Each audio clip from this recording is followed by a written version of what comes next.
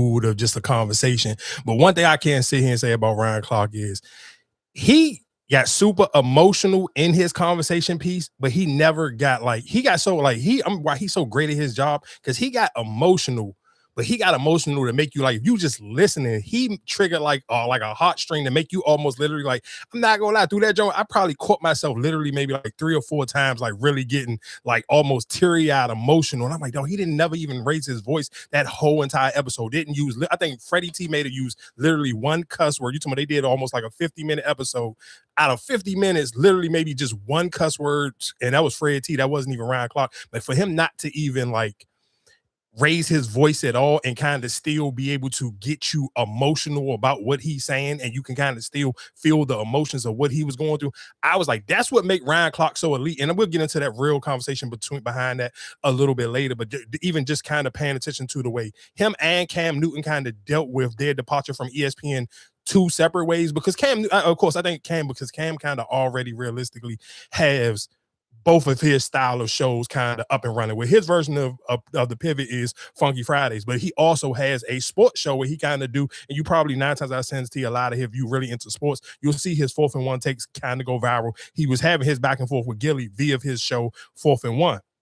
So again, I even made a video when I was saying the difference between Ryan Clark and Cam Newton is like, if I'm worked at ESPN and we just keeping it strictly business, firing Cam Newton kind of makes sense because realistically, Cam Newton, he constantly goes viral, but it ain't never for nothing he say on ESPN. So we're looking at my numbers and I'm working in the corporate America, I'm off the, why am I paying him to kind of like, I'm really paying him to promote him to where he's saving all his good takes and all his big energy on 4th and 1 and Funky Friday for where Ryan Clark is, where it's like, and it made me a little bit mad listening to him because it sounded like he was defeated to the point where you ain't gonna have nowhere else to talk about NFL football and be an analyst and do this in the third way. It's like, bro, the same way you built the pivot, build your own show where you talk. I ain't saying this, you got to build a whole network, but if you want a desk and you want to make it look fancy, or you could do it like Shannon Sharp do. No, Shannon Sharp literally does a Zoom. I mean, of course, it's cleaner than a Zoom episode, but realistically, the boxes is broken down. Him, Ocho Cinco, and Joe Johnson are in 3 separate locations. It's still a Zoom style. Of course, the audio is perfect. Shannon Sharp's visual is super clear, so it doesn't look or feel like a Zoom jump, but that's what it is. They're not in studio together. But again, Shannon Sharp has the #1 nightcap. His literally, if you go on sports podcast, is absolutely the #1 sports podcast, period. On YouTube, audio, whatever the case may be. And that's not no real super fancy thing. So again, that would be my only takeaway and my only slight beef with Ryan Clark is don't sound so defeated where it's like, all right, cool, I understand you can be in your feelings because you actually loved your job and you felt some type of way about the energy you put into it. But at the same time, it's like, don't let them get the best of you. Like, don't let them get the W. Like, all right, cool. Take your emotions, give yourself some time. Football season still, we 7 weeks away from football season, from the regular season. So cool, have your emotions, feel however you feel, but get yourself together and build your own show. Like, don't sit here and allow that to get to the best of you. So again, like I said, I don't want to have to really go into deep. I guess real quick, my last other little point, and like I said, we go into a deep dive on that conversation later, is something that everybody should learn from Ryan Clark. And this is, y'all know, this is something that I just do religiously. Even if I just like, okay, I'll find just a random, if it's Joy Reid or if it's Don Lemon or it's whoever. Like last night, I listened to Paul Myers when she had Savannah James on her jump. Just find, even if you're not paying attention, just allow it play, because your Black content creators or podcasters or YouTubers, whatever your case may be, your views and your numbers and your shares and your likes, they matter. They count for people to be able to get advertising. I think realistically, that is probably that's one of the things that everybody don't know how to do. And that's the part that kind of don't go, the conversation people really don't have is just like how to actually get advertisement and get commercials. And that is why some people still go sign to some of these networks, even though they may not need to, because they already got the numbers and they already got the thing program. They just may not know how to actually get real advertisement. And that's the difference. If you listen to The Breakfast Club or you listen to any of the shows that sign under the Black Effect, you can tell like they got real commercials. Like their Jones ain't just a, hey, DraftKings or whatever, any of them Prize Picks or anything. They got legit commercials, like TV show commercials, all of that running through the Breakfast Club or listening, because they know how to get ads. And of course, that kind of them being in bed with iHeart, that's a little bit different. So I do understand that portion of it, where some people don't understand or don't know how to get advertisement, or you don't want to have the same janky advertisement that everybody else get. And that is one thing I will give iHeart, or even again, the Black Effect. Like, you listen to their commercials, if you listen to the audio on the Breakfast Club and stuff, like, they run ads for, I'm talking about endless stuff. So again, I think that's just realistically, I would sit here and say, man, you have to understand on how important it is to support one another, because you can't sit here and complain. I'm not going to sit here and be like, oh, I'm a boycott ESPN and this and that. I honestly, I don't even know how many of y'all can actually be serious and be like, you got time to sit down and watch those programs in the morning. You should be at work. So that's why I'm not going to sit here and be like, oh, I wasn't watching it in the first place. I'm not in the house at that time of the day to be watching no goddamn nothing on none of them shows. I'm not, and 9 times out of 10, I don't even be in the house at nighttime to watch some of those shows. So again, that's why if you want people to listen to your junk, that's why I think Ryan Clark should realistically sit here and build up his own junk. But again, that is still, I think, I mean, that still is a guaranteed check though. I mean, it's cool. It's a guaranteed check that you like. I know that's coming. You know what I'm saying? Like a lot like podcasts and everything else, anything can stop it. You know what I'm saying? Like, but that was a guaranteed check. Like, I know, all right, yeah, I'm working, boom, boom, boom. I'm doing this, you know, every day. So that was a guaranteed check. You know, now I think even like you said, even with Cam Newton really wasn't. He was more of a pop-up guest, right? He wasn't a regular. Yeah, right? I mean, he was a pop-up, but he was on.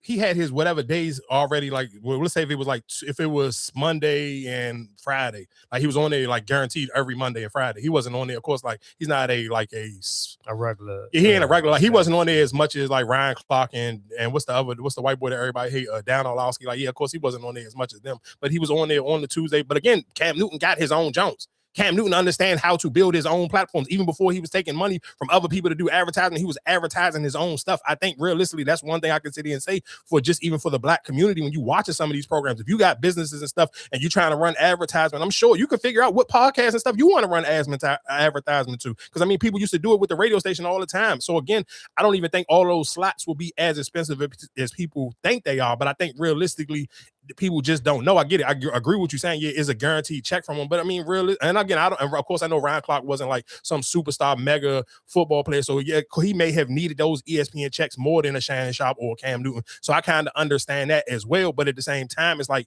you got to still kind of like, all right, chin up, chest out, and build your own stuff up.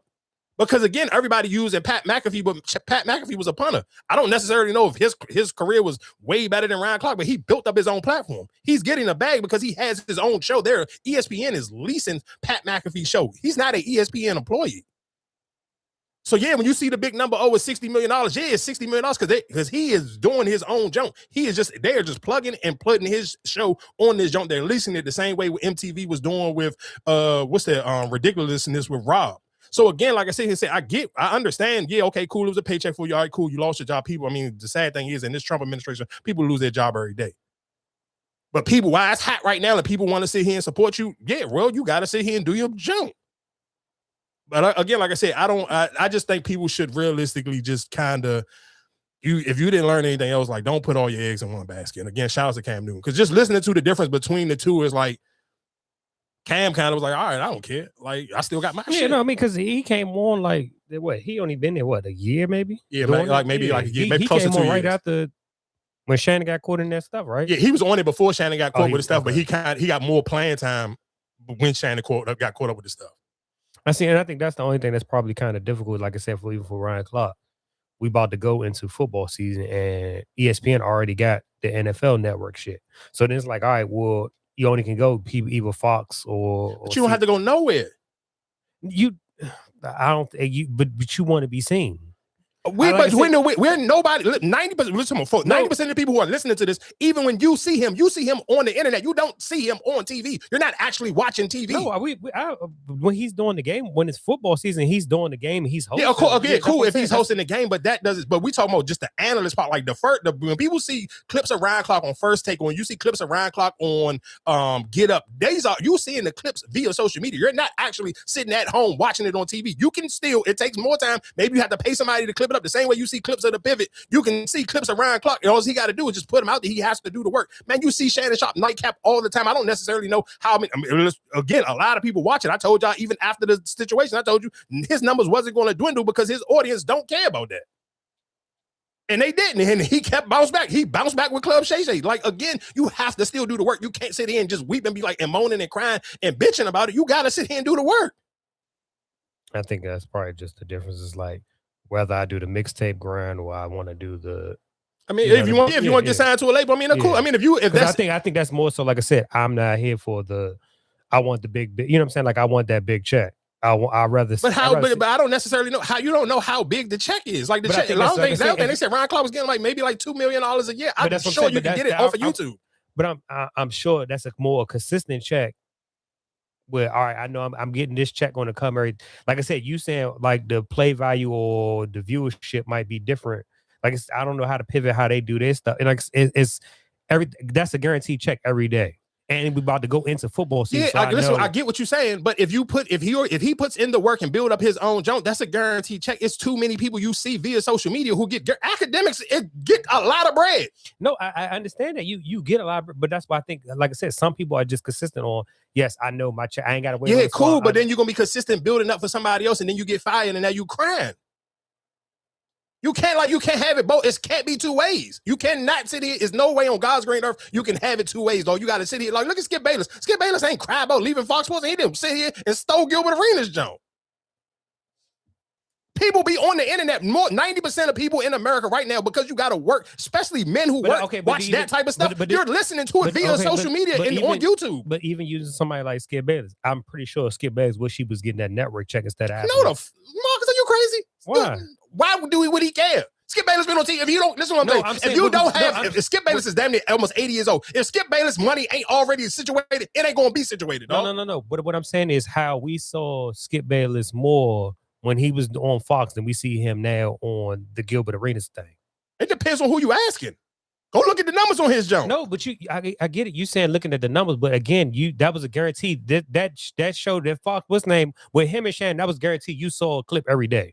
The Gilbert Arenas, if you really not on, like I said, you don't see that many clips of because they don't record. Because listen to what I'm saying. Because you follow. Because again, it depends on what you follow. If you follow Fox, if you follow FX1, yes, you saw more of those things. But if you asking me, did I see more of Gilbert Arenas clips when him and Rashad McCants going compared to First Take? I seen more of Gilbert Arenas going back and forth on his show than I seen on First Take. It depends on who you follow. But that's what I'm saying. But Skip, what he just started going now, he's doing it. He was doing the gridiron one, right? So he just started taking over when Gilbert. Let me tell you how popular that joint is. They got rid of Gilbert Arenas.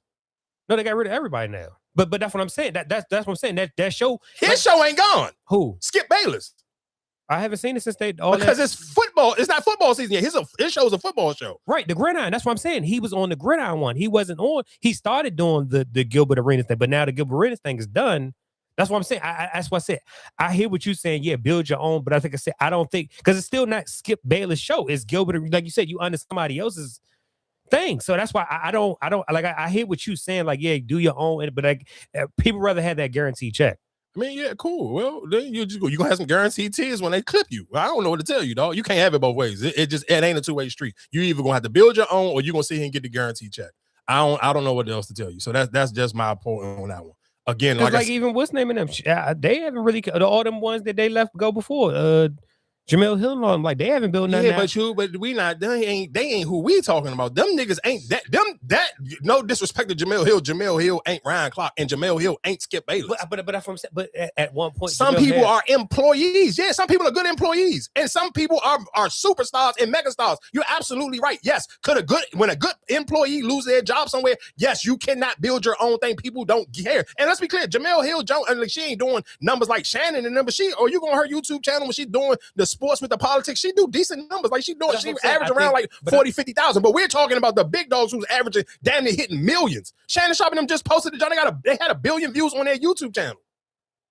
And they got millions of subscribers. Like we ain't talking like, oh yeah, you can't compare everybody. Yeah, Jamel Hill is not Shannon Sharp and them. She's not in that conversation. Respectfully, she ain't one of them. She is not in that conversation. Like niggas is not putting her in that conversation. She's not getting clipped up and going on the shade room and all that other shit. No disrespect to her. She just ain't in one of that. She's a good employee. Even when you watch her shit, she still sounds like an employee. Her takes sound like she's still working ESPN. Yes, because she was so used to working at a corporate job. So when you even listen to her now, it'd be like, bro, if I want to listen to somebody this dry and this like this some ESPN shit. She sound like that. So it's a difference between somebody who sounds like not like a star, and then there's people who sound like, all right, you work at ESPN, and those are the people who ESPN keep. They still got black people on there. People like, oh, they find all the black people. No, they got the black niggas on there who sound like they work at ESPN, and it's just a difference. I don't love them all. Sacrifice ain't cheap, man. I know, you know, the thing, it's like, the thing I just told you I loved comes at a price. Yep.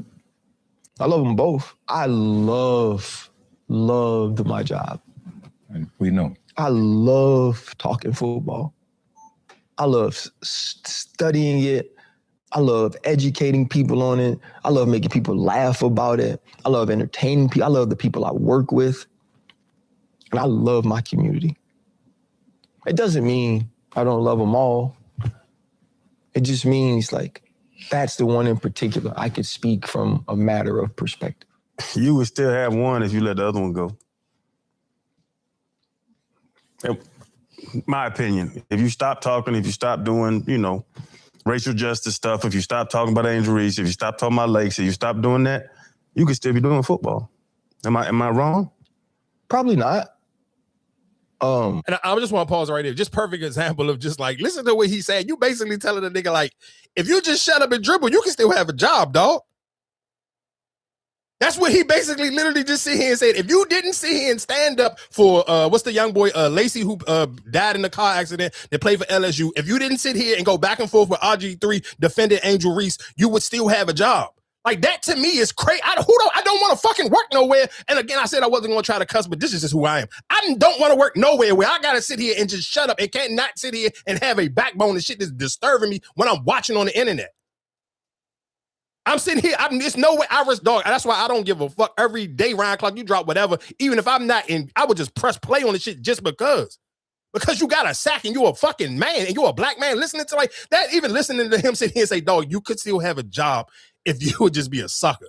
Man, fuck that job. Do know that when I was negotiating this contract, I sent a message about how hard I was working to get this deal done and how grateful I was they had given me the opportunity to work at ESPN. You know, this is after winning an Emmy, being nominated for another one at the time. And the message I got back was along the lines of, well, you'll be good if you're here, you'll be good if you're not. You know, it wasn't you got some things going on, let me fly out and come talk to you face to face that he's done for other people. So I think this company in a lot of ways has been showing me, you know, and finally now, here we are. Hold up. And again, like I said, man, shout out to Ryan Clark. I didn't even want to go that long into the jump, but again, that is one of the reasons why you got to support people like Jaylen Brown, and that's why Rich Paul doing his own thing. Like you cannot allow, because that's what they want y'all to do. They want y'all to sit here and feel like you don't have a voice, and the only voice is ESPN. It's August 2026. Ain't no way on God's green earth that's ever supposed to be the same, John. Like no way in hell, dog. That's not that, dog. No way. Please get that goddamn slave mentality out your brain, dog. Please, you can literally, and again, it may be harder. It may not be easy for you to find some of the Jones, but again, and I understand the older we get so used to our own, like whatever we've been watching and this, then, and third. Like I be having that argument with my father all the time, dog. He be complaining about what he hear on ESPN. Dog, you have a remote control with a microphone in there. Like he be like, damn, Shannon Sharp got, yes, nigga, take this fucking mic and say Shannon Sharp in the joint and it will come up on YouTube. You can find shit, but again, you be lazy. You just want to cut on ESPN. You just want to cut on Fox Sports. So I do understand it, but at the same time, I'm not still like, dog, I'm not going to sit here and just be like just that lazy on getting information, because that's all this is information. You can be lazy and just be like, oh, I'm just going to watch whatever the man tell me to watch, because then you're going to sit here and believe. Listen, like, dog, think about what this nigga sitting here saying. Like, this man just told him, like, nah, I'm cool. Y'all got it. Again, while we sitting here talking about things that just irritate me, and this was one of the Jones that I kind of really support, because I said this a million times on this podcast. What's the name of the school? Tuskegee. It's a HBCU. It's in Alabama. And they basically sitting here saying, like, they putting the dress code in. They tired of the bonnets. They tired of y'all sitting here coming to school with the pajamas on and this and that. I've literally said that. I think we had a conversation on it. I understand. Even a homegirl, I sent it to her, and she was like, yeah, but it's like, that's the thing the kids do, and like all the white kids do. I'm like, dog, time out. As soon as she said that, I said, you know you about to piss me off. Why do you want your black ass kid to sit here and go to school and sit here and dress like a white kid?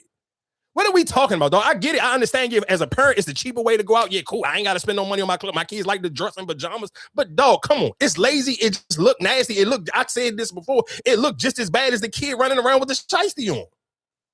Just one just looks softer and the other one look tougher, but it's the same thing. There's no energy. That's low vibrational shit. Like take that bonnet off, take them goddamn pajamas off. You can literally, even if you want just comfortable sweatpants, I'll sit here and do a free advertisement for them, bro. Go on, if you want TikTok, Rockstar Denim literally be having whole sets on sale all the time for $20. You can get a top and you can get a bottom, bro. Put some clothes on, dog. I'm not sitting here saying you got to sit here and go put your kids in Louis and design and all that. I'm not even sitting here saying you got to go buy them a Nike Tech.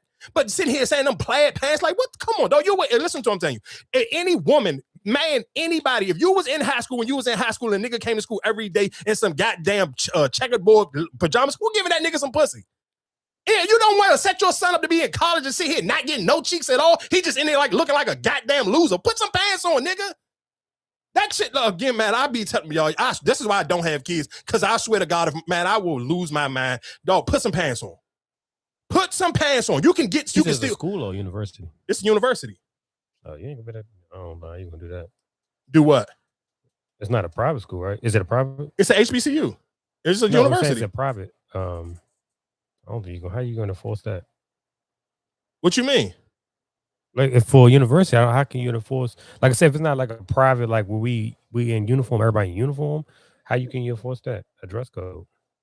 I don't think it's not necessarily just a dress code. It's what they just don't want you wearing. Like put some effort into how you come. You saying, so it's not, they just saying you can't wear it. You cannot, it's not a dress code, but you cannot be on our campus walking around going to class with a bonnet on and pajamas.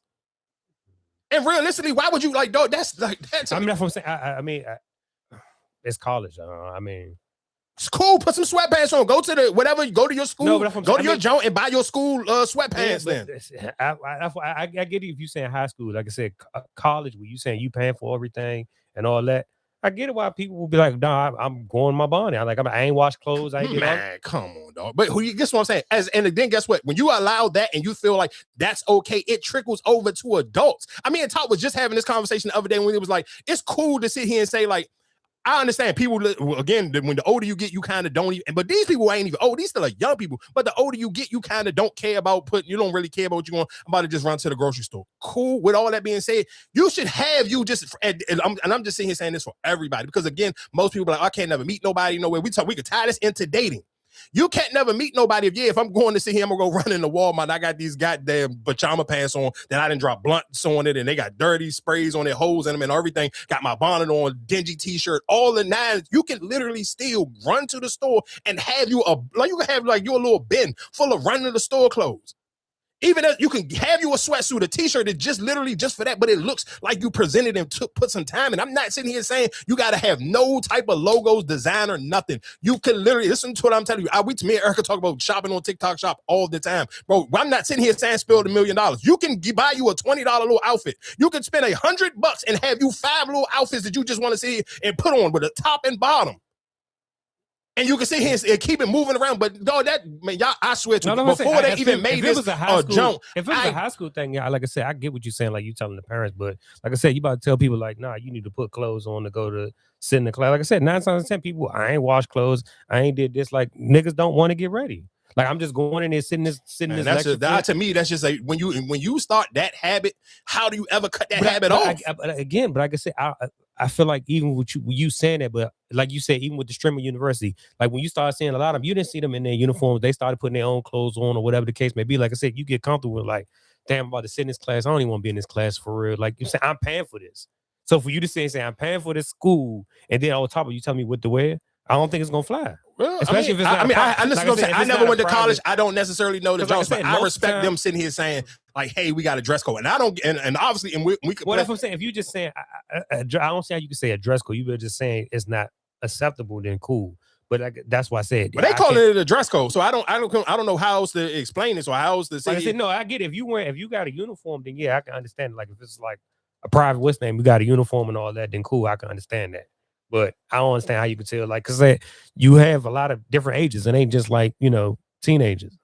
Yeah, but guess what I'm saying? When you get so used to just not caring about how you look, then when are you gonna ever care about how you look? But if my grades, it don't matter. Like I came to learn. I didn't care to. But somebody can say that about work. No. Then somebody could be like, "Oh, I'm coming to work today. I'm just coming in my pajamas. I'm coming here to work. I don't care." But but you have a dress code. Like I said, that's something that you have. You're presenting my company. When on school, I'm just in here learning. But it should still be enforced because it starts off in school. Like I feel like okay, it reached the college part of it, but like it needs to start in like middle school. It needs to start in high school. Because a lot of schools, some of them, like some schools, not all schools have uniforms. For sure. And the schools that don't, that's the schools that you need you see them kids. You got to enforce, like you can't come in here with Crocs and you can't come in here with the Bonnet. Like that needs to be enforced. Because like you said, it rolls over to the work. So like when you grow up and you start going to work, like it's rules, like you're not setting these kids up with no type of rules or boundaries. And then, even that, and then you just don't even want, again, even when, listen, I'm telling you, I understand how comfortable Crocs is. We had this conversation as well, but you sitting here saying like, bro, you don't even want to just start that lazy effort because then the older you get, your feet going to start sitting here and like not even used to putting shoes on no more.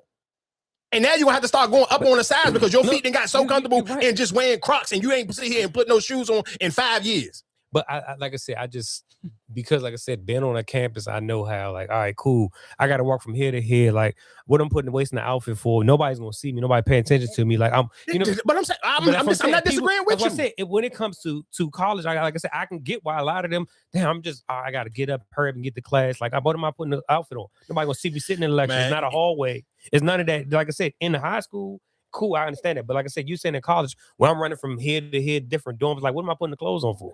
I get listen, what I'm saying. Set you up for when you out of college. Like when you actually have to go into the real world, you can't wear that type of stuff to some type of corporate job. You can't wear that to McDonald's. Like you got to dress accordingly.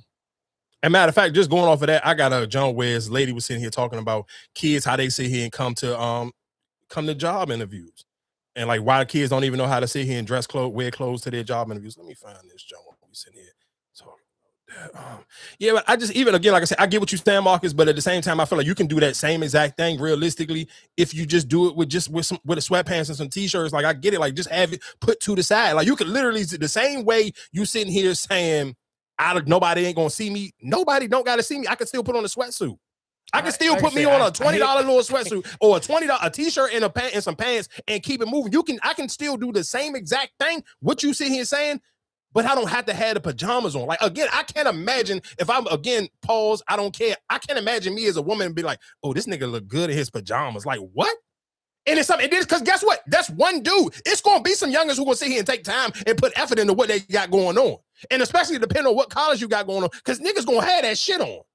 But you know why? Because it be niggas who be lingering like up Morgan and up Howard. It because guess what? The regular little street dudes who can sit here and go from whatever corner he hanging on up Baltimore, I'm going to slide up Morgan real quick and push up on some shit. And guess what them girls going to be looking at? The nigga who coming in, not going to school. And guess what? Any woman who listening to this, all of them that had their experience with a Baltimore dude, you know why? Because them Baltimore niggas going to push up on that goddamn campus. The same thing with Howard. And that's why the girl, and they got, when they literally coming in as freshmen, they tell them to stay away from the you know why? Because them niggas putting effort in to how they coming to present and sitting and holler at the girls in school. I just would not be setting my kid up to sit here and just be like, bro, just go and put some pajamas on. No, let's go order you some sweatpants. Let's order you a little t-shirt. And it could be loose, it could be baggy fitting. That's the style. The pants, all these sweatpants be big as hell. They drag on the floor the same way, but that fatigue, that whatever, oh my God, that pajama shit drive me insane, dog. Like, I'm telling you, neck to neck for me is the kid with the shiesty on and the kids with the pajamas on. They are the same one. One is just hood and the other one is just a soft-ass kid that live in a good house and parents is just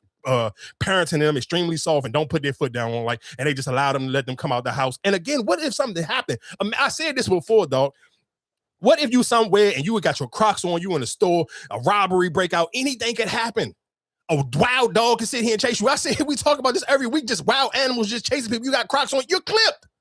It's nothing you going to do. You are at God's will, dog. If y'all watch any fighting videos, especially older people, and this is why I hate even older people wearing Crocs. 90% of the videos y'all see, and you see, especially an older dude, he get knocked out. You know why? Because a young nigga got some tennis shoes on, and his old ass got Crocs on. He get knocked out them Crocs every goddamn time. It never failed. I seen an old dude, I think he was out Baltimore. He was trying to sit here and break up a fight. It was a dude and his girl, and they was getting into it. The girl just kept like, man, the old head had on some goddamn Crocs. And man, that young boy gave him the business. Everybody in the comments like, come on, old head, you sit here like, man, because you should not have had them slip and slides on your feet, dog. Put some shoes on.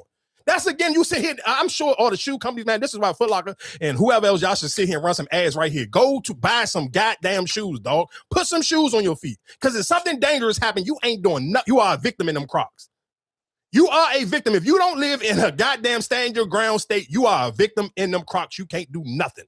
You at whoever, you at the dog, the bear, the cat, the snake, whatever, robber, anybody. You at everybody's mercy when you got them Crocs on. You got them Crocs in your pajamas on and you don't care about coming outside. Nobody ain't gonna see me. Cool, you are a victim every time you come out the house dressed like that.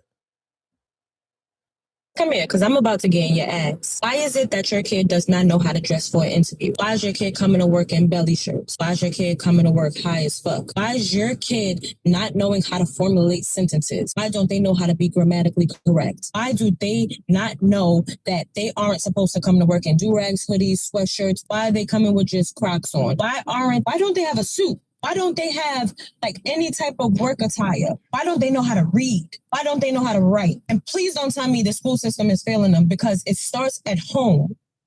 It starts with you. You have time. I don't want to hear I don't have time, because you have time. You have 5 to 10 minutes or whatever it is to talk to your kid, to understand your kid, to see what your kid needs and provide that. It's not just about money and food. It starts at home.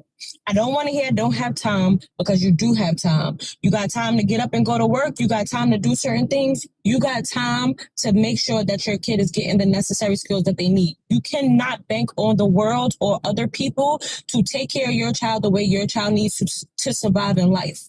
I deal with your children. And I love them. I shouldn't be the only ones teaching them. Teach them something.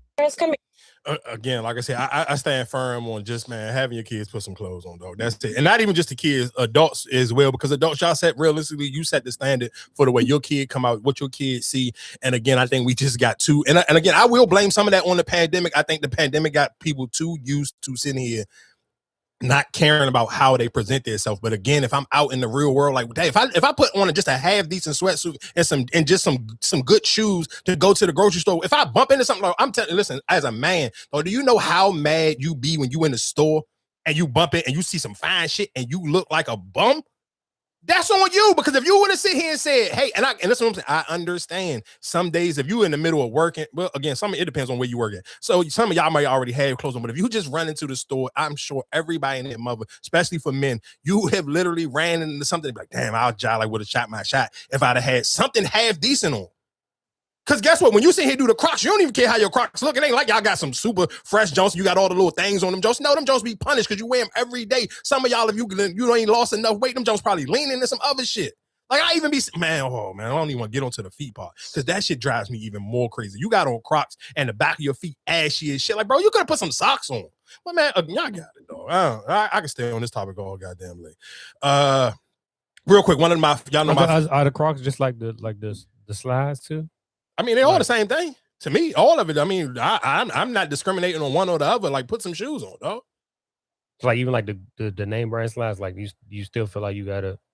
Yeah, because it's still not like, again, I don't even think it's not even about the money thing or what you spending on. It's just about your effort on what you putting on when you leave out the door. I think too many people, and that's why you hear too many people complaining about, I can't never meet nobody nowhere. It's only on people only in the DM, because people only put their best effort in when they online. Because when you come out the house, you trying to be cognito. I don't care. Nobody ain't gonna see me. If you put in that same effort you do every time you get on social media, when you go out your door, I guarantee you'll meet more people outside, because you'll be more confident, especially I'm talking about for men, you'll be more confident you walking around the store and you're doing your grocery shopping, you got some decent clothes on, you smell half decent, you see a nice lady, you wouldn't mind starting a conversation with you. But you know why everybody just head down and just in your little getting your shit? Because you look like shit. You look like shit. You probably ain't washed your ass and God knows how long. So yeah, you trying to hurry up, grab your shit, and you trying to keep it moving. I'm sorry, dog. I hate that I gotta be the bearer of bad news for niggas today. Let's get real quick. Something that I said I wanted to keep talking about. We talking about animals attacks, and this is white people shit with the bear. Lola! Craig, you're too close. Back off. Craig, you're too close. Lola, come here. Lola! What are we gonna do? We gotta get off the trail. Back off. He wants to fail.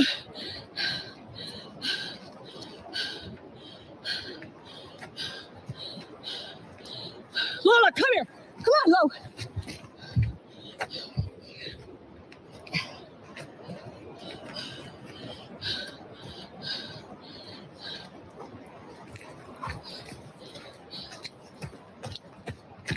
what are we gonna do? He wants the trail. Gotta wait it up. Keep going. Don't fall again. He's gonna eventually go in the woods. Wins eventually. Go on, go.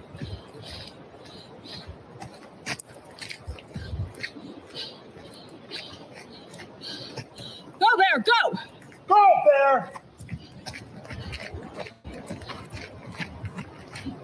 So again, real quick, I just wanted to play that clip because that was just a couple. I don't know where y'all be hiking at or where these people be hiking at and what city or state they live in where you can hike and you know that it may be bears in the actual hiking zone. Again, that, to me, that's white people stuff. And I kind of want to tie this into, there was a young lady going viral because she went on a hiking trip with I guess this was like almost like a first or second date when she was dating, met a dude. I want to say, I think she may have met him on Hinge. It was a white dude, and they went like jogging in the woods or / hiking in the woods. And he jokingly joked about, this is where I was planning to kill you at. Again, where certain stuff where it'd be like, bro, I'm not. And it's just so funny because I seen a homegirl of mine post on Threads and she's like, bro, you cannot, as a man, you bet not never sit here and try to invite me on a first date to go hiking. I'm not going hiking with you. I don't even know you, again, because you could just leave me here and who the hell gonna know? So again, that to me is kind of one of the reasons why I don't even sit here and try to do the mixed dating shit, because it was like, she kind of threw me completely off, but here we go. In the Black community, it's a lot of shit we joke about. But then there's some shit that we never joke about. And jogging with somebody in the forest and having them turn around and look at you and say, this is where I was gonna kill you, is not the type of shit we do. This Black woman is on a Hinge date with a white male. They're running on a trail in a forest, woods, somewhere secluded. He's in front of her. He turns around and says to her, this is where I was gonna kill you at. And she says, that's a joke. She posted it, but you don't believe me, right? Look at this shit. Listen to what he said. Nah, ain't nothing funny about it. Nah, man. Look at this shit. You don't see nothing strange about this.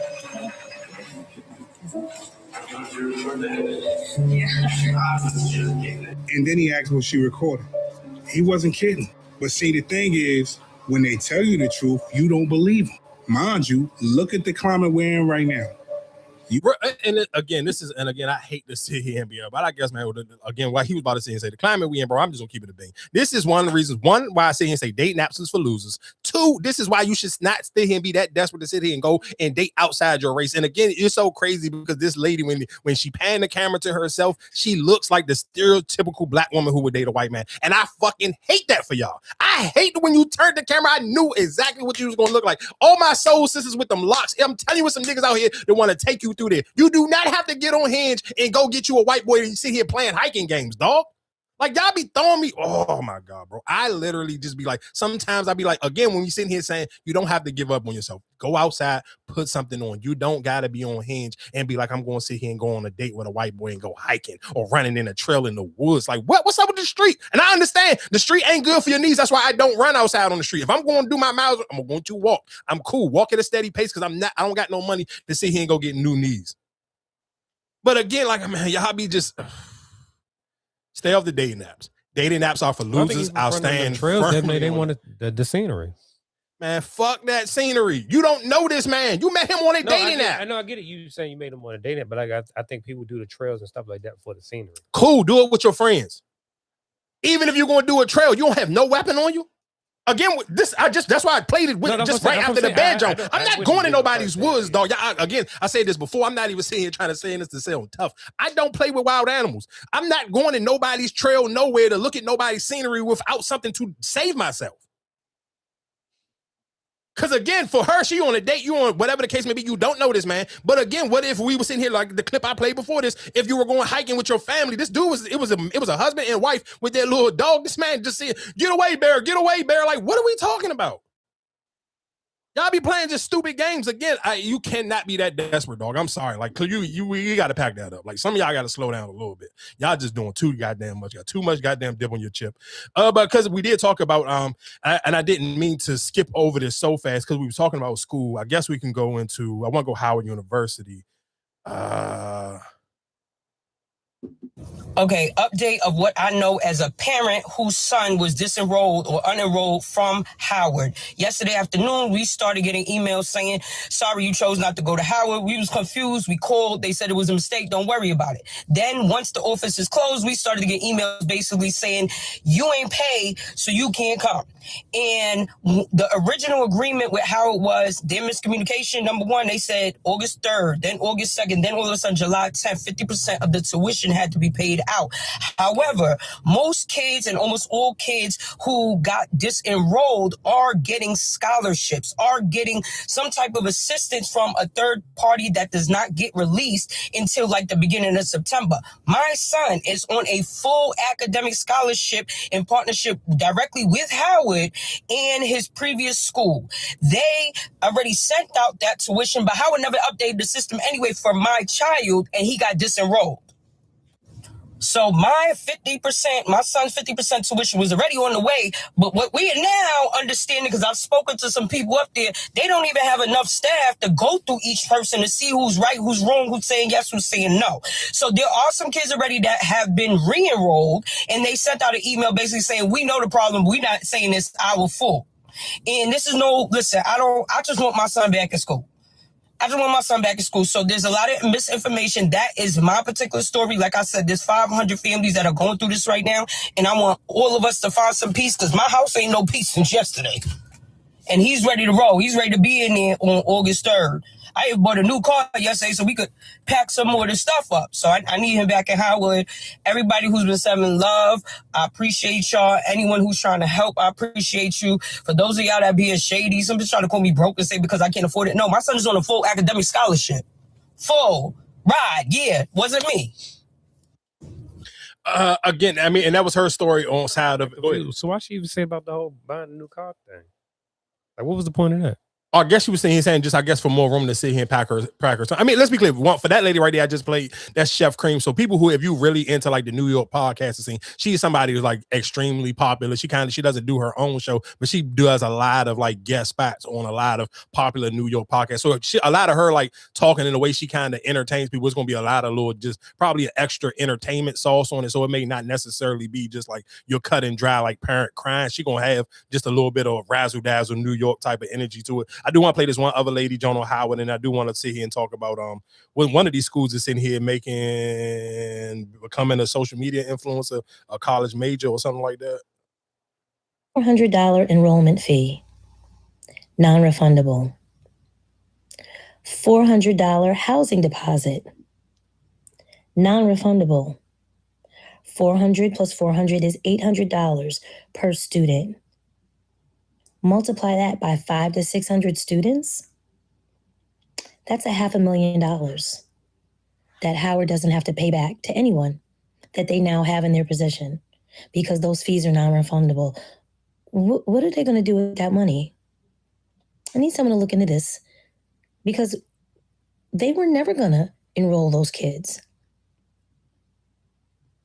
They were never going to let those kids in, and they're not going to let you in at all. They're not emailing you back. They're not picking up the phone for you. I need y'all to wrap this up by next week. If you don't hear from Howard, we need to formulate a plan B. If you don't hear by July 31st of next week, what's your plan B? Because you all have scholarships that you won. Those scholarship providers need to know where you're going to school. You're not going to Howard. They won't even answer the phone for you. My daughter had 5 schools fighting to get her. They wanted her. They were throwing money at her, trying to lure her, entice her, and get her to come to their school. Howard won't even email you back and pick up the phone. So what are we talking about? Where are you going to school? We need to figure that out. And you need to tell your scholarship provider where you're going, or you're going to lose that money. You already lost your housing deposit. You already lost your enrollment deposit. Howard University has over $500,000 of these kids and these families' money that they do not have to pay back. They do not have to pay that back. Ain't nothing black or excellent about none of this.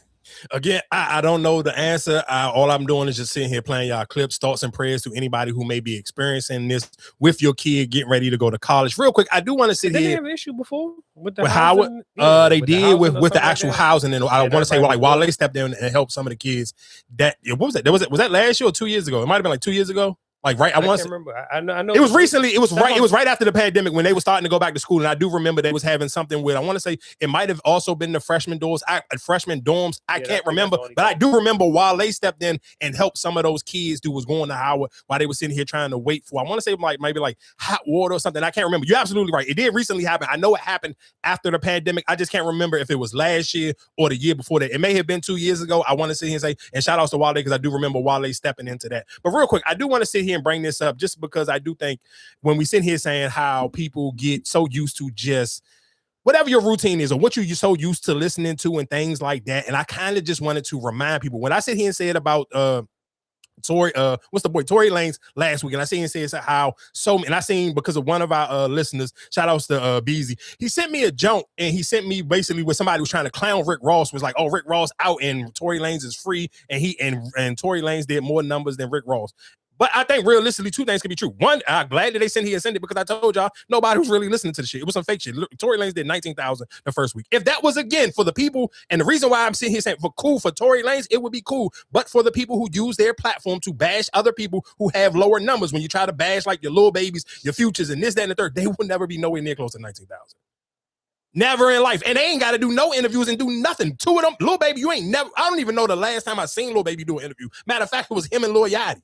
He's not running to do no interviews. Neither is Future. And ain't neither. So again, when people sit here and say, oh, he's locked up and he did more than Rick Ross, well, the same platforms that Rick Ross went and did, all of those same platforms took time to play Tory Lanez music. Rick Ross went and sat on Joe Budden Jones. Joe Budden 2 weeks in a row. He played songs from the Jones. It's still nobody's listening to that shit. Sorry, dog. I don't know what to tell y'all. That's just, it's an internet thing. But again, we see him, and when I see him say nobody listening to it, think about all the people y'all listen to. They don't talk about Rollo Rodriguez. He's on his damn near like his third or fourth week. And Tory Lanez only did 2,000 more than him on his third and fourth week. Rollo doing 17,000. The only place 9 times out of 10, if you listening to this show, this is the only place you've heard somebody even talk about Rollo album outside of people who just via social media doing album reviews.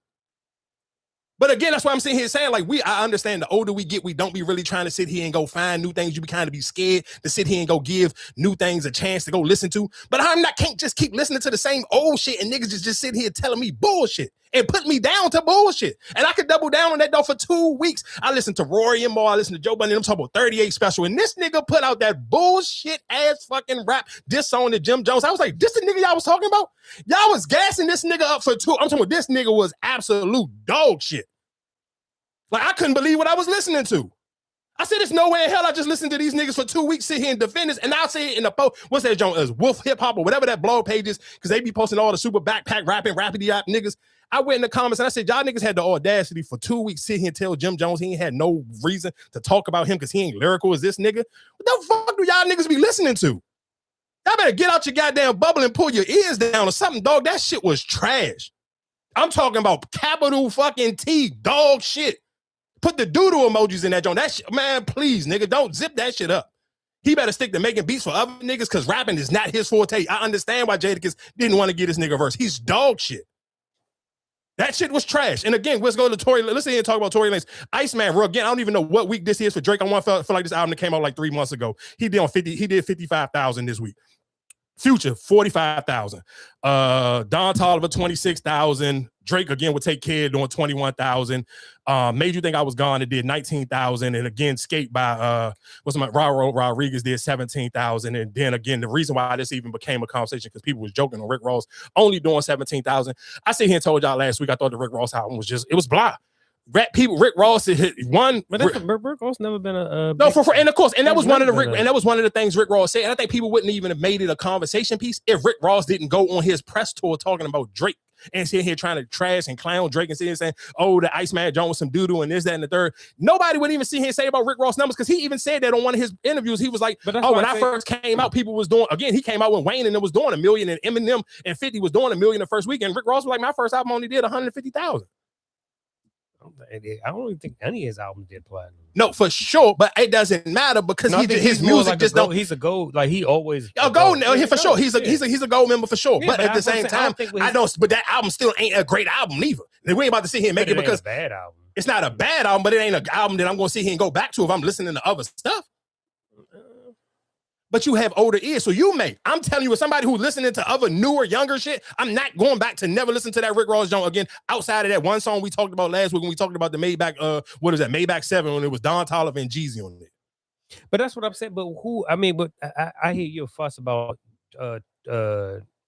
Tory Lanez, but like, do really people go even? That's what I'm saying. Like, talking to him, Mike. Do people really go out there and looking for that, or you know what I'm saying? Like I hear you like, but damn, Joe keep bigging him up, but I'm like, but all right, Joe talking about, but that's not gonna make me go listen to it. No, again, but like that's said, for sure. But if it's not a chick tape, I'm not turning no. Because even when that time when you came on here and talked about that damn prom shit, I wasn't turning that shit on. If it wasn't the chick tape, I'm not turning it on.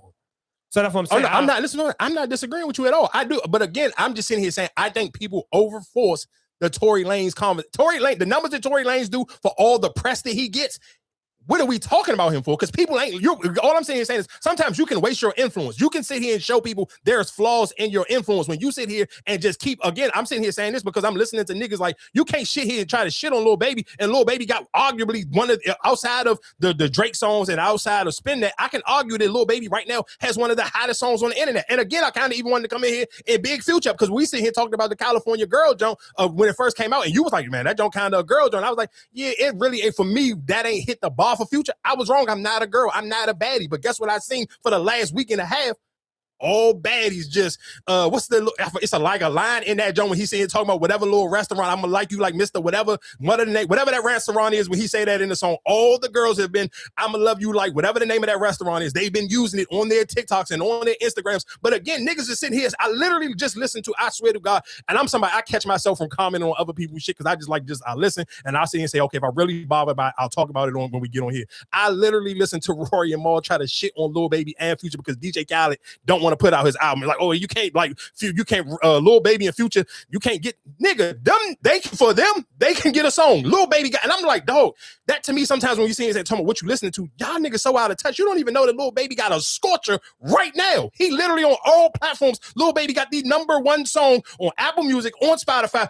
Like content, like what are we talking about, dog? It's just some shit where I'm just not going to sit here and just come and just say some dumb shit.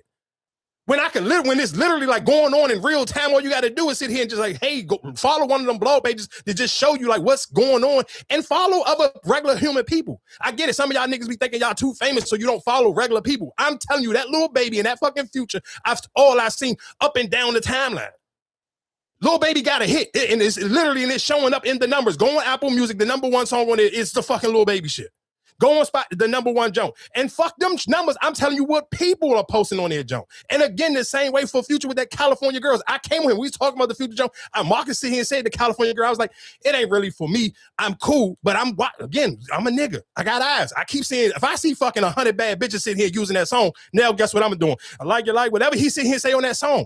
I'm hooked now. I literally, they use them every day. If I get on the timeline, I'm just looking at 100 different jumps, and that's all they keep using. He got one, dog. And that's all I'm sitting here saying is, again, I think sometimes y'all niggas is using y'all platforms just to promote stupid shit. Like shit that just don't even make sense. Like, why are you even promoting this? There's no way of like, come on, dog. Again, shout out to Lil Baby, shout out to Future, shout out to Rollo Rodriguez. Real quick, I know my last music take, I know it's going to be an uphill battle for Boston Richie because, again, we live in America the same way when I talked about Saucy Santana. The world is just super homophobic. So niggas ain't going to really give him a real chance. But if you are okay with, it's hard. I know he just did some super wild gay shit. So I know it's going to be hard for niggas that want to really listen to him and say you listen to him. But go give this nigga new project he just put out a chance. It's cool. If you already like Boston Richie before the strap allegations, I promise you this is a good Boston Richie project. I understand the world we live in. I know this is America. Niggas ain't trying to sit here and listen or say you listening to a nigga who to sit here and got his cheeks spread it out. I understand. I get it. But if you was already a fan, I'm just sitting here saying you may on your private time, you may want to sit here and go listen to some of that new Boston Richie. It's cool. Again, shout out to Lil Shimmy. Do you really think that would stop somebody from listening to it? I don't think it would stop people from listening to it, but I think it would stop people from publicly saying they listening to it. But do it really matter? Yeah, because you kind of need the extra promo. You need people talking about it. You need people. Okay, well then I think that's the case. Then you need a better promotion team. If you saying that's stopping you from people listening to your music for what you doing, like I said, how would that? Because you think like if that allegation was on Drake, you think people would stop listening to Drake? If you're making good music, you're making good music. But I think people will sit here and be clowning niggas for listening to Drake if that was Drake. I mean, people clown people for listening to Drake saying you soft and all that. I mean, for sure. That's what I'm saying. What would be the difference there? That's why I say I agree with what you're saying. I don't think that Boston Richie has a strong enough promotional team or marketing team or a strong enough fan base that can kind of defend them. Because you're absolutely right. If you got a strong enough fan base, people will defend you via social media. Shit, so we don't. Lil Uzi shit keep coming up. And we call this. Yeah, but that's just people kind of just going off of you saying he's sassy, but you ain't have like hard evidence where it's like this was like hard evidence where it was like, nah, you let your girl put a joint on and you was like, come here now. Like that was kind of nuts. But so I understand some people ain't gonna listen to it because of that. No, we live in America. Like, let's be niggas is homophobic. So it'd be some shit that niggas will draw the line on. I'm not saying he can't. One thing I will say and say for Boston Richie, where I kind of like the fact that now you have a hurdle to get over. You're gonna put out more music now because you're gonna try to win people back over. Because you already done it before. You done beat the snitching allegations. So again, if you put out enough music, you can eventually get over that hurdle. You got over like the trust and believe. Most niggas probably thought, no, you sitting here saying they leaked or sit here footage of you sitting here snitching when you was in the goddamn interrogation room, and niggas thought your career was over then. Future dropped you and all of this and the third. So you was looking sad at that point and you came back. I think sometimes when you have that hurdle to jump and you got to sit here and put out more music to get people attention, I think sometimes it's a gift and a curse for fucking some artists. Where if you okay with putting your head down and doing the work and putting out more music, you're going to be cool. Boston Richie will be cool. I'm telling you, if you already liked his music previously, go listen to his new project. I promise you, you're going to be like, oh, he got some heat on here. Again, Lil Shimmy, he's one of them niggas where, again, he kind of have that. He's one of them niggas where you kind of, if you follow enough girls, you'll figure out which Lil Shimmy songs you're supposed to like. Like that body banging and tiny by T. Whatever that shit is, that body dangerous jump, that shit is a fucking heat rocket. But again, he got other jumps on that jump. Matter of fact, I was just listening to his jump when I was coming here. Let me which ones did I put stars by that I liked? Lil Shimmy, Lil fucking come up.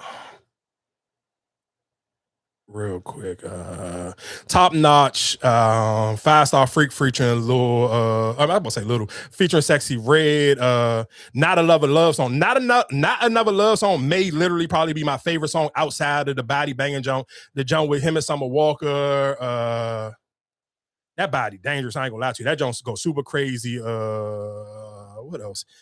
I had Birthday. He had a couple jumps on there that I added. I just was trying to go look off the top of my head. I can't play them because we're on YouTube. But that body banging joint and that again, Not Another Love Song, and the 5-Star Freak and the Top Notch joint. And what else I had? Seduce You. He got some jumps on there. And what is it? Bag Right? He got some songs on there. I like that project. Again, shout out to Lil Shimmy. But I guess while we're talking about music real quick, let's get into Usher. Usher and Chris Brown, of course, for most people, unless you're living under a rock, they are on tour. And of course, they both have their own separate sets where they sit here and pull women on the stage and serenade women. I ain't gonna lie to you. The girl kind of went crazy on y'all in the comments because people was sitting here trying to drag her because she didn't look like she wanted to kind of be up there. And Usher kind of was like, oh, he even called her out. Wait, he got her on stage. He doing his little shit. And she ain't like losing it and trying to kiss him or do whatever other women. I haven't really I've seen the Usher clips go viral, but I haven't seen them as much as Chris Brown because maybe that's just because some of the women that Chris Brown pulled up on stage already through some of his shows. I actually follow some of these women already, so it may be a little bit different. So for this young lady, Usher put in the queen. She young. She looked like she was younger. She looked like she might have been like in her early 30s. And she kind of read some of the people for filth. She was like, this is bad bitch privilege. Like, this is pretty privilege. He pulled me up on the stage. I understand some of y'all in the comment section. You're going to be overexcited and you would have kissed on him and you would have did all the extra shit because this would have been the highlight of your life. This ain't like this. She basically was like, bro, this is just nothing to me. This is regular shit. So what did you go up there for? Because she said I look good and I wanted all the people to see me on a big screen. You can't be mad that people have their comments because everybody knows. Like you said, Usher don't really post his videos, but everybody knows what the women do when they go up there. So you would expect her to go up there and do nothing. Nobody said you had to go up there and disrespect yourself, but you can't be mad at people for their comments because that's what people do when they go up there. So if you really not bothered this regular shit, then why you even commenting for real? You could, if you was already at the concert, you was cool. You ain't had to go on the stage, but you knew what he was expecting. You knew what was going to happen when you went up there. So I guess then my thing was, do you think she went up there to get that moment, Or maybe she went because I seen some people like maybe she went into the VIP section and thinking that Chris Brown was gonna put her on stage. Instead, it was I didn't Usher. even know Chris Brown. I mean, I didn't know Usher was pulling people on stage. I didn't know. I knew it, but I didn't know because you didn't get to see it to what extent. Because the jump when you see him, it's kind of like him getting every time. It's like no, this him getting out of the bed. Like it's like a little scene where he getting out the bed and all you see is his back. So I never seen him actually serenade the woman. Every time I seen a video go viral with Usher, it's him getting up off the bed where it looked like he putting his pants or some shit back on. So you never really get to see him do the jump. Like I didn't see Chris Brown kind of like it was a girl to me and top follow, and it's a girl. I'm talking about like nigga, Chris Brown like had her bent over doggy style and was wearing her shit out on the jump. I'm like, God damn, CB, what the hell are you doing? So I kind of again, this girl. But again, but this my thing. So she didn't kiss him, but isn't Usher married? But so I don't. But maybe his wife cool with whatever he got going on. Again, but that's what I'm saying. But then that's just like, all right, I got respect for myself. I'm not kissing. That's a married man. And then what the fuck did you go up there for? Like I saw her thing. She was with her family. Like she was with her mother. Yeah, for sure. So what the fuck did you go up there just to be in VIP?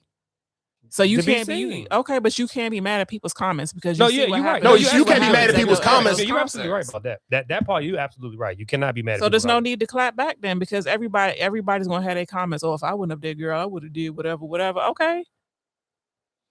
I ain't mad at her though, but even if you went up there to just kind of do this way, because again, we live in a day and age where some people think out what they're going to do to get their viral moment. Because you kind of know that realistically, again, all the women in the comment section was basically sitting here saying what I would have did. So in her mind, probably like, oh, I'm just gonna go up here and look pretty and not really be engaged, and it's gonna go viral, in which it did.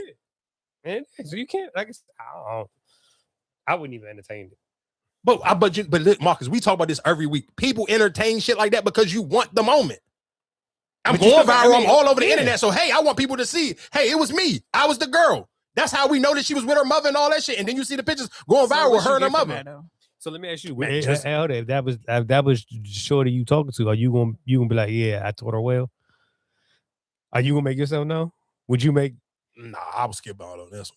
I ain't gonna lie to you because I'm just not a fan. Like if it was like you was known to be her boyfriend, like would you say? Oh yeah, no, for sure. If niggas already knew that was your girl, if niggas don't know that that's my girl, I'm not sitting here saying nothing. But if people already know like that's your girl, like from where you from, then they be like, yeah, you see how my girl is. She held it like, yeah, of course you're gonna be a nigga. You gonna beat your chest and be like, yeah, you see, I got my bitch trained right. She go up there, she ain't paying Usher no mind. For what the fuck did she get out of the moment outside of this viral? You're not gonna do that many more interviews. Like, what the fuck did you get? Probably a couple more followers via social media. Of course, yeah. Well, that's what people do it for. Like we can't though. We as much wild shit people know. I got some wild shit out of sent y'all on TikTok. My girl went up on the stage and like she got some money out of him. Like what the fuck did you get outside of followers? If you ain't getting paid off your views now, you're not gonna get paid after these little raggedy ass followers. So what do you complain? What are you saying? Oh yeah, look what she did. She might though. She's a pretty girl, so I can imagine horny niggas is sliding up in her DM. I know for a fact she got a couple thousand followers. If they slide in her DM, then she showed that she loyal. So don't slide in her DM because you ain't getting shit because she ain't getting shit to Usher. And he got money. So what you broke ass sliding in my DM for? You know niggas gonna do it. Niggas do it every day. This nigga, no, look, come on. We know for a fact it's niggas sliding in DMs and they got no better doing every single day. You like, oh yeah, I'm gonna play. Yeah, I got my girl trained. Okay, so the fuck you got her trained and what? You should have trained her better to get something and bring some money home or bring something home to your ass and then be like, oh, okay, yeah, I got her trained. She went up there, got a viral moment and get shit out of it, but a whole bunch of people talking shit about her. For sure. And I guess why we talking about viral moments and kind of talking about how to be via social media or be when you're on camera, you're talking about just the women and men situation. I don't agree with a lot of things that academics say, and y'all know I stand firm when I wish he just report the news, but he did have a message for AB and what's the young boy name that he be doing the streaming with, Dean or whatever his name is, Dean the Great, I believe that's his name. And because they got a lawsuit going against them right now, a woman is sitting here calling, sitting here saying, and again, if you watch enough of their videos, you've seen, because somebody like I follow Wayne on, and he's been saying this for a minute with their videos, is like these videos is not going to eventually play out the way you want them to, because it's just like when you watching these videos, you be like, this shit almost seemed like sexual harassment just watching these videos. So you kind of knew that eventually one of these girls was going to sit here and not like the way that y'all sit here and disrespect them. And if you can just watch, like pick one of those videos they got with women in it, those videos kind of seem like they always end on the rocky end. And academics was like, dog, if you're going to sit here and create content, you should be careful on creating content with women, especially if it's liquor involved, or you're going to sit here and be trying to bid or trying to violate women, because you kind of open Pandora's box for these women to sit here and say, I don't like the way this shit went viral and I got it on camera. You sitting here disrespecting me. Now I'm going to sue your ass.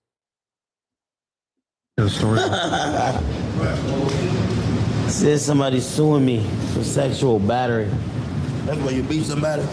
I don't know. They just make up.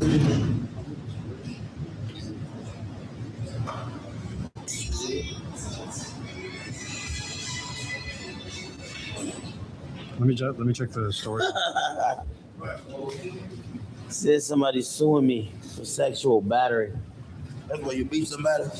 I don't know. They just make up shit, man. They be saying bullshit. Internet of fool is that.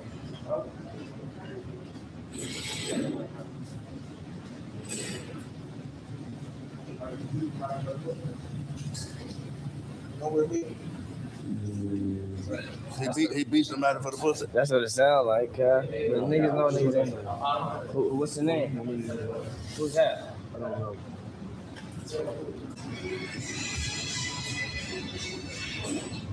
Let me check the story.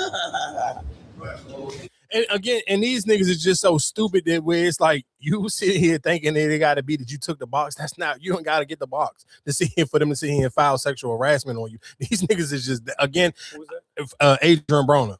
Oh, them.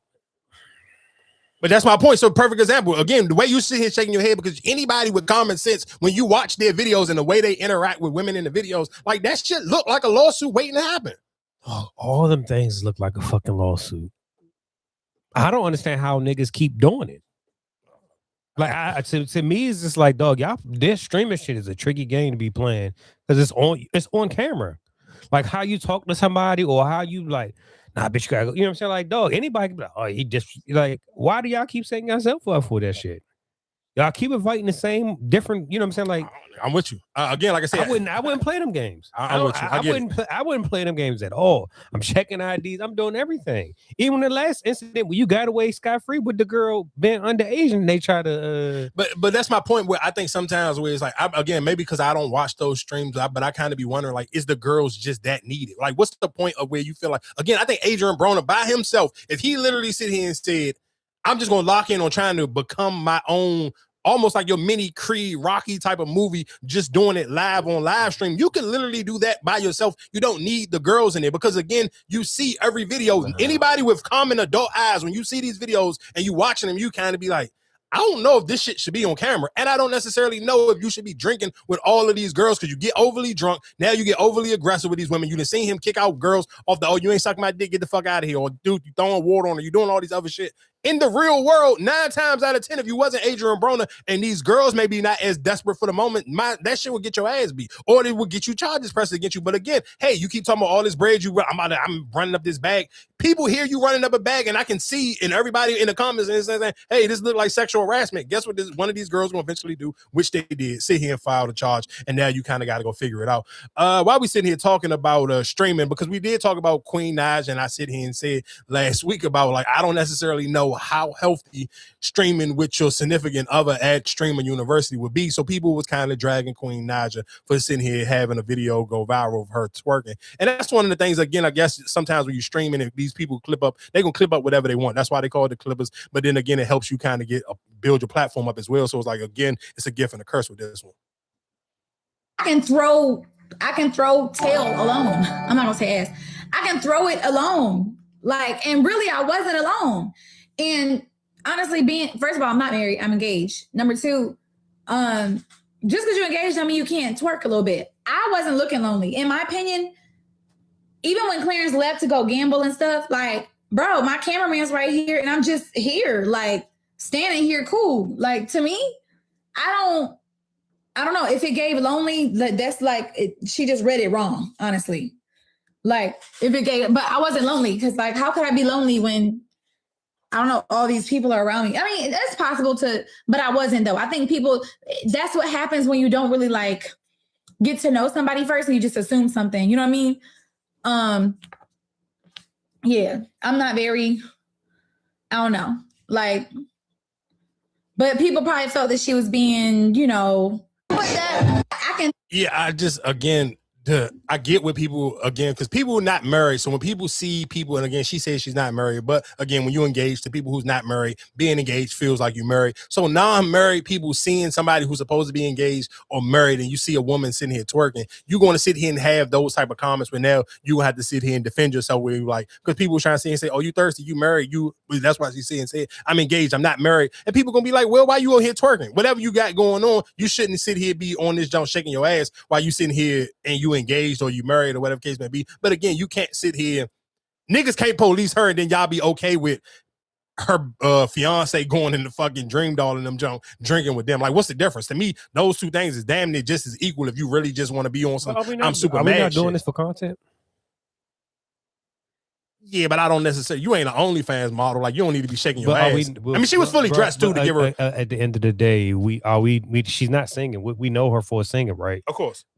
She's not singing. So at the end of the day, she has a nice body. Why would that's crazy for you to sit here, you have a Ferrari, but you don't drive it fast. I'm gonna just do the speed limit.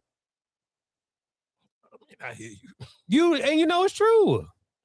I mean, I'm not mad at people for sitting here, people questioning it, because again, people 9 times out of 10, people who are watching the stream and don't, they ain't married, so they don't know no better, so they gonna question her. It's gonna seem a little off because most niggas wouldn't want their wife to be twerking on nobody's camera, period. Let alone on the goddamn streaming jump. But my question to you, right? You wanted that body, right? You have her for that body. So what you saying is, oh, once I got her and I'm married, she supposed to just cover it up?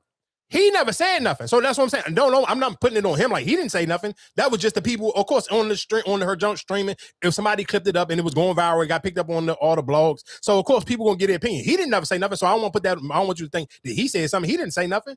He don't give a fuck. He get it. He streams, so he understands the game like you sitting here saying it. But people who don't stream and people who are not married or people who are not engaged, of course, they're gonna be in the comment section. And again, I told you this last week when we talking about Queen Naja, she's a little insecure. So she gonna read some comments, and guess what she gonna do? She gonna end up sitting here talking about them because they may have triggered her because she feels some type of way, people judging her. Who is worse with their insecurity, her or Dream Doll?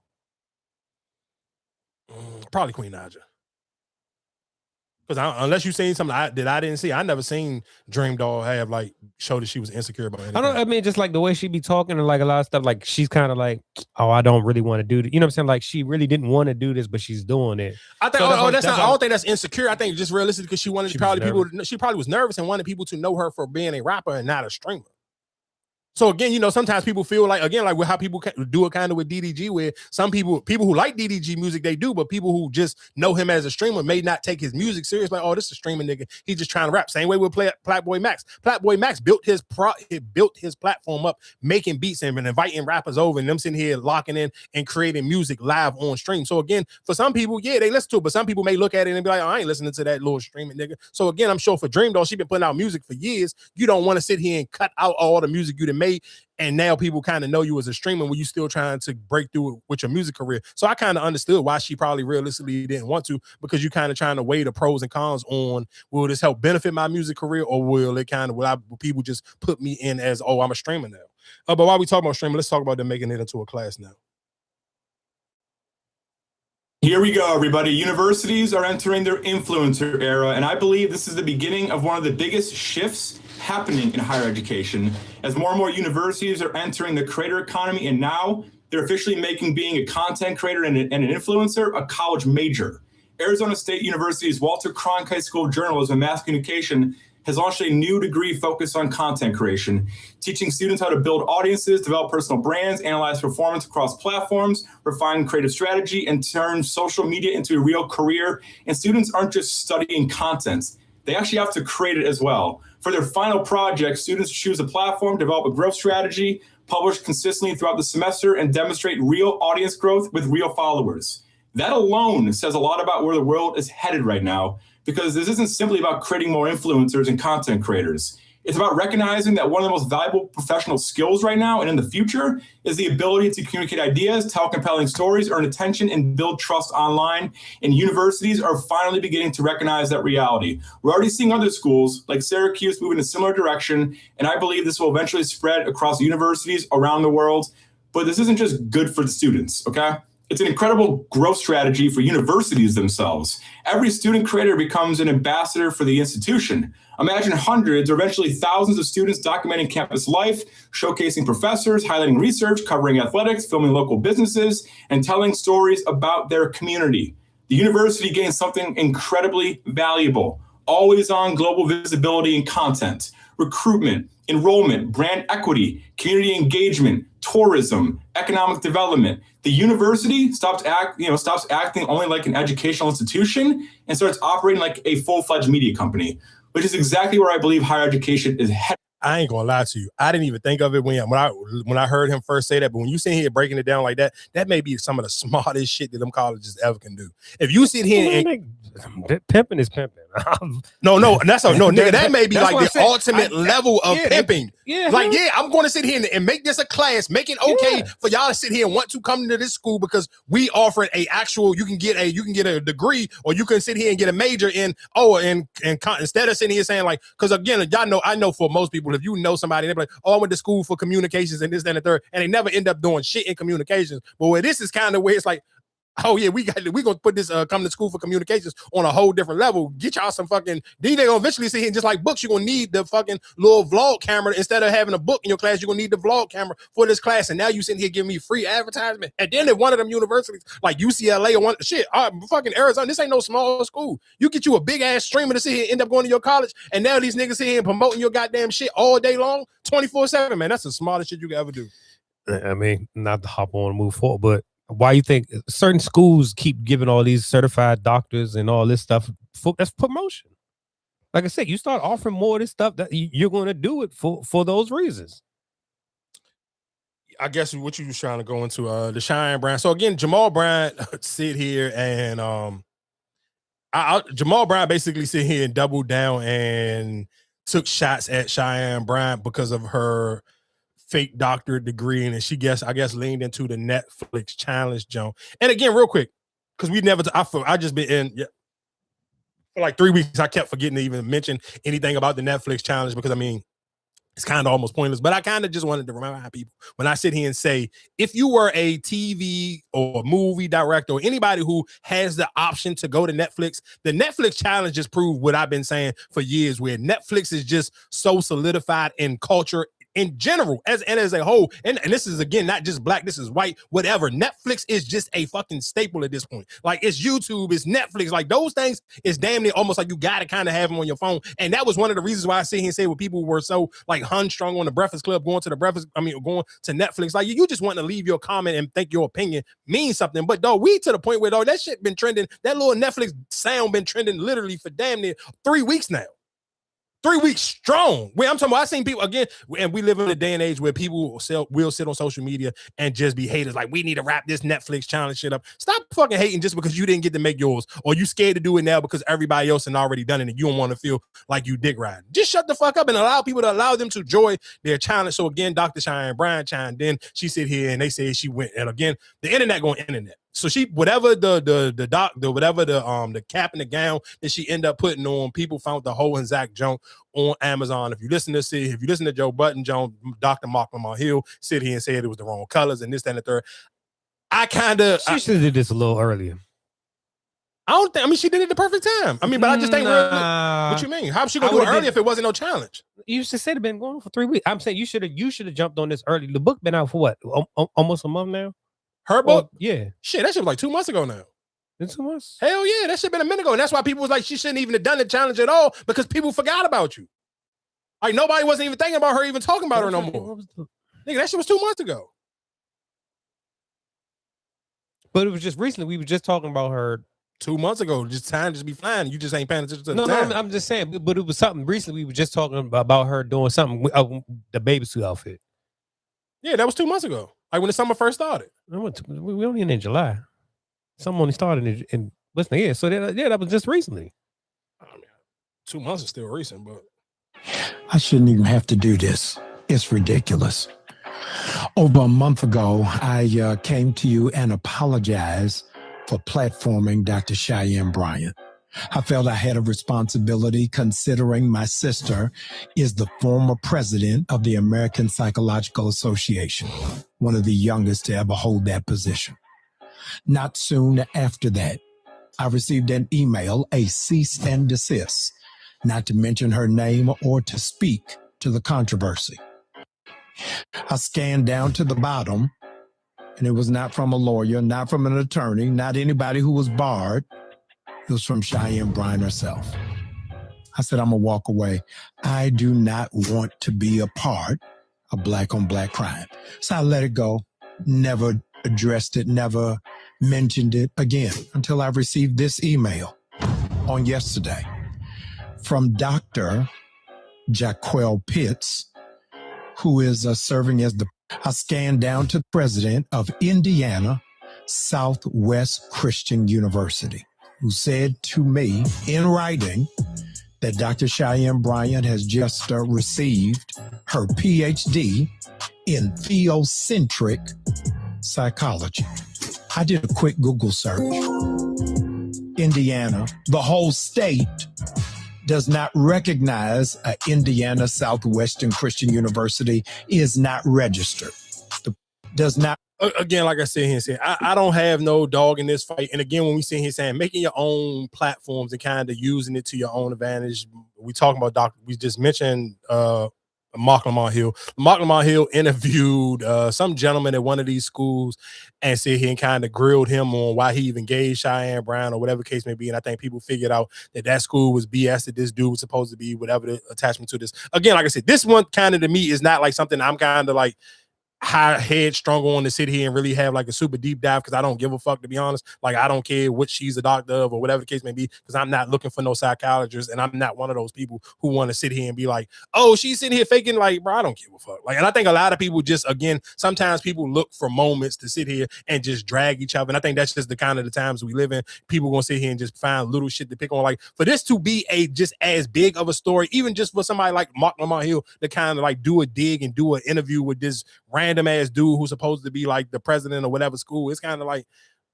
that shit to me almost feel like bullying. Like, is it really that deep? Like, is this shit really bothering anybody? And maybe it does for people who actually are doctors. Like, maybe they feel. But I think it's just like you said, if you didn't bring it back up, everybody would have forgot about it. For sure. I think that's the case, because you brought it back up. Now we gotta like, all right, damn, now you're giving us more ammo to talk about it.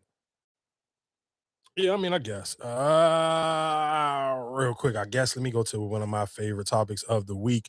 Again, real quick, I do want to sit here and here we go. Barbie that yes. Tell me about that. Were you involved in the process for that? Like, what is it? Oh, baby, I'm always involved. Baby, I'm always involved. All right, what does it feel like to have that Barbie?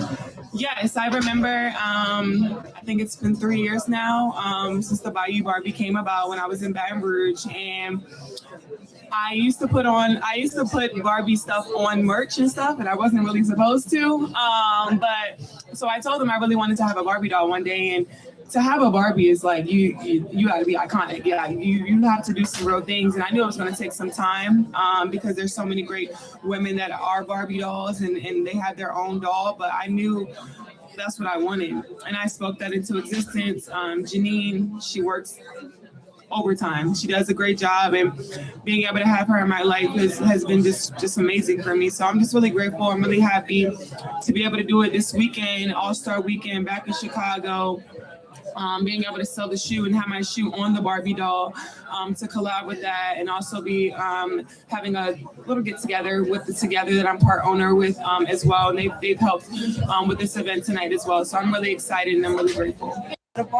Again, when we sitting here saying, I told y'all this before, and this is why, again, when we sitting here saying having a take and be able to stand on a take that makes sense. And I know when I first said it, because again, so many people, and the reason why I never even kind of do the back and forth conversations about just with Angel Reese in general, because I know 9 times out of 10, most people don't really watch the WNBA. Because if you did, 90% of the shit you say, you wouldn't even say it if you actually watched like all the teams and pick other players and have like you a real favorite player. 90% of the shit you want to say about her, you would never say. So with that being said, I sit here and say it, well, again, when the first jump with the Reese's box, I literally said when she got that first deal, I said, I guarantee you, I will sit here and bet my life on it. The first WNBA player that will reach $1 billion will be Angel Reese. I said that this is her 3rd season. I said this 3 years years ago because, dog, I just understand business and fucking marketing, and I understand some shit you just can't teach. I don't give a fuck if she never scores another bucket ever in fucking life. You cannot make somebody a superstar. You either got it or you don't. You cannot.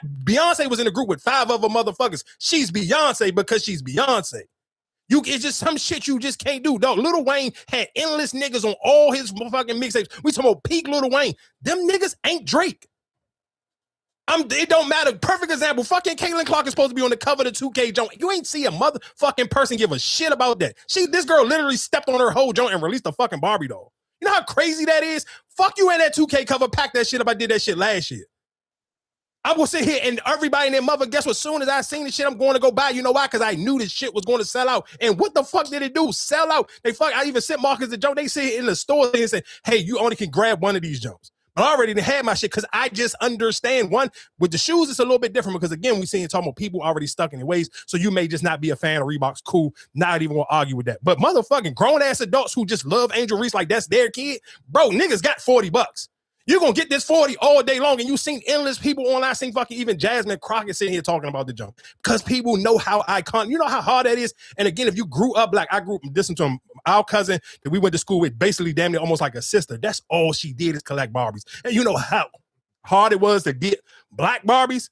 So for women who've been collecting Barbies all their life, so women in their 40s and 50s who've been collecting Barbies, and you know how small and in between that shit is, you ain't really going, this ain't some shit that happened on the regular. Even when you're sitting here saying WNBA, it's only 2 other WNBA players that got a Barbie doll, Sue Bird and fucking Rebecca Lobo. Both of them are white women. Again, I sit here and say this a million times. Yeah, of course, would it be easier for people to digest it and understand the hype and the fame if she was good as Asia Wilson? Of course, I get it. I really watch the fucking games. I'm not about to argue Asia Wilson is the best fucking women's basketball player, period, that you will ever see. I don't give a fuck. Candace Parker, whoever, they ain't fucking with Asia Wilson. But that doesn't make her a fucking megastar. It just, some shit ain't just gonna happen. That shit gotta be in you, dog. It's some things you just cannot sit here and it just don't happen. I don't know what the fuck to tell y'all. And it just be the difference on when Angel Reese posts shit. Just go through the fucking comments and look at the top level fucking celebrities be in her comment section and go look at another WNBA player. Motherfuckers don't be giving a fuck. And that's why I won't argue with niggas, because I know people don't really give a fuck about the WNBA. So you're not about to sit here and think I'm gonna argue with you and go back and forth on fucking Angel Reese. Pick another player. We can go back and forth with that shit. You don't know another one. So suck my dick. Again, I apologize. I try to be round clock, but I just can't because y'all niggas be stupid. You don't know shit. That's why you work at your job. You hate your job. You hate the fucking bitch you lay in the bed with. I'm cool, nigga. I'm not going to argue with you niggas. You're going to have to prove. You got to show me something that you can sit here and say, hey, this is my take. I'm going to stand firm on. You ain't never going to have one because you niggas is fucking followers. And that's the times we live in. But I'm here to sit here and be your fucking leader. Get behind me and shut the fuck up. I told you, I don't know what else to tell you. That's what happened. Again, shout out to Angel Reese. For one, having a Barbie sell out, Matilda Jones sold out on the website. Again, when I love black people, niggas know that they ain't supposed to go in Target. And I love the fucking niggas on Threads. Motherfuckers was like, people were sitting here going into Target. I know y'all didn't, for real? Nigga, everybody and their mother went into Target to get this motherfucker. That's what it was at? Yes, no, it wasn't just there. No, it's everywhere. No, it's everywhere. But it's everywhere. But again, we had this conversation with me and Erica used to talk about the difference between Target and Walmart. Niggas is not going into Walmart. No, but they gave Jay-Z that hell. Oh no, but her jump. But again, it's not. And that's even when she shared the link. It's on Amazon. It's on Walmart. You could have ordered it from the Matilda jump. But people again. Oh no, I thought. Oh no. It's not. Okay. But just for realistically, for most people, crazy. Again, we talking about just the easy shit where it's easy to just go in the store. Nigga, I knew it. Oh, wasn't even expecting this. I wasn't even going to buy the shoes. I'm going to buy the shoes now just off of GP because it's on the fucking feet. Because I'm like, them shits was too girly for me. You be like, some of her Jones I skip because them Jones were like, I got to still be able, in my mind, even if I don't go nowhere to wear them, I still want to be able to know, like, regardless if I want to go somewhere, I got an outfit to wear these Jones. Some of them don't be too girly. I'm like, I can't put that shit together. It's going to just take too much of a miracle. But I seen it. Oh, the fucking junk got the sneakers on. I'm going to buy the fucking junk just so the same way I do with these. I'll put it up there with this fucking shoe. That shit to me is fire, dog. I'm mad. Like anything else about All-Star Weekend, I don't care. But I didn't want to go to no damn All-Star Weekend in Chicago because y'all make Chicago look cool. But nigga, I still got in the back of my mind what the other side of Chicago look like. And I ain't from there. So it's when I see cities like that, I'm cool. I'm going to skip them all the time. But again, seeing when they had the little actual in-store and you can buy and put all the little cool shit on the shoes, I would have went just to do that. That shit is fire to me. That's because I know for a fact this shit ain't going to happen every day. It's not about to see it here and be. Again, when we talk about round clock and we talk about the ESPN shit, as black people, when you have the opportunity to support something, to give other people opportunity, it don't have to do nothing for me. It don't have nothing to do for my kid. I don't have a kid, but if I had one, you never know. You don't want to sit here and not support shit when you got the opportunity to, and you got financially can, and you don't, because you don't want to sit here and have that door closed for when it may be your kid or maybe your grandkid. Because if they sit here and say, oh, we're going to get this super pop, because again, we see it talking about whatever metrics you want to see, ain't nobody else got more followers than her. So who the fuck else would I give a Barbie doll to? Can I ask you that question? Would you, I hear you say that a lot, like you saying, oh, well, you know, the way the Shy is, but if you just going there for the game or the X, you know what I'm saying? Like, you really find yourself missing out on a lot of things because you just in your head, like, oh, I don't want to. Because that's what I'm saying. Like, if I'm just going, I get what you're saying, but I don't know where it is. I don't know. Like, it's certain shit where it's just like, again, I tied this into the topic I want to sit here and have about fucking LA. Some shit where it's just like, nigga, the advertisement for that shit, I'm cool, dog. I get that, but I'm just like, but then it's just like, damn, I'm not going to miss this. You know what I'm saying? Like, these moments. No, this is what I'm saying. If I knew that she was doing this, I didn't know that. Like I talked about the Barbie doll 2 weeks ago when I told y'all somebody put on threads, somebody who worked at Target and was like, hey, if y'all Angel Reese about to have this doll come out, and I don't know when it's gonna come out because it ain't supposed to be on the floor. Because when the person went back, like, it was like they took it off the floor. It wasn't supposed to be there. Even when I went into Target, the nigga didn't even open the box yet. Like literally, I just looked on the website. I was like, okay, I'm not ordering it from Amazon. I don't got an Amazon account. I ain't about to fucking go to Walmart again, because Walmart. I say this is for me, for even with Walmart, the Walmart Target conversation. Walmart just don't get your lighting together and get the way y'all like, man, nobody. And the fucked up thing about it is, I'm just gonna be racist a little bit. I don't be wanting to go in the fucking Walmart because most of the time when you go in there, John, there be too many fucking foreigners, dog. And that should be throwing me off. I ain't gonna lie to you. That I don't go to Target, period. Like, this was literally the first time I've been to Target in probably since the holidays. Because I'll be honest with y'all, during Christmas time, it was busy. You try to run and grab something real quick. Cool. I came on here and said, I'm not promoting Target, but I understand it. And that's why I see and say, I love black people. Because on threads, niggas was joking about like, hey, I know I ain't supposed, if niggas was not even saying the name, they was like, hey, I went into the store we ain't supposed to go into to get these jumps. And that's what I'm sitting here saying. Think about niggas was killing Jay-Z for. Motherfuckers was cool to be like, hey, fuck whatever y'all talking about. I'm going here to get my Angel Reese shit. That's the difference. We talk moving the needle. I'm talking about niggas was going crazy on Jay-Z and motherfuckers was on threads. If you seen niggas posted on Friday when it came out, that shit ain't come. They ain't order that shit nowhere. They went in the Target and went and got one. But again, that's why I don't be wanting to argue with niggas about what, again, some of y'all are so fucking hung on strong on whatever the white man tell y'all. Y'all niggas, that's cool. Y'all live in that planet. You be on your fucking hang with your white friends and do all that other shit. I'm cool, dog. I got a mind of my fucking own. I like nigga shit. So guess what I'm going to do? I'm going to always support niggas all day long. I'm going to use my platform to tell you I'm supporting niggas. I'm not going to shy away from it. I'm going to be just like them fucking nerdy ass niggas who go to Comic-Con and all of that shit and dress up in their shit.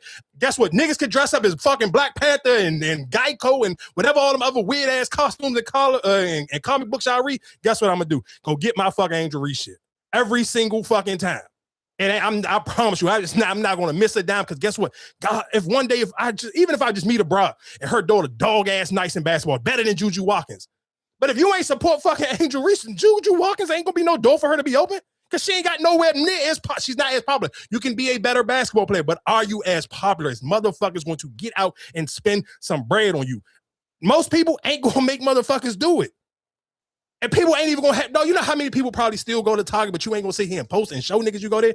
Niggas did not give. This is what I'm telling you on Friday on threads. That shit niggas didn't care. Niggas was showing you, niggas was saying it, niggas was joking and laughing about it. Like, hey, I know I ain't supposed to be here. People was be in the comments like, respect what you did, but don't tell people where you got it from. Let niggas have to figure it out. We all look, you all click the link, you seen what stores had it. Hey, zip it up. You ain't gotta sit here and promote for these people.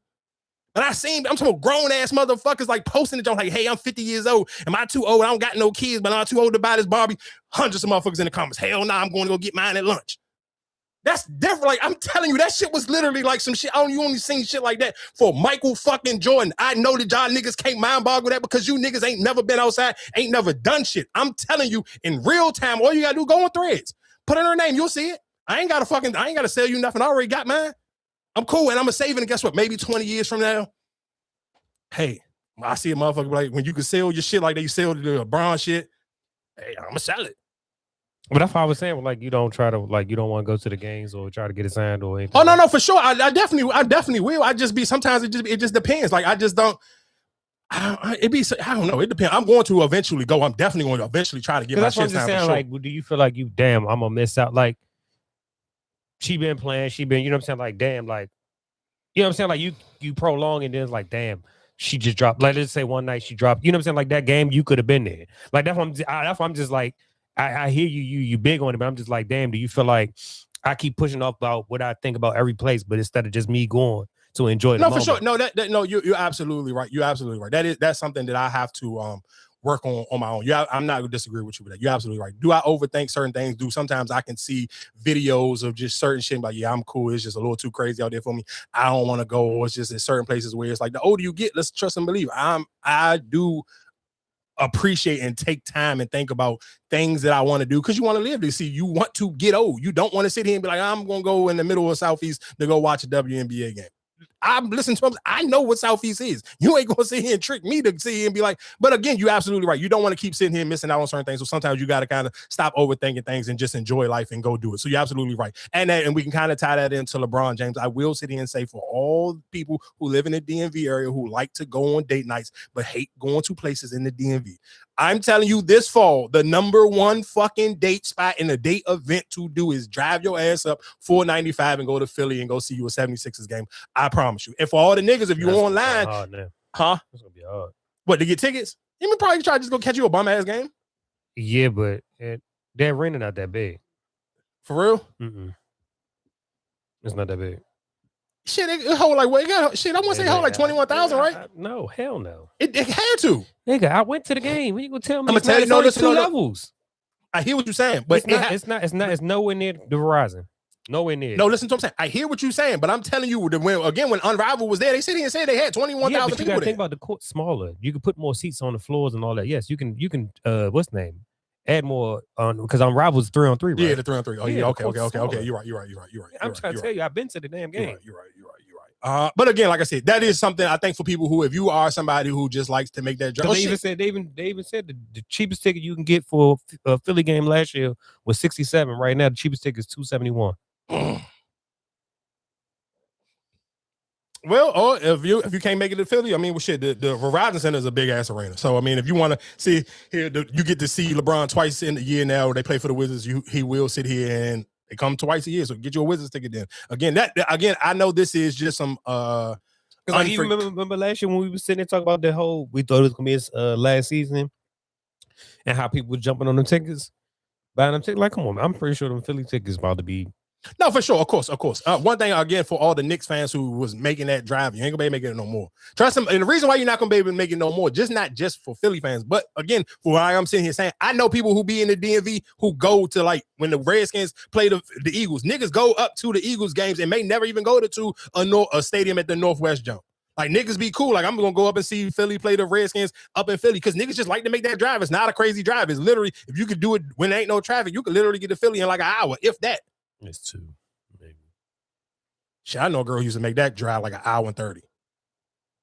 I think it just depends on what time of the day you coming from and then how far you coming into Maryland. But again, like I said, some people gonna make it, some people ain't gonna make the drive. But again, like real quick, shout out to LeBron James.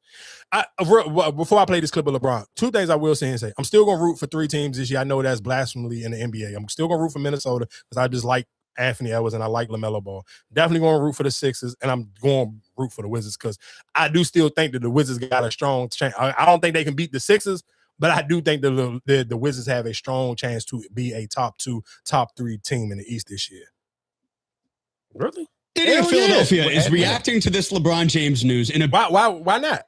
If you think about it, you still got Cleveland, you still got Detroit, you still got New York, and then you saying Philly got better.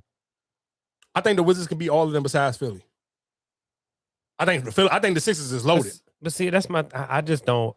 I mean, just as the Wizards, I don't see them being. They had never been a top 2 team. You ain't never had Anthony Davis and Trae Young neither. You didn't have better teams than this. How? Nigga, Trae Young didn't carry. You got to think about Trae Young that carried the worst Atlanta team and was like the number 1 seed in the East before by himself. A number 1 seed? No. What seed was he when they beat the Knicks? They was a 7 seed. They've never been on number 1 seed. I don't think they was seed. No. And they beat the Knicks and they was 7th. Yes, yes. They played this in the play-in. If I'm not mistaken, that's the year. They never had no top. They never been no Atlanta been a top team. Again, like I said, I'm taking. Listen to me, hear me out. I could be wrong, but I'm going out on a limb and saying that the Wizards will be a top 3 team. Remember last time they won 50 games? They're gonna win 50 this year. I promise you. Mark my word. I think that right there only get you maybe 6 plays, probably. 50 games? Yeah. You look at that from saying, look at not no fucking East, Marcus. What you mean? Detroit and Boston had 60 last year. And they was the number 1 and number 2. Right. So you saying the Wizards going to be a number 2 team. I said number 3. Right. No. Pull it up while I play this clip. Way than Miami reacted when they got LeBron in his prime. People are legitimately asking if this is the greatest day in the history of Philadelphia, better than the signing of the Declaration of Independence. And most people are like, yeah, no, today is better. When Tom Brady signed with the Buccaneers in 2020, people freaked out. When Messi signed with PSG in 2021, people paraded the streets. But as far as I can remember, there weren't billboards up immediately all across the city. There were local Philadelphia venues offering free seats for life immediately within an hour of the announcement. Planes flying across the sky, boats in the ocean, every single organization in the city of Philadelphia dropping what they're doing to announce to the world that the king is home. The Temple football team posted about it. LaSalle posted about it. Fabrizio Romano, who never talks about anything but soccer, posted about it. The Philly Fanatic did the chalk toss and had a welcome LeBron sign at the Phillies game tonight. They changed Broad Street to LeBroad Street. I mean, like 15 minutes after the announcement, the governor of Pennsylvania wrote into law that July 24th is now officially LeBron James Day. And all of this is for a guy who turns 42 in December. They've lost their minds, but honestly, I can't blame them. I'm jealous. And I would say treat him right, Philadelphia, but we all know if things go off the rails, they'll turn in an instant and it'll be hilarious. The city of Philadelphia. Again, like I said, shout out to the 76ers. I definitely think this will just help the NBA. People kind of already praying and hoping for a Christmas Day game, Sixers versus the Knicks. Yeah, what year you was that when Trae Young? Because this year was the most they won. That was 46 games this year for Atlanta. In 2014, they won 60, and that wasn't Trae Young wasn't there. 2014 was it? Nah, this was what was I want to say this had to be like 2 years ago. What was when they did like 41? And what seed was they?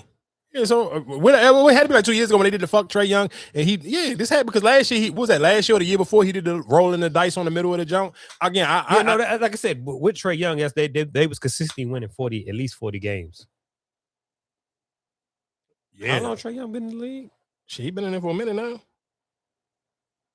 Yeah, that's why I said that they ain't 60 games, and that was in 2014. I know that. Again, I ain't sitting here saying I'm not saying they're going to win 60, but I do think the Wizards will win probably like 50, 55.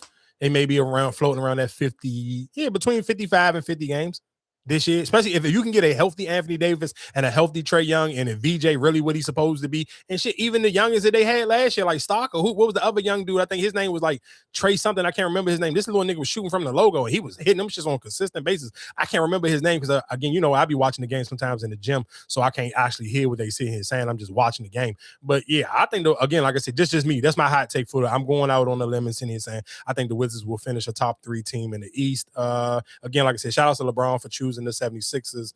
And he went there on a veteran minimum. Basically, what 2 years, $8 million. So was they breaking that shit down? Was it like $4 million a year or something? Shout out to LeBron James. I guess real quick we can kind of switch gears, going back into music a little bit. Again, this story is a little bit sadder. This is 21 Savage. Teen that was killed was like a nephew to Atlanta rapper 21 Savage, so very close there. The family of Seven Shirley and his sister Lyric are going through the unimaginable. They say Seven took his own life after accidentally shooting his sister in the neck Wednesday afternoon. He was 14 years old. Just that fast, the boy had made the decision to kill himself. He probably sat up there and thought, I'm finna go to jail. They gonna ridicule me. Everybody gonna be doing this, that. And he couldn't take it. Sharon Smith is Seven's grandmother. She's been raising him since he was 11 months old. It wasn't nothing in this world he wouldn't do for me. He would say, Grandma, sit down in this chair right here. And he'll push me wherever. I'll be so glad because I'll be hurting so bad. What was he doing with that gun? I mean, talk to me about that. We don't know. Don't know. Something need to be done with the person sold that gun because if he would have never bought that gun, this would have never happened. And the story doesn't stop there. Smith says Seven's cousin is DeMarcus Shirley. He was the 13-year-old killed during a drive-by shooting while staying the night with friends in DeKalb County earlier this month. The family says Lyric has undergone 3 surgeries on her neck and on her vocal cords. As for when she'll be home, the family isn't sure. He was saying. So again, for people who are not familiar with the story, that's 21 Savage's nephew. So basically, I guess one of his cousin or a close friend of his got shot and got killed in a drive-by, I want to say a week or 2 weeks before that. So again, and this is sad the kids even think like this, where he's sitting here now, he's scared, or he feel like he maybe want to go get some revenge or something. He went and bought a gun for $200. He had a gun in the house. He accidentally shot his sister. And again, you heard the grandmother see and say, oh, well, he thought he was about to go to jail, or people was just going to be online just dragging him or whatever the case may be because you shot your sister. You see him went and bought a gun. You supposed to get the gun to go do something, but you end up shooting your sister on some Cheddar Bob shit. Then he end up taking his own life. It's so sad that even kids even know to kind of like, that's your trauma response, where it's like, damn, like why, like, again, you don't never want to point the finger or to blame it nobody and try to sit here and say, oh, it's the parents' fault or this, that, and the third. But it's kind of like, damn, like, what the hell? Like, I hate the fact that the kid even know, like, all right, I lost my friend. And you see him saying, like, this little boy, what is he? He 14? Mm-hmm. Yeah, he 14 years old. For him to even know where it's like, my people's got killed, I'm going to go buy a gun. Went and bought a gun for $200 from somewhere, and then you sit here and now you bring the gun back in the house, and then you would one because you're too young, don't got no business to have a gun in the first place, and then you accidentally sit here and shoot your sister. You sit here and put her in the hospital. They just sit here and say you had to go get surgery 3 different times. And the crazy thing is, of course, can they afford the surgery and stuff? Because 21 Savage, of course. But imagine if this wasn't no relation to 21 Savage. Of course, 21 Savage is making the story a bigger story because he has relation to him. But if he didn't, I could imagine, like, this grandmother old as hell, she raising these kids. Like, who can afford to sit here and get surgery for a kid been shot? Like, that to me is just like, it's so messed up that his first response was, I don't want to deal with my consequences, so now I'm going to sit here and end my own life. Again, rest in peace to that young man. Thoughts and prayers to his family. But that's a rough one. Like, again, because it's just that's a rough one. Damn. Let me just go back in the round clock a little bit real quick. The big question is, did you see it coming? Could you take us inside that moment? Yes and no. I'm upset with myself from this perspective. There were signs, but I truly thought for the first time in my life, I worked so hard at something. I was so good at something. Everybody acknowledged that I was, that they couldn't fire me, that they wouldn't fire me. That a company who's going to have the Super Bowl this year, who truly wants to put their best foot forward to the entire world and have the best people talking about football, wouldn't fire, in my opinion, this is my opinion, and it seems to be the opinion of many others, the best football analyst in the world. Mm-hmm. I didn't think that, and that's my fault.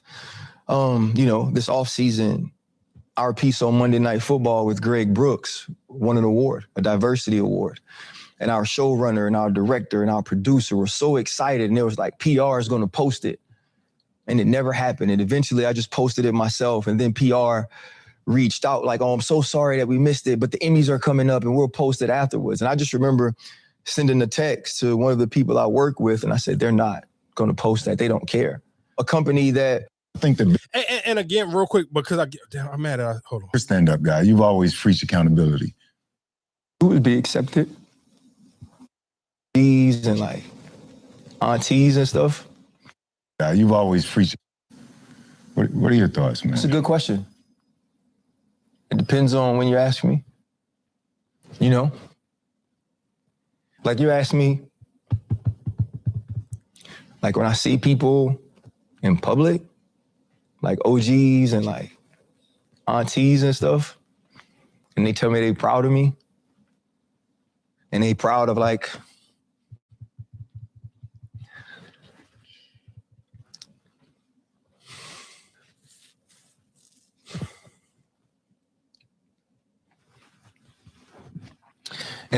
the way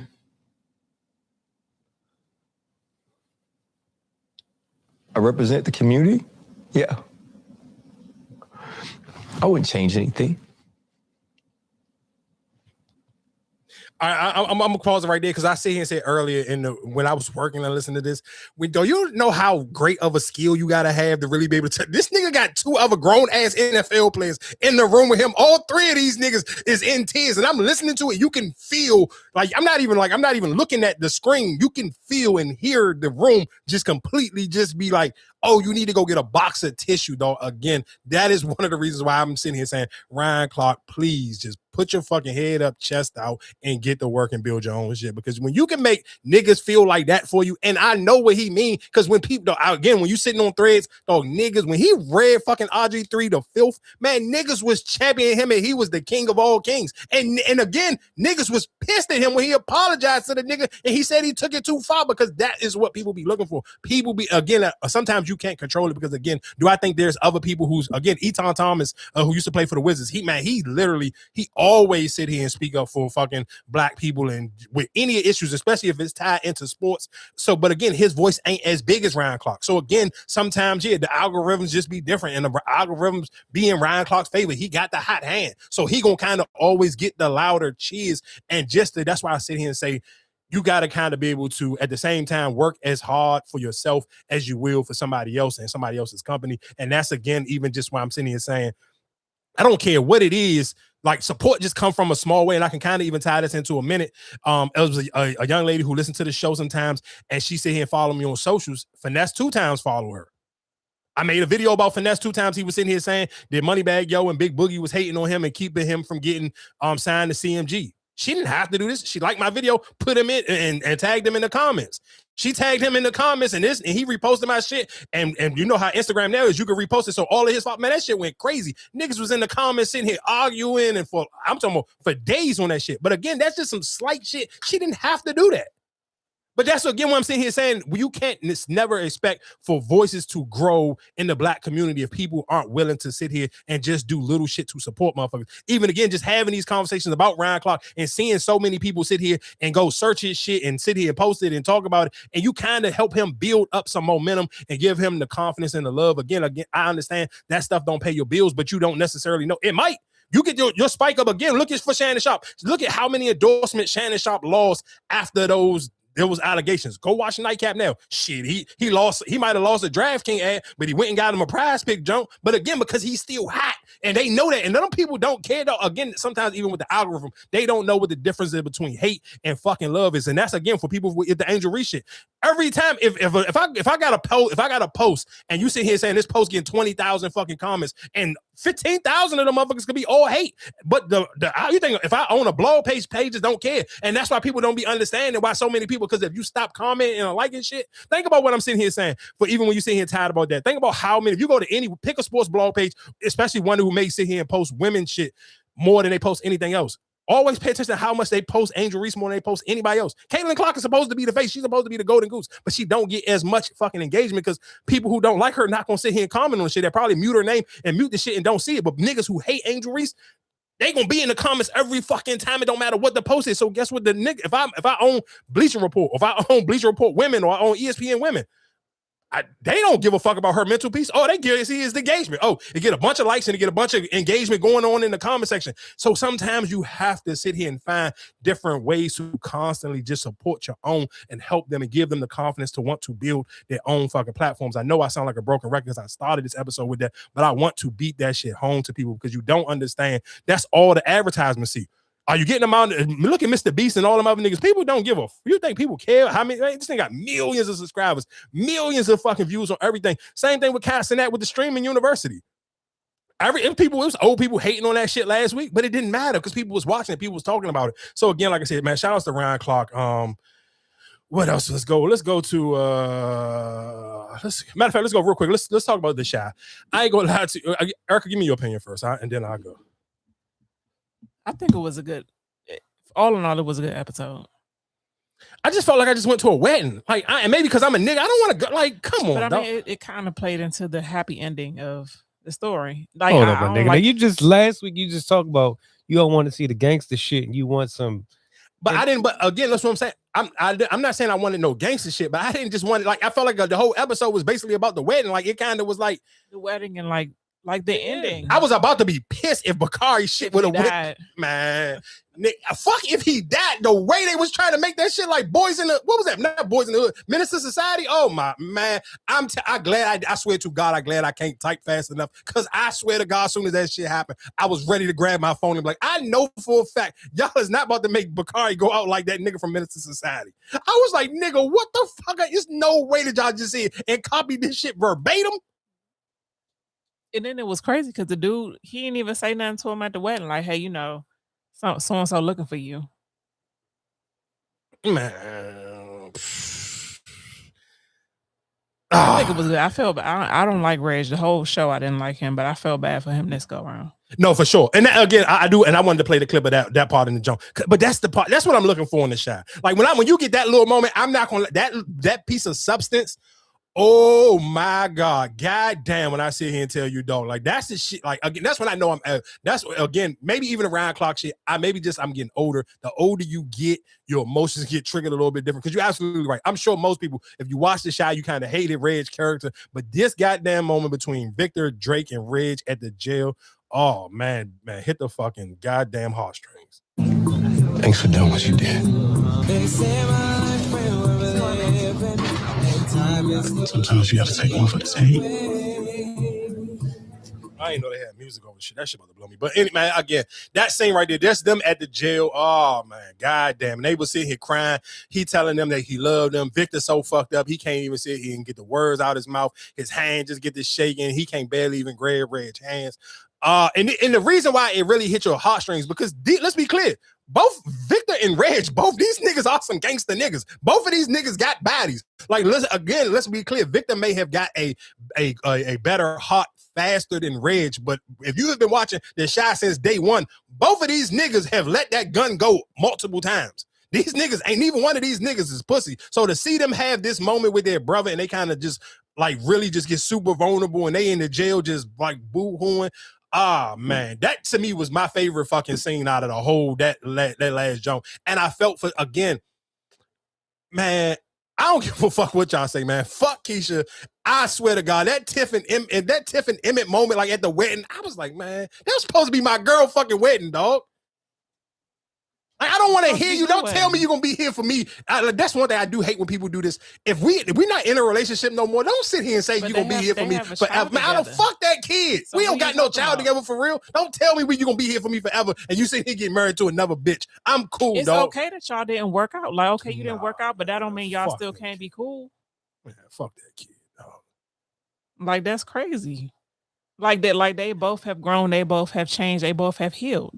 And sometimes some people need that apology, that acknowledgement to know, like, yeah, you know, I fucked up, but you know, I still got love for you. There's nothing wrong with that. But again, just my only thing is I feel for Tiff because it's like she got robbed that she never got to experience Emmett, the heel version of Emmett. But that's real life. I mean, I guess. And then when he wanted to do right, okay, cool. He fucked up a lot in the past, and by the time he was ready to do right, you had moved on.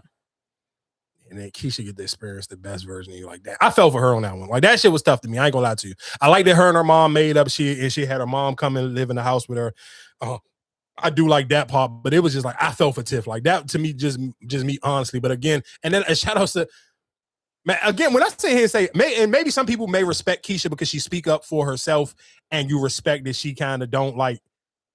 She say what's on her heart and her mind. Because I ain't gonna lie to you, she kind of got into her mother ass where it was like, damn, you ain't even get to see you ain't get to see your second grandkid born. You came back now for the wedding, and the mom was like, she jolly caught her mother off guard, like, damn, well, I'm here now. What the fuck?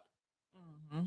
But I respect Keisha kind of keeping it gangster way. It's like she ain't really got no pics. If she feels some type of way and you in her face, she gonna say something. She don't care if you here for a good time or whatever. I'm gonna let you know how I feel. So again, like I said, man, the Shy is finally over. I guess while we're talking about shows getting renewed and season finales, for people who are fans of Beauty and Black, the only thing I'm glad that they sit here, the Netflix renewed Beauty and Black early. And again, going back into the conversation we saying about just the hate conversations. You can hate and love Tyler Perry however you feel. I keep saying I literally just said this 5 minutes ago about with Angel Reese. The algorithm and these companies don't know the difference between hate and love. All they looking at is numbers and conversation. Is your name? Can you get your program and trended? And guess what Beauty and Black did?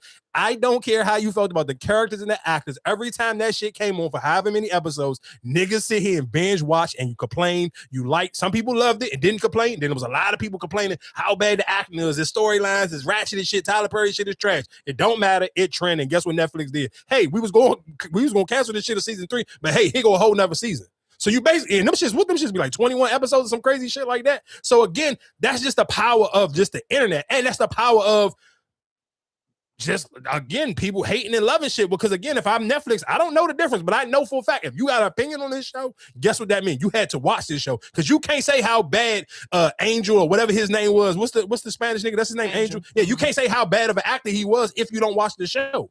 The only way you can get your opinion on how bad it is, you had to click it and watch it, and that's all they looking at. So they gave him a season 4. I'm just glad that they gave them a season 4 early, so I hope that they don't do what the Shy did with season 7 of the Shy, because I still stand firm that you could have easily had season 7 of the Shy be the final season, because that one, the way that shit ended to me was like, it was still better than the way this last season ended. And real quick, I'm not gonna lie to you, if you was the what's my man name that came back with Tyler Pratt, what's her name? Kyla Pratt, her husband? Yeah, her husband. Would you been as cool as he was when they? So people don't know, if you didn't see the last episode of The Shy, Kyla Pratt, the husband been off. He ain't been in the whole season at all. So we thought he was dead or something. Or he just got away. I think he was hiding from Nuck or whatever the case may be, because I think he was supposed to be snitching on one of them niggas. He left out of town. So she ended up moving around, getting a new boyfriend or whatever the case may be. He come home and she come downstairs, and her whole body language and her demeanor felt like a broad who was hiding something. And he kind of called her out on her shit like, what's going on? I could kind of tell how you giving it up. You must have found you a new nigga. And she break down like, yeah, I couldn't, whatever. You know, I didn't know if he was ever coming back. Well, he like, hey, I'm back now. You going to Reg and them. I mean, you going to Emmett and Keisha wedding. And she was like, yeah. He's like, hey, you want to go together? I just, again, some people may be just different from me. I say this all the time. I have an ego. I'm not going to lie. It get kind of crazy. So I just can't imagine my girl. No, he held it down. She living in his house. She literally, her sister just begged her to get a job and come and help her do some shit at Smokey's. This girl ain't got no job. So you laid up in my house. You didn't talk about, you didn't know if I was coming back or what happened to me. And you moved on in my shit with another nigga. And I'm going about to say it and kick it and kiki with you at a wedding, man. Y'all niggas is crazy as shit. Like, come on, dog. Ain't no way. You're not telling me you moved on that fucking, no, dog. I'm not doing it. I'm sorry. I don't give a fuck how. There was no communication, right? No, it was no communication. So I don't know what you did or what you doing. Cool, but we ain't about to sit here and act. Nah, man, come on, dog. This is my house. I understand that. I hear the principle. It's your house, all that, cool. But are you expecting someone to just, like I said, I don't know what you've been doing for whatever, how long you were gone. Okay, so you expect me to just, with no communication, no nothing. It's not like you locked up. I know you in jail. I don't know where you went. Don't know what you're doing. Cool. I'm with you you can be living a whole nother life. You can be having no whole nother family. No, for sure. Cool. I'm with you on that one. But all the thing, what I was sitting here and say, and my pushback on that is, don't move. You can't move on, and you living in my house in a year. I can see if you're absolutely right. If you were sitting here saying this, and this was supposed to be like 5 years later, or whatever the case may be, or 10 years later, I agree with you. You can't go 5 and 10 years and go MIA and think I'm never gonna move on. But a year, and you still living in my crib, and I left you bread. Bro, get the rose. Get you a rose and go get you a goddamn strap or something and do something else with yourself. You cannot move on just a year, and I've been gone for a year. Now you done sit here and moved on to another nigga. Like, come on, that's crazy. And you expect the same thing if you was locked up doing a long bid too? No, that's different. Like, again, what you said, if you saying no that I'm gone for 15, 20 years, cool, I'm not about to be stupid now. Again, I would agree with you even if she moved on and I've been gone for 5 years and you ain't heard from me, nobody don't know where I'm at. I'm not mad at that, but just a year? And you still laying in my shit? You ain't even got no job, so that means I pay for all this shit. And you done moved on already 1 year. Come on, dog, stop. You ain't that fucking horny. And you ain't that lonely. What else is going on in the world? Real quick, dude. Let's kind of get into some hygiene and some dating stuff real quick. And bitch, if you fucking with a nigga that gets out the shower and butters his motherfucking buns, bitch, you need to watch out for him. Because why would you want to walk around with your booty cheeks all oiled up, nigga? As a man, you should not have lotioned cheeks. Your ass better be starting a fucking fire.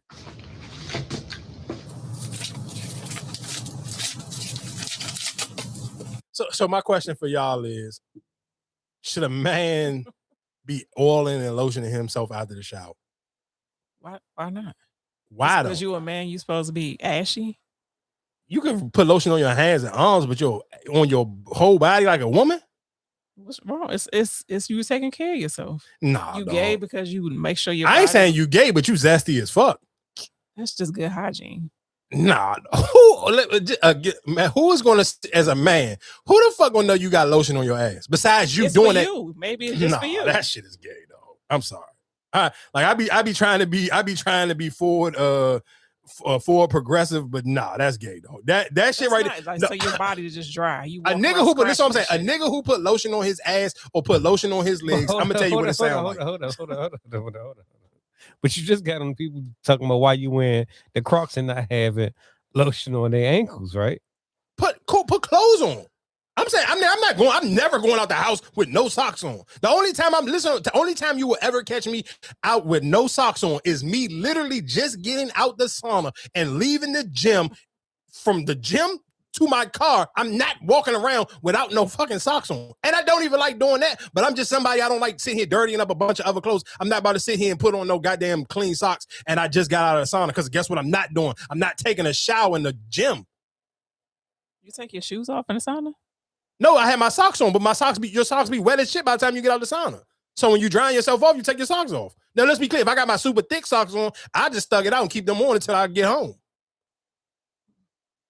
But I'm never putting, nothing has ever in my brain ever sit here and said, hey, let me sit here and put lotion on my legs and my butt. What?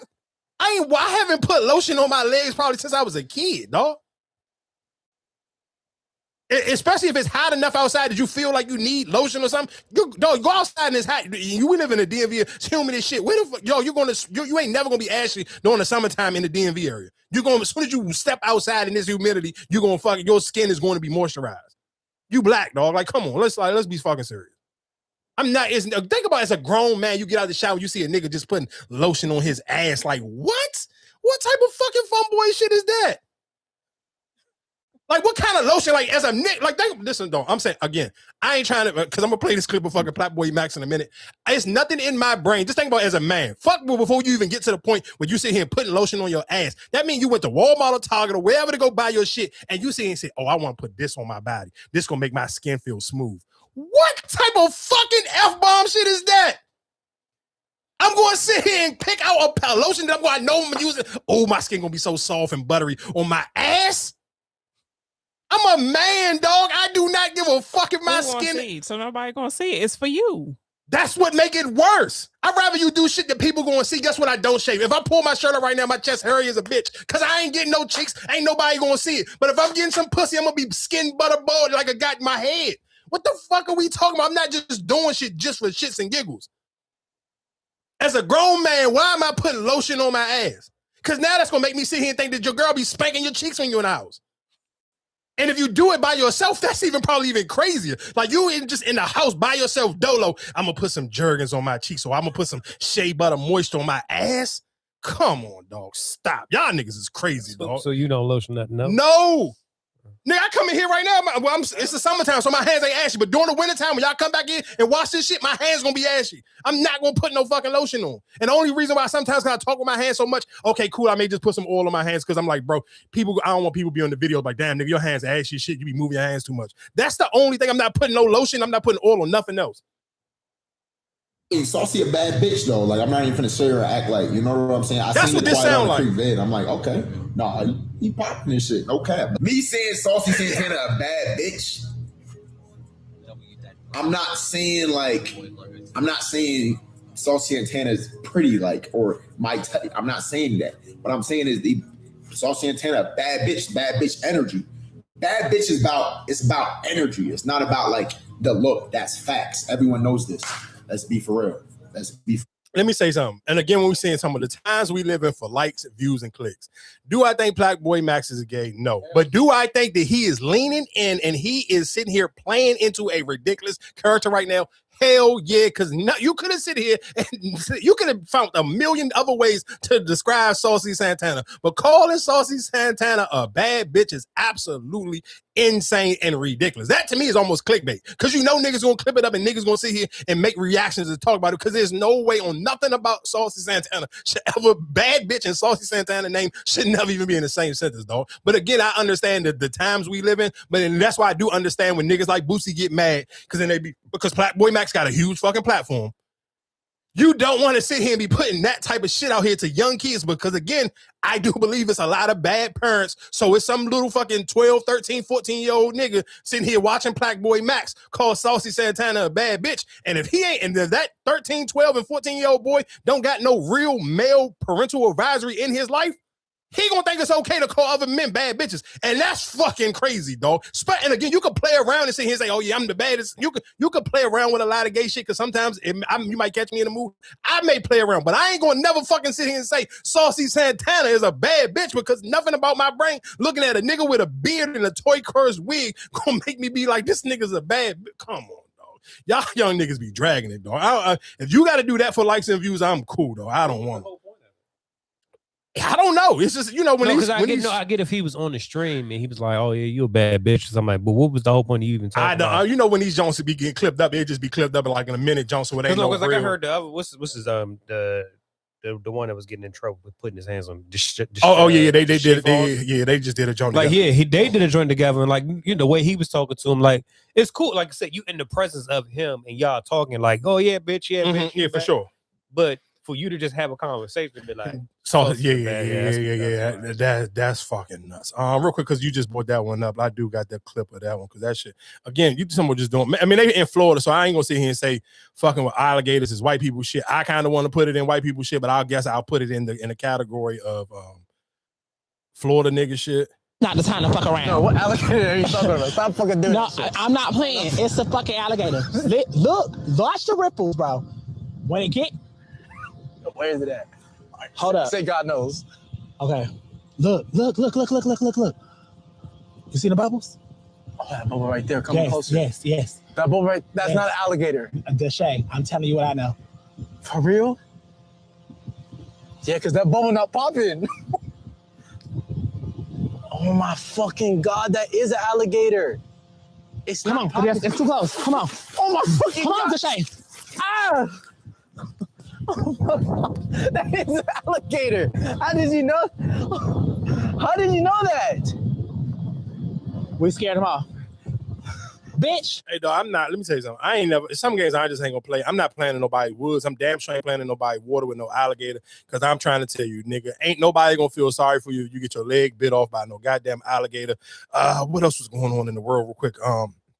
Matter of fact, before we talk about, I want to, because this is kind of, I guess, hand in hand with music. Let me tell you somebody who is absolutely one of the illest niggas to ever do it from straight out of Nebraska. Dog, Future is a different level of toxic nigga. That nigga really be living his raps. And I kind of don't understand if it's kind of like, matter of fact, real quick, before I go in the future, I do want to sit here and go back into my I told you so box. For all the people who sit here and said I was tripping because Anthony Edwards had the young lady who is his wife, he got married to, and y'all see and say, oh, it's not a big deal because he had it on Netflix. As a nigga who sit here and be conscious on shit that you post on social media, no man is sitting on a whole Netflix series with a girl in the jump and not sitting here saying that he really did not like that girl. People were sitting here making it seem like this was just like a nigga posting his girl on Instagram. No, this is a Netflix shit. This is going to be on Netflix forever. This shit ain't going nowhere. So again, shout out to Anthony Edwards for him and that young lady. They got married. And for people, I guess, if you just want a little messy piece on that, that is one of Chief Keef's old baby mothers. I believe this young lady is like 36 years old. So people always kind of tie that in. And real quick, when we talk about age, I thought it was his girlfriend he got married. That was his girlfriend. The Howard chick? No. The Howard girl, she got a baby by Lil Baby.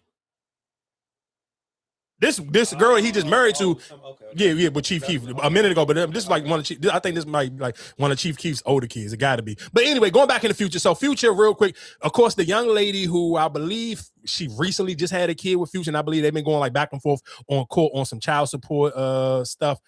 So her and the girl, Gorgeous Doll, and of course I believe the Gorgeous Doll girl, I want to sit here and say maybe a couple of months ago, I know it was a couple of months ago when we sit here, maybe when Lotto first came out and said she was pregnant or something, I want to say this girl kind of like had this video and she was talking about how Lotto got her jumped in Magic City over 21 Savage or something like that. I remember telling this story. I remember playing the clips of the girl sitting and talking about it. So after that, she done kind of like got her, kept her so relevant when Future just dropped her album and she made a video saying she didn't hear Better Unleashed for music. So this realistically to me, when this girl is acting like she's surprised that the Gorgeous Doll girl and Future got any type of dealings with each other, to me was a little bit strange. And maybe this could be kind of realistically for clicks and views. I do know this is the time that we live in, so I don't want to oversize it because it didn't make no sense because nigga, I don't live in Atlanta. I don't follow this girl, but I remember this video going viral because all the blogs picked it up because again, okay, niggas know that this girl kind of be fucking with rappers. And niggas knew that she had some attachment with for Future. So I'm trying to figure out, like, girl, you and Future been going back and forth to court with the child support thing.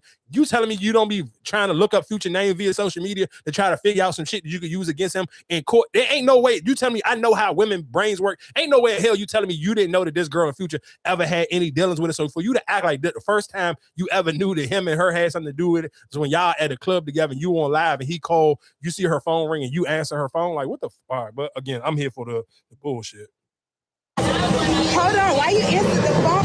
She's fucking weird. Why you answer the phone? She's fucking weird. Oh my God, that was him? I'm so ready. You sure? You heard him? You sure? I heard him. He said, yo, I fucking heard the nigga. Bitch, you a joke. Her phone, you talking to her baby daddy? Huh? You talking to her baby daddy? Yeah. You are so fucking weird. Oh, hell no.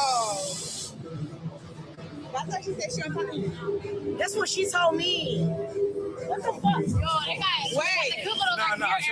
You was yo. Lady Queens, I got Hold on. Pluto just called your phone. I gotta close it. Pluto. Come on, mama. What the fuck you got to do with me? Come on now, gorgeous. Listen, you in my face trying to be my friend. Bitch, Oh no. no. How do I stop this? We're not doing this online. First of all, listen. We don't even. Hold on, y'all. I'm gonna call y'all back. I'm gonna call y'all back. Hold on. First of all, let me tell you this, right? Okay, listen, let me tell you this, right? Is at the end of the day, it's like, bitch, I went to the bathroom. I don't know who the fuck you. First of all, did you talk to him? Did you talk to him? I answered. I said hello, and that nigga said, yo. I answered. Hold on, let me get off live. Hold on. Are these bitches okay? Is this a joke? Are they playing a joke on me? No, this is real life.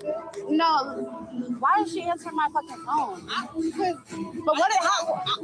Because I seen it. I said, isn't that what you call him? I don't owe a bitch shit. I don't, right? But at the end of the day, tonight, how shit just went, shit's not what the fuck it seems, okay? I don't deal with that man. I don't talk to that man at all. So I don't know who heard what they heard, all that extra shit. They don't got nothing to fucking do with me. I'm a grown-ass woman, and it's just like, I don't owe no explanation, but I already know where this is about to go. And like I fucking said, who's calling my phone, who I'm fucking, who I'm screwing, that's nobody's business. I'm a grown-ass fucking woman, and we need to grow up. I don't owe... So again, I guess when they was on live, you seen people in the comment section writing and saying, y'all gotta be trolling, this can't be real. Cause that to me kind of just be like, it just seemed too fishy. Like how you don't know that this girl got any, like literally Future album only been out for like 2 weeks. She literally made a video the day after the jump came out 2 weeks ago saying she listened to unreleased music that sound better than this. And that video went extremely viral. Every blog page picked it up. So it ain't no way in hell you telling me to use somebody on social media and you ain't see that video and that's kind of your world you play in. So that do make it seem like it may be fake. And then again, like I've seen people in the comment section like, why the fuck would you even sit here and answer their phone? I forgot to play this when we was talking about LeBron James. We got Brian! Let's go! We got Brian! We got Brian! We got Brian!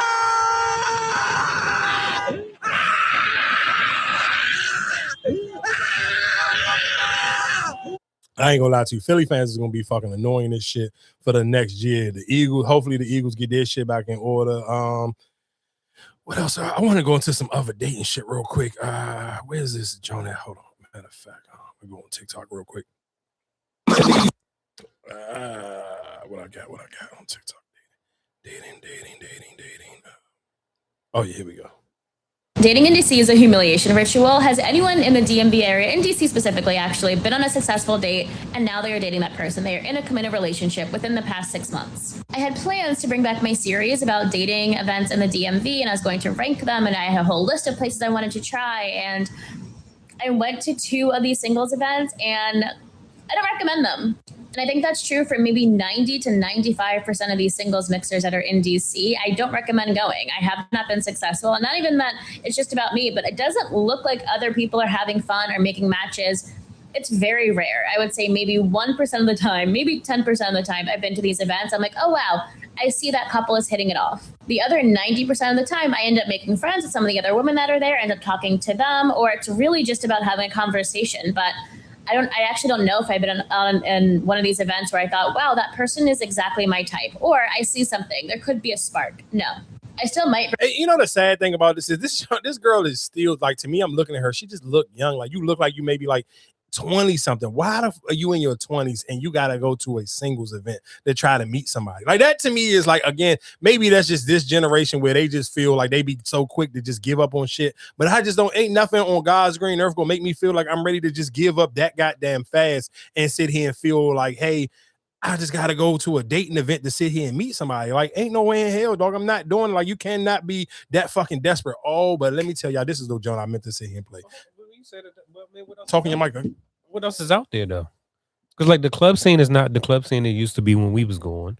So what is it out there to do besides like going to events like festivals and but stuff like that? I get you say the club scene ain't the way it used to be, which I agree with. But I think for that, she looked like she in her 20s. They never got to experience the club that we did. So I mean, whatever the club is for them, that's what it is. But it's like, why, like, though, when you sit here and say, when you go on dating apps and you sit here and say, I'm going to an event, I don't know if they free or you paying, but you sitting here saying as a woman, I'm paying to sit here and try to go meet a man. Like, that shit don't say desperate to you. Who you paying to get in the club? Like I said, it's an event. Just because they say it's a singles event, it's not just, like I said, it's a club event that you're going to try to meet somebody. That shit just seemed crazy to me, though. Like, that just like, I hope it ain't that hard in real life for people to meet people, but that shit just to me seems sad. Like, and again, and maybe you might be right. Maybe because the clubs ain't the way it used to be. Like you don't have no big like super. Yeah, like that's you just going to. No, cool. So listen, what I'm saying. If it was just, and maybe the way when she say a singles event, maybe I'm thinking something different. Now, if you sit here saying it's like a paint, like again, like a paint and sip, and you sitting here maybe and there's a paint and sip just for single people, then cool. Maybe that may be a little bit different. I can kind of understand it. But if you sitting here saying you telling me you trying to go to somewhere like a speed dating junk, like, bro, what the hell are we doing? Like, no, in your 20s, a speed dating zone is crazy. Dating, cool. I get what you're trying to say, but like I said, it's this event. It just say, hey, it's for singles only. All right, you're single. It's just an event. I'm about to see what's in there. I'm not about to say, oh, damn, you missed because you're going. No, I'm trying to see what's in there. I'm not gonna go to a couple event if I'm not a couple, right? Yeah, I'm with you on that one. 2 years ago, right? Me and this one nigga had inappropriate relations, and before a dick ever even entered a pussy, me and him had a confidentiality agreement. We both agreed that we would fuck and then shut the fuck up. And I always shut the fuck up, but it's so crazy that from 2 years ago till even now, people have asked me that I fuck this man. And it's crazy because if there was only 2 people in the room, a thick ass bitch with a lineup and a thick ass Jamaican nigga who also has a lineup, and the thick ass bitch with the lineup, shut up. The thick ass Jamaican nigga is the only one that could have been opening his fucking mouth. Yeah, and it's just like, it's just so crazy that I really honored our agreement. And then to my surprise, 2 weeks ago, a bitch is in my live like, did you fuck your barber? Now this is my thing. Did I fuck my barber? No. Did I fuck a barber 2 chairs down from my previous barber? Well, actually 1 chair down, my bad. 1 chair down from my previous barber? Yes.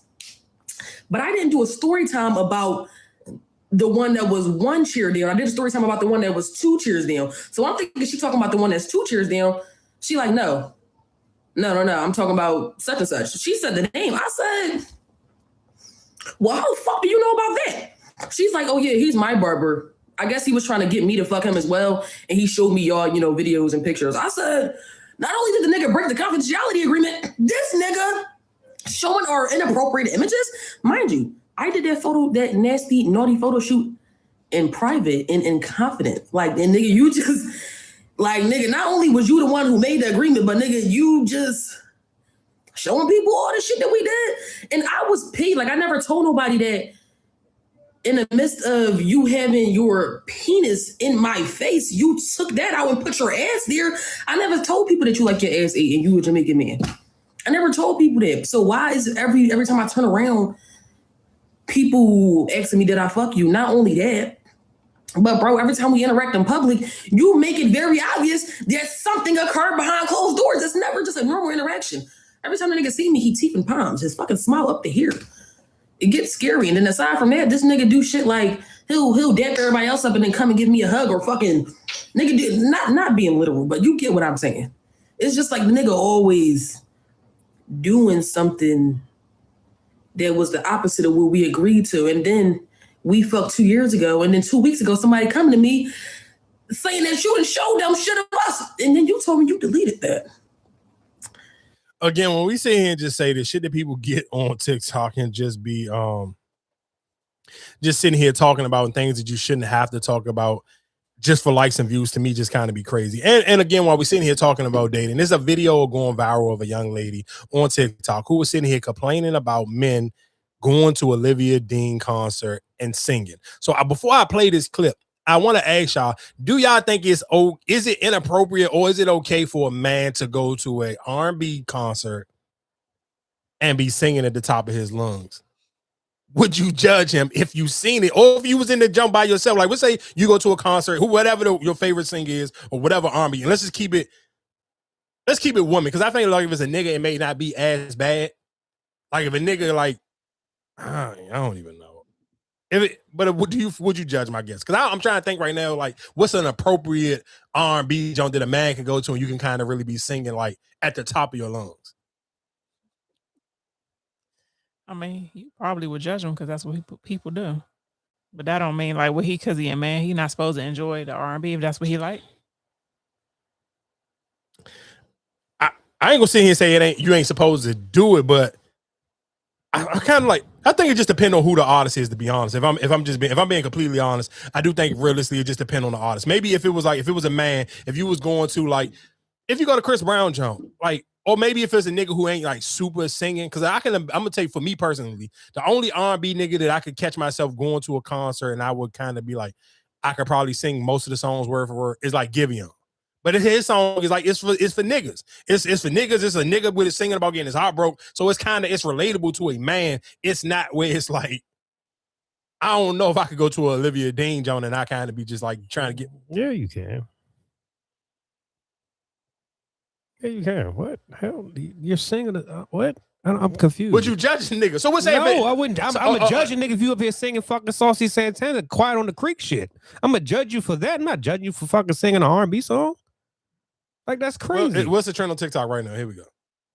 At an Olivia Dean concert, and on top of that, they are screaming at the top of their lungs. I couldn't have been no man, because I've been to cuss y'all hoes out every fucking day. Because what the fuck you mean? Why these men at an Olivia Dean concert? They happy. They enjoy music. Don't you enjoy music? Like, I don't understand. And I've seen a few people talk about this, but it does not make any sense for y'all to sit here and try to go in on men who went to a fucking concert, who enjoy music that touches their soul like music does the same for you. Y'all got too many rules. Oh, men can't do hookah. Men can't do this. You ain't a man if you don't do that. That's why you ain't got one. Y'all be having these ideas that find somebody that works perfectly for you. But if you see a man doing anime, going snowboarding, ice skating, cheerleading, whatever it is, let them do it. It makes them happy. Why do y'all always want to put a fucking stop to somebody else's happiness because it does not live in the traditional way that you want it to fucking be? You're pissing me off. Okay. And the crazy thing is, this girl who made the original video about the Olivia Dean joint, is they dragged her so bad that she deleted the video. But you know, sometimes after I guess it depends on people, when they screen record the joint, they already had it. They dragged her so bad for sitting here saying that niggas couldn't sing the Olivia Dean joint or go to Olivia Dean concerts and sing. She deleted that video, and she also cut her comments off on all her other videos. My only thing is, if you're gonna sit here and say shit like that on social media, bro, you gotta have a pair of balls and you gotta be able to stand on what what you sit here and say. You cannot have a take via social media, and especially have a take where you feel like you trying to bash other people and then sit here and cower it out when niggas sit here and the bash don't go in your favor, and then you sit here and try to cut your comment. That's sucker shit to me. Like that to me, like you gonna have a take and stand on what you sitting here saying. And real quick, while we sitting here saying have a take, I'm not gonna lie to you. Keisha Cole. I ain't gonna say that's one. Every time her song come on that level, man, I'm singing that shit.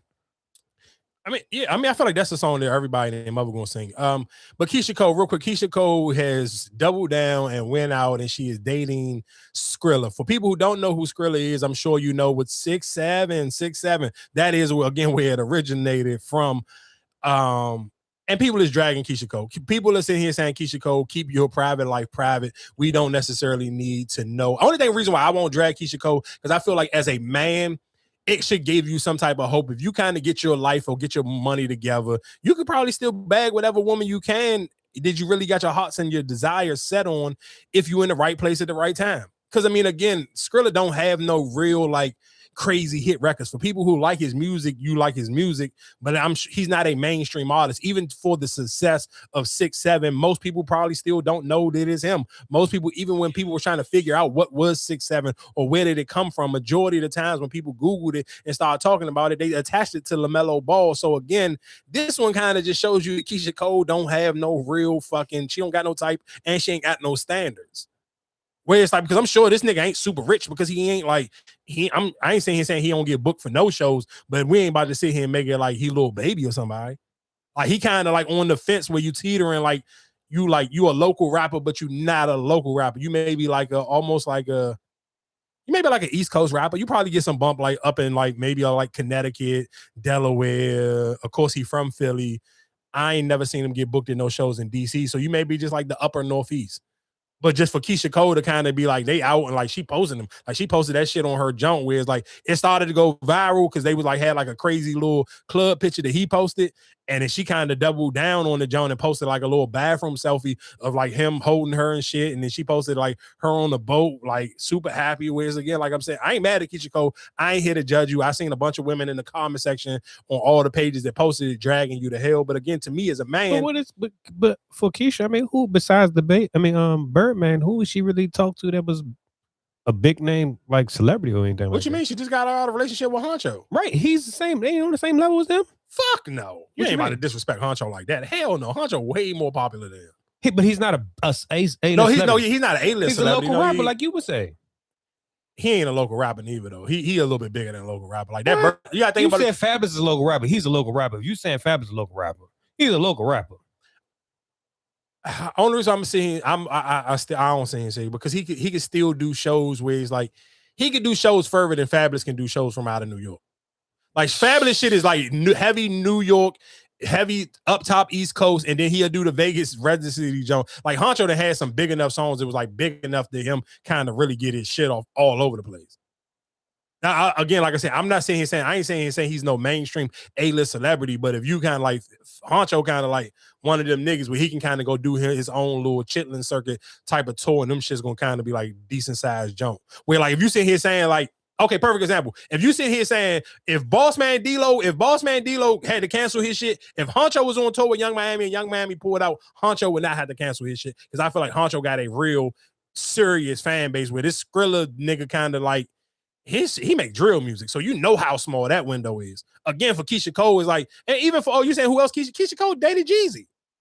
She did. Hell yeah, when Thug Motivation 102, they got the song on the album Dream, and Keisha Cole, and around that time is when them two was dating, and a lot of people even was dragged. Like that's why a lot of people sit here and said that the Jeezy and Jenny Ma shit wouldn't work because they like, how the fuck you go from Keisha Cole to this type of shit? So, and I think want to say Jeezy and Keisha Cole was in a relationship for a nice little minute.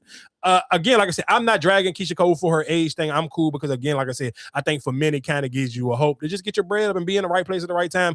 Any woman that's single, you may have a chance with that woman. And because I did just mention Jeezy, I want to sit here and play this clip of Big Meech. Big Meech is, and this is again, sometimes I don't want to judge people because I sit here and say do your thing, but it does seem a little crazy when you sit here saying how certified Big Meech was. It do seem a little nuts to see Big Meech on stream, but people like it. I mean, he doing it, and it kind of like I seen when Icewear Vezo did an interview with him on his podcast, nigga, that shit hit like 2-3 million fucking views. So I ain't mad at Big Meech. Like people want to hear from him, so niggas gonna watch. Yo Gotti, I love Jeezy, of course. Like, I would say probably anything by Jeezy, as well as Hearing My Name in the Raw song.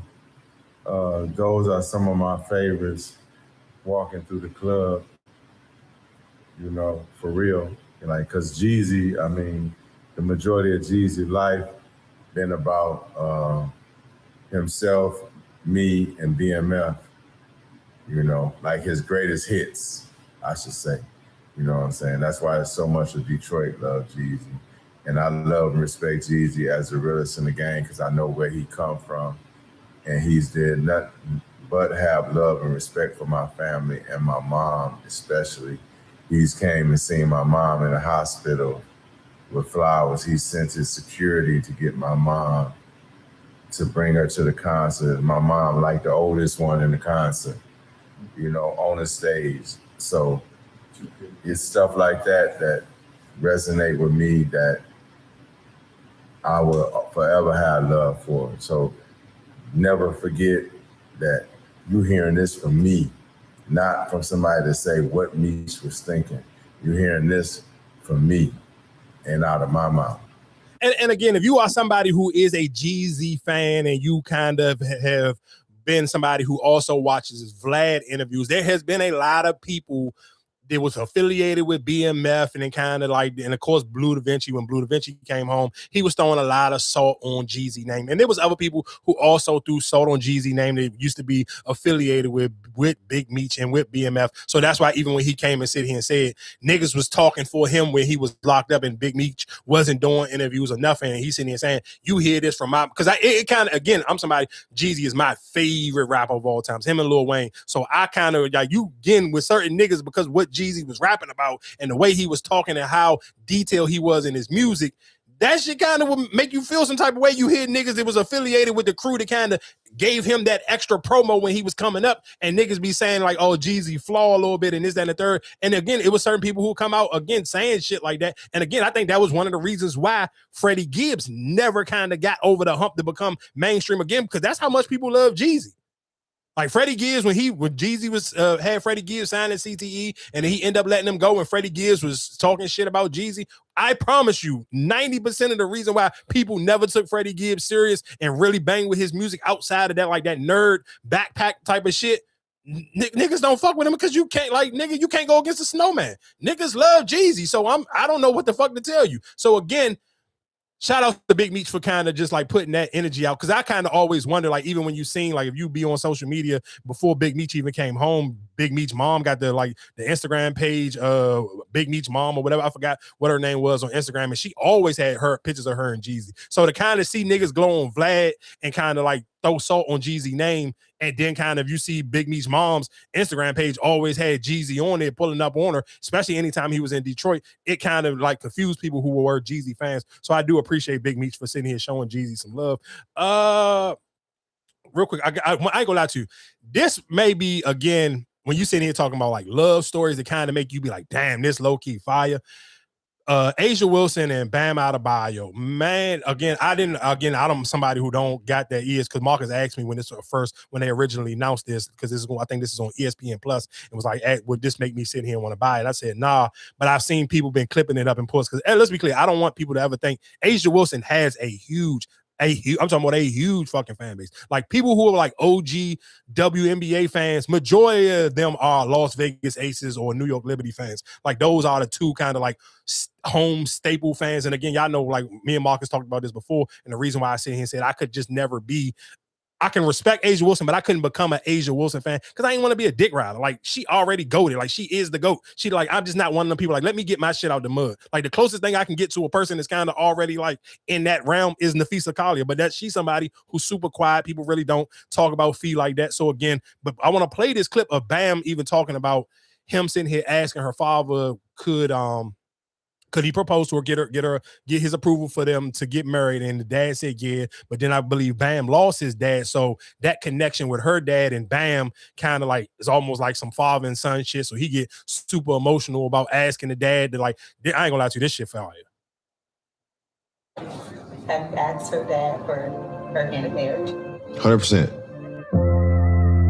That was the most terrifying question I had to ask them. And I was like, man, would it be cool if I married your daughter? Like, I told him, I said, listen, I said, it seems as though that you have Asia's heart. If you got Asia's heart, you got 2 more hearts with you. Take care.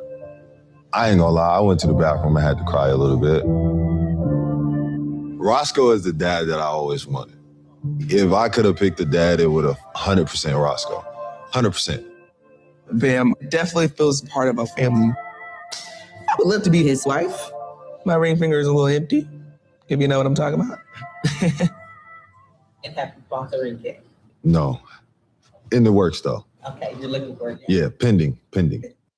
So that one was that one, and then they got one more clip that was they was talking about when they met each other at the Tokyo Olympics, and I believe the Tokyo Olympics was during the pandemic. I want to play this one as well, because this shit was like one of them jumps where you kind of be like, that shit fire. And I ain't gonna lie to you, like, of course, you still want, I mean, maybe somebody who just not a super diehard Vegas fan, I wouldn't be mad if they hurry up and have a kid or something so she could take like a season off, so because she just be extremely like just going crazy. Like, I kind of do want, I can't wait to see how they vote for this season's MVP, because 5 MVPs will be fucking crazy. Me and Asia has really, we've crossed paths a lot. Bam and I followed each other on Instagram from like college days, but it was just like mutual hoopers, just following each other. We just never like engaged in conversation. Yep. Don't foul me. And one. And then the Tokyo Olympics happened. Hell yeah. Sure, Bam. We had a players lounge. We were playing Uno and Bam joined. It started off of an aggressive, competitive game of Uno. Right? It's aggravating. Because I knew you were going to go this way. Think on that. Come on! Got it. I was just like, this is cute in Tokyo, but what's going to happen when we get back to these states? And so when we touched down on U.S. soil, we just continue to chat, continue to be friends. I got to get the ball. The conversation was just easy. The energy matched. Yes, sir. It's 1-0. Who got one? Me. Don't elbow me. It just slowly started to like snowball to the point where it was kind of like, are we boyfriend and girlfriend at this point? So are we cool? Like, are we taking this to the next step? Again, like I said, I'm not mad at ESPN for putting this one out. Maybe again, I do think would it probably even be, those clips is going to make people, if you got ESPN Plus, I'm sure, and people who just really like sports freaks and geeks and watch shows like that. It's not even on ESPN Plus. It's not? What's that on? It's on just regular ESPN? Oh. ESPN 2 right now.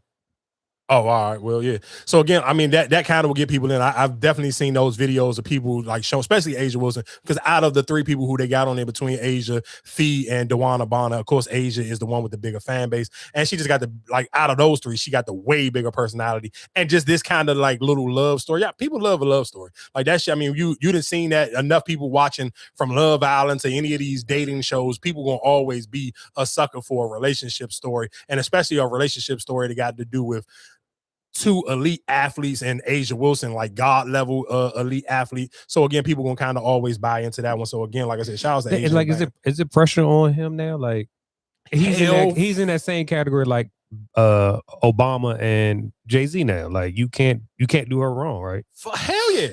Hell fucking yeah, because he got fans who are fans of not even fans of his, but fans of hers that they support him. Like nigga, he be like, let's be clear, it's a lot of NBA niggas who be on threads, but niggas who get real traction because of his attachment to her, like only other people who probably get more motion on, we talking about basketball players who get more motion when they get on threads is fucking Draymond Green and Kevin Durant, and that's because them 2 niggas just be talking shit, but just offer some like, be like, even when you see Bleacher Report and all of them be like reposting his shit, most of the time it be him on threads talking shit to like Aces fans. Like, so he is like, because who she is and her fans is like, and she in that type of category, like you absolutely right. That's that Jay-Z and Beyonce shit, that Obama and Michelle Obama type of, yeah, you can't fuck that up. He don't have no choice but to marry her and put a baby in her. But she's so great at basketball, it's like, I don't know when the fuck do you sit here and say I want to have a kid. Now maybe again, if you get your 5th MVP, you get another ring that y'all didn't. That mean y'all went back to back 2 years, or you done won 4 out of the last 5 or 5 out of however many. Like at this point, because what they got 3 rings now. So if you win another one, you got 4. Yeah, out of the last 5 years, you 5-time MVP. Could she, if she wanted to, could she take a break and have a kid? Of course,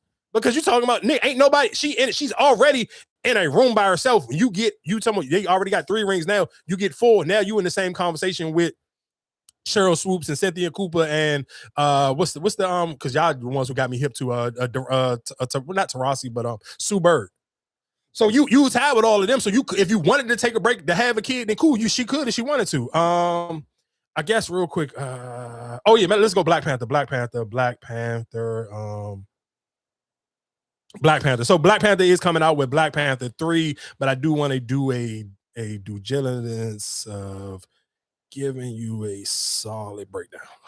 Marvel has now announced who our new Black Panther is going to be in Black Panther 3, and it's amazing casting. So at San Diego Comic-Con, Marvel brought out Ryan Coogler, the director of Black Panther, to announce who the new Black Panther will be. It's not Shuri, it'll be T'Challa's son, who was teased in the post-credit scene of Black Panther 2, and he will be played by David Jonsson. This is perfect! A lot of people thought it was going to be Damson Idris, who I also would have been happy with, and I like that choice. But I kind of like David Jonsson a lot more. I really loved him in The Long Walk and Alien Romulus. Now T'Challa's son, our grown-up Black Panther? Yes. This also doesn't mean they are getting rid of Shuri or Latita Wright. She was on stage there. This is Black Panther's auntie now. There is some people kind of sad that they're doing T'Challa's son and not the T'Challa. But I think with everything Marvel has done so far, this works. Honestly, I cannot be more excited. The movie is now dated for December of 2028.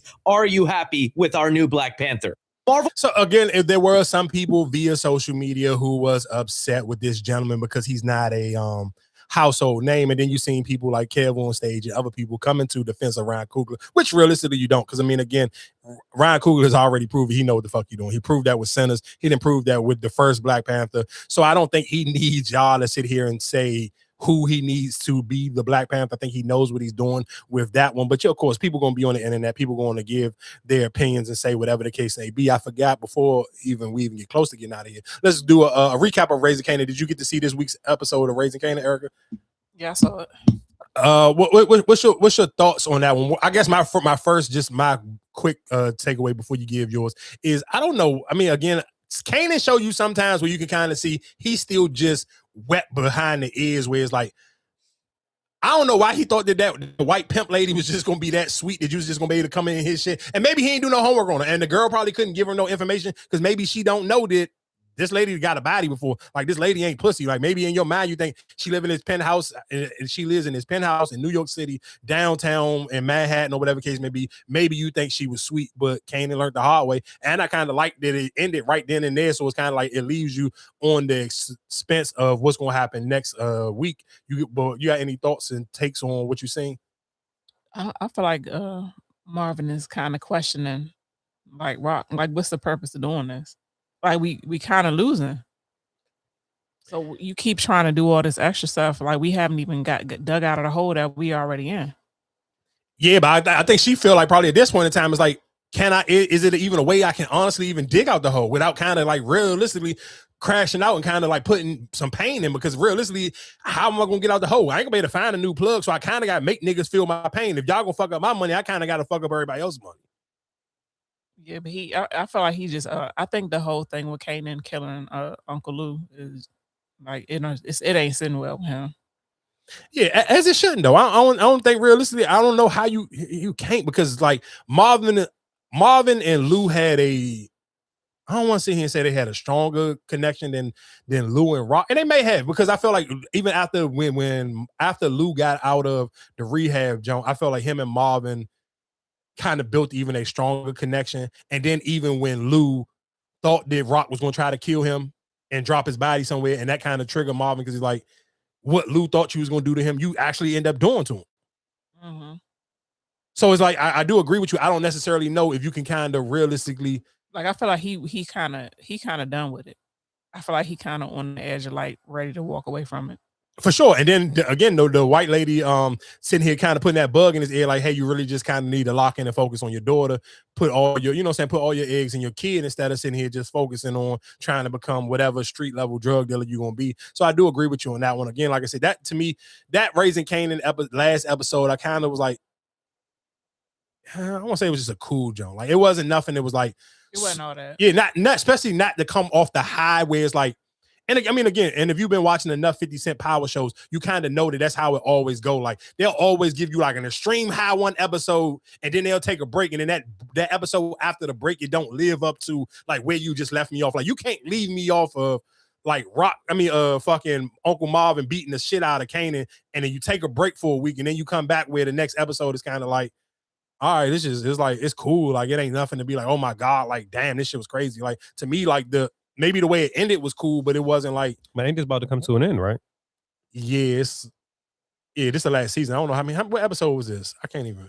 This might be like 6. Yeah, so you got like 4 episodes. And one thing I can give 50 credit for is he's smart with how he kind of like before one of his shows go off, I'm gonna introduce you into a new show where you kind of like again.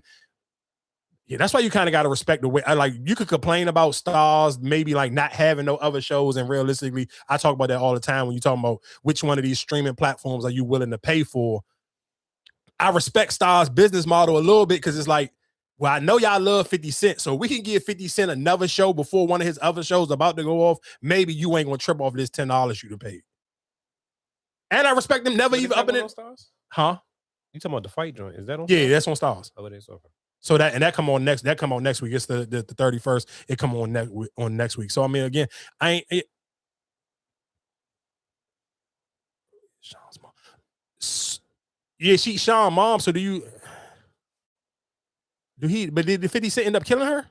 There's 2 more episodes left from this one. Oh, they said it's only 8. Oh, so it's only 8. It's only 8. I guess it's only 2 episodes left. Then I'm kind of wondering like how shit gonna end. I mean, yeah, I don't think Marvin gonna make it. If Marvin don't make it, I don't think it's gonna be because of Kanan. Somebody else got to do it because I guess realistically, in the back of everybody's mind, it's still how does this play off for the next season?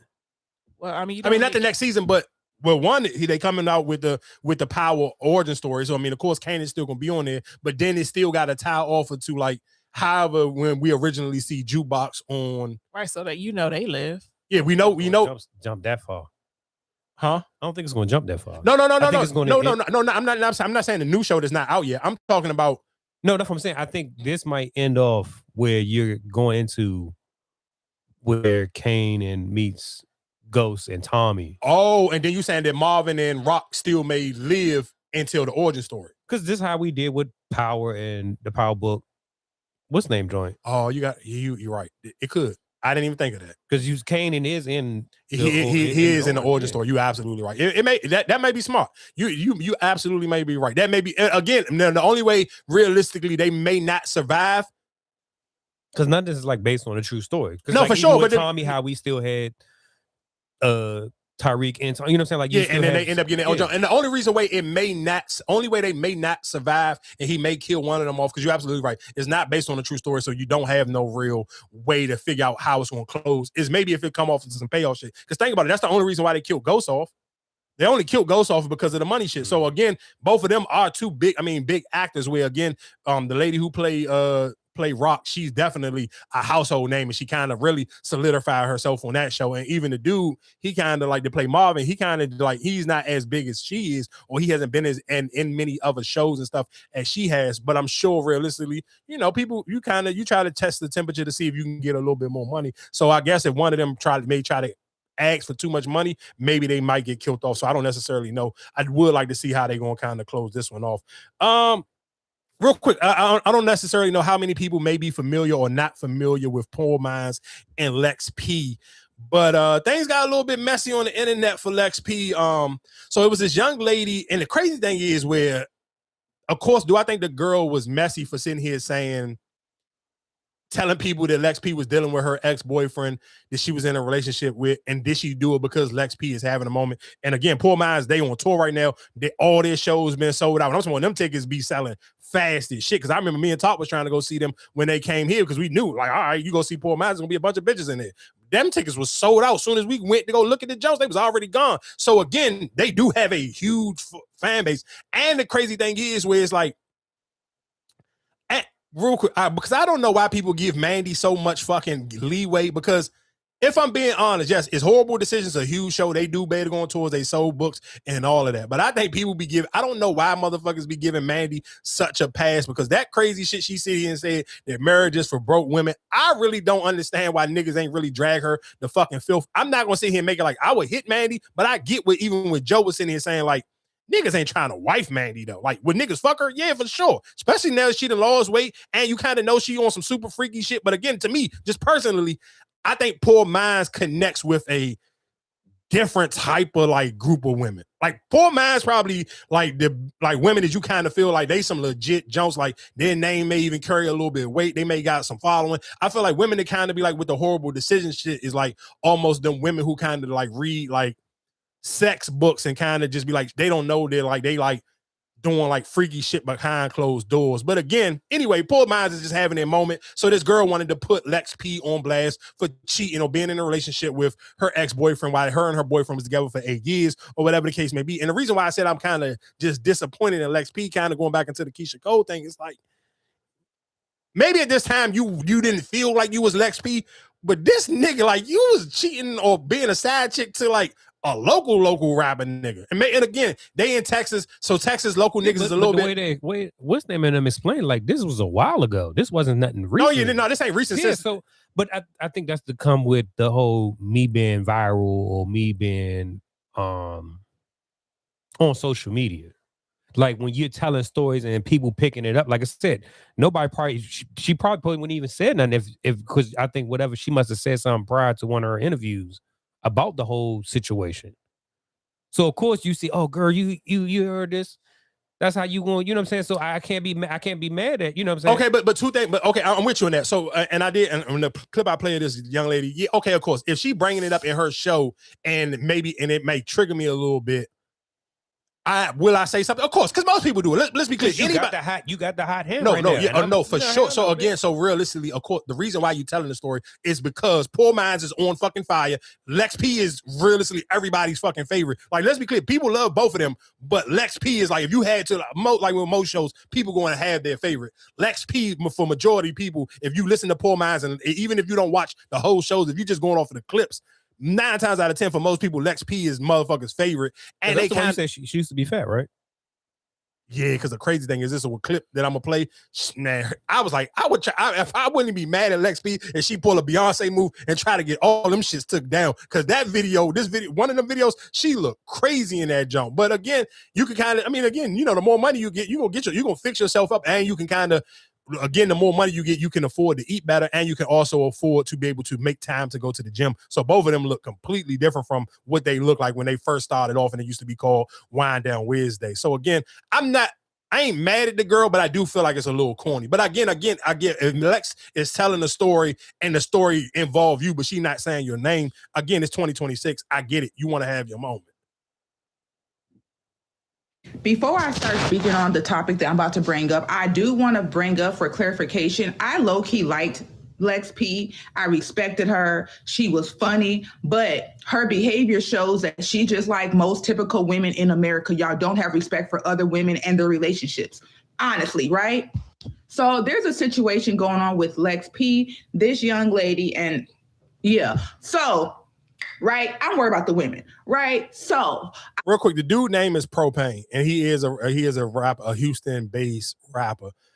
And again, maybe because this story was so long ago, so I can't really judge Lex. But now, if this was today, if this was like 3 or 4 years ago, like pandemic, when they was kind of already heating up, I would kind of still judge Lex, because it's like, bro, you too popping to be dating like a local rock. Because I know her DMs gotta look crazy. Like fuck no, not no local rapper, dog. Yes, Lex had did an episode on her podcast or whatever, and she was talking about a specific topic, right? It triggered this young lady, Toya. She's from Houston, right? And it triggered her to come out with the story that Lex P was sleeping with her man for 8 years while she was with him, and Lex knew of her. right? And this goes into the conversation that women are unloyal to other women. Women be jealous of other women. Women be insecure as fuck that they're in their 30s, damn near 40 without a man. And then they see other women with a man and say, hey, I want him. Yesterday, I was scrolling. I was watching this video from this girl who was telling this story how females are very disrespectful, which is why females don't show their men on social media, because you'll be out with a man and women will watch you walk to the bathroom and they'll walk up to your table trying to talk to your man. Women are disrespectful. These men can only fuck with 2 women if the woman allows it, and it's always the woman. I do not care, because y'all are okay being side chicks. Y'all are okay being hidden. Y'all are okay as long as y'all have a man next to y'all. Y'all have no morals, no values, no fucking structure, literally. At what point do women start holding other women accountable for interacting with the man? Well, why is she mad at Lex? You need to be checking a man. No, I'm checking Lex because you knew about me. You are a woman. What about the sister code? Because as soon as some shit happens to you in a negative way, oh, women support me, but you can't respect women's relationships. Lex is wrong. And for the women who are on social media saying, well, why is Toya speaking up now? She's just bitter. I would be bitter too because you knew about me. Women are disrespectful. Women don't care about nobody else but themselves. They will walk into a situation knowing what is clearly going on and they will allow it. Look at Blueface. These niggas that be having multiple bitches, these women be knowing exactly what is going on, but because they're needy, they don't want to be alone, they don't want to pay something, they gonna allow a man to do bullshit. I'm tired of hearing about what the man is doing. I want to hear about the accountability of the woman. Lex knew exactly what the fuck she was doing. She don't care. On the podcast, she says, well, it's not my responsibility. You're a whore. Once You agree, you disagree? What's your thoughts? That girl don't owe her nothing. You take it up with the dude. What am I mad at the girl for? I didn't make a commitment with that girl. I made a commitment with you. So why do I have a problem with the girl? The girl couldn't have gotten away if you didn't go with it, right? No, I think, because like even what's name, I think they was working together. Lex P and I mean, if we were friends, that's something different. But no, like, that's what I'm saying, and that's how she found out that she was fucking with him.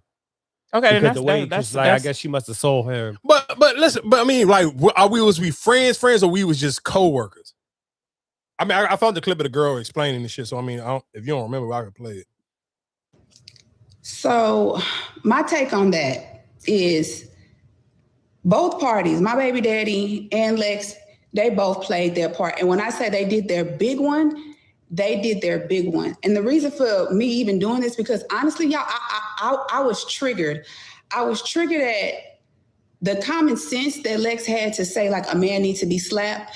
But it was the lack of accountability that she had for herself and being an active participant in that situation. That betrayal, y'all, did not just affect me. It affected my entire household. It affected my kids. It affected my mindset. I literally had to operate off of a broken heart. Do you understand me? A broken heart. And for years, I allowed people to call me bitter. I allowed people to call me evil. I allowed people to call me mean. And I never once addressed what betrayal has done to me. I just try to work my way through it, try to boss up from it. But at the end of the day, when somebody in your mind, and when that person is your forever person and you are betrayed by them, it changes your whole outlook on life, on love, on family. And that's what it done to me. I went through therapy, intensive therapy. 1 year, I had 3 therapists at one time. Do you understand me? My kids was uprooted from our family home because I could not be in that home no longer without him. So I had to go and buy this house that I'm in now.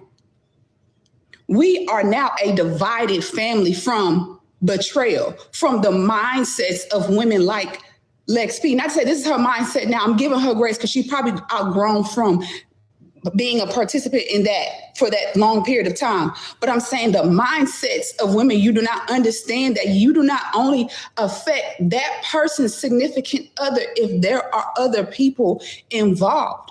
Now, it would have been probably easier for me to move on if I didn't have children, if this wasn't their dad and stepdad. But that wasn't the case. Real quick, let me just pause it real quick. Do you feel like she landed on thick, Erica? Like this shit almost sound like somebody in the courtroom trying to get paid. I mean, I understand what she's saying, but if it wasn't her, it would be the next person. And it'll be the next woman and a woman after that. It's your man. He's the problem. Now, granted, the women, they should have some type of accountability, but that it's your man. These girls can't get nowhere if he don't participate. Yeah, but her just sitting here to me, I guess the part where I feel like she laying on thick, where it's like you sitting here saying like when you cheating on a man who got kids and a family, you gotta sit here and think about what it do to the kids. That's true though. But I go back. What you saying is like if I'm a woman and I'm the one who cheating with the dude. Like, I don't owe them kids. They're not my kids. I'm his kids. He should be thinking about that. Why the fuck should I be saying, especially if he's one of these, I'm sure at that time when Lex, before she become really Lex P, he's some outside, he tricking, he's spending some bread. I'm sure that's what it was. So I'm not, do you think I give a fuck? I need my, like what the other girl said, I need a bill paid, or I got a car payment, I need something, or I need some money to go on a trip or do whatever. Do you think I really supposed to be in the back of I'm in survival mode? Am I supposed to be thinking about you and your kids? Me being faithful to you that I don't know from a can of paint, or you and your kids is not my kids, but I'm trying to get a bill paid. Fuck you and them kids. Again, like you said, that's on a man that ain't on Lex. A lot of my anger has been towards him. Because how could you say you love me? How could you sleep with me every night and knowing that you had a secret relationship with somebody else? How can you always accuse me of cheating? Always accuse me of cheating, but you had an active 6-year relationship. Now, I only know all of this information from watching the podcast because I did become a fan of the podcast. Like, they are a wonderful dynamic. Like, they are so entertaining.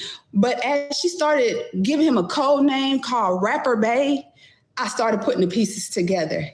And then that's what gave my confirmation, because me and Lex worked together at a nightclub for 4 years. And in those 4 years, she was dealing with him. Now, I didn't know, but what gave me an inkling was once I left the nightclub industry, I became a business owner. And so I haven't been on the night scene for a while, with some years. And so I was happy to see Lex when I returned to the nightclub, just a night out. But Lex was still working there. And I seen her and I wanted to embrace her and say, hey, girl, how you doing? I screamed her name from across the bar and she stopped like a deer in headlights.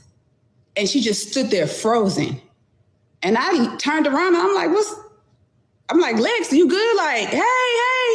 And she just stopped. But then I noticed her eyes pivoted towards this guy who is my baby daddy's cousin. So when her eyes darted directly to him and I followed her eyes, I literally was like, what? I was like, and so when I looked back at her, she still was just like,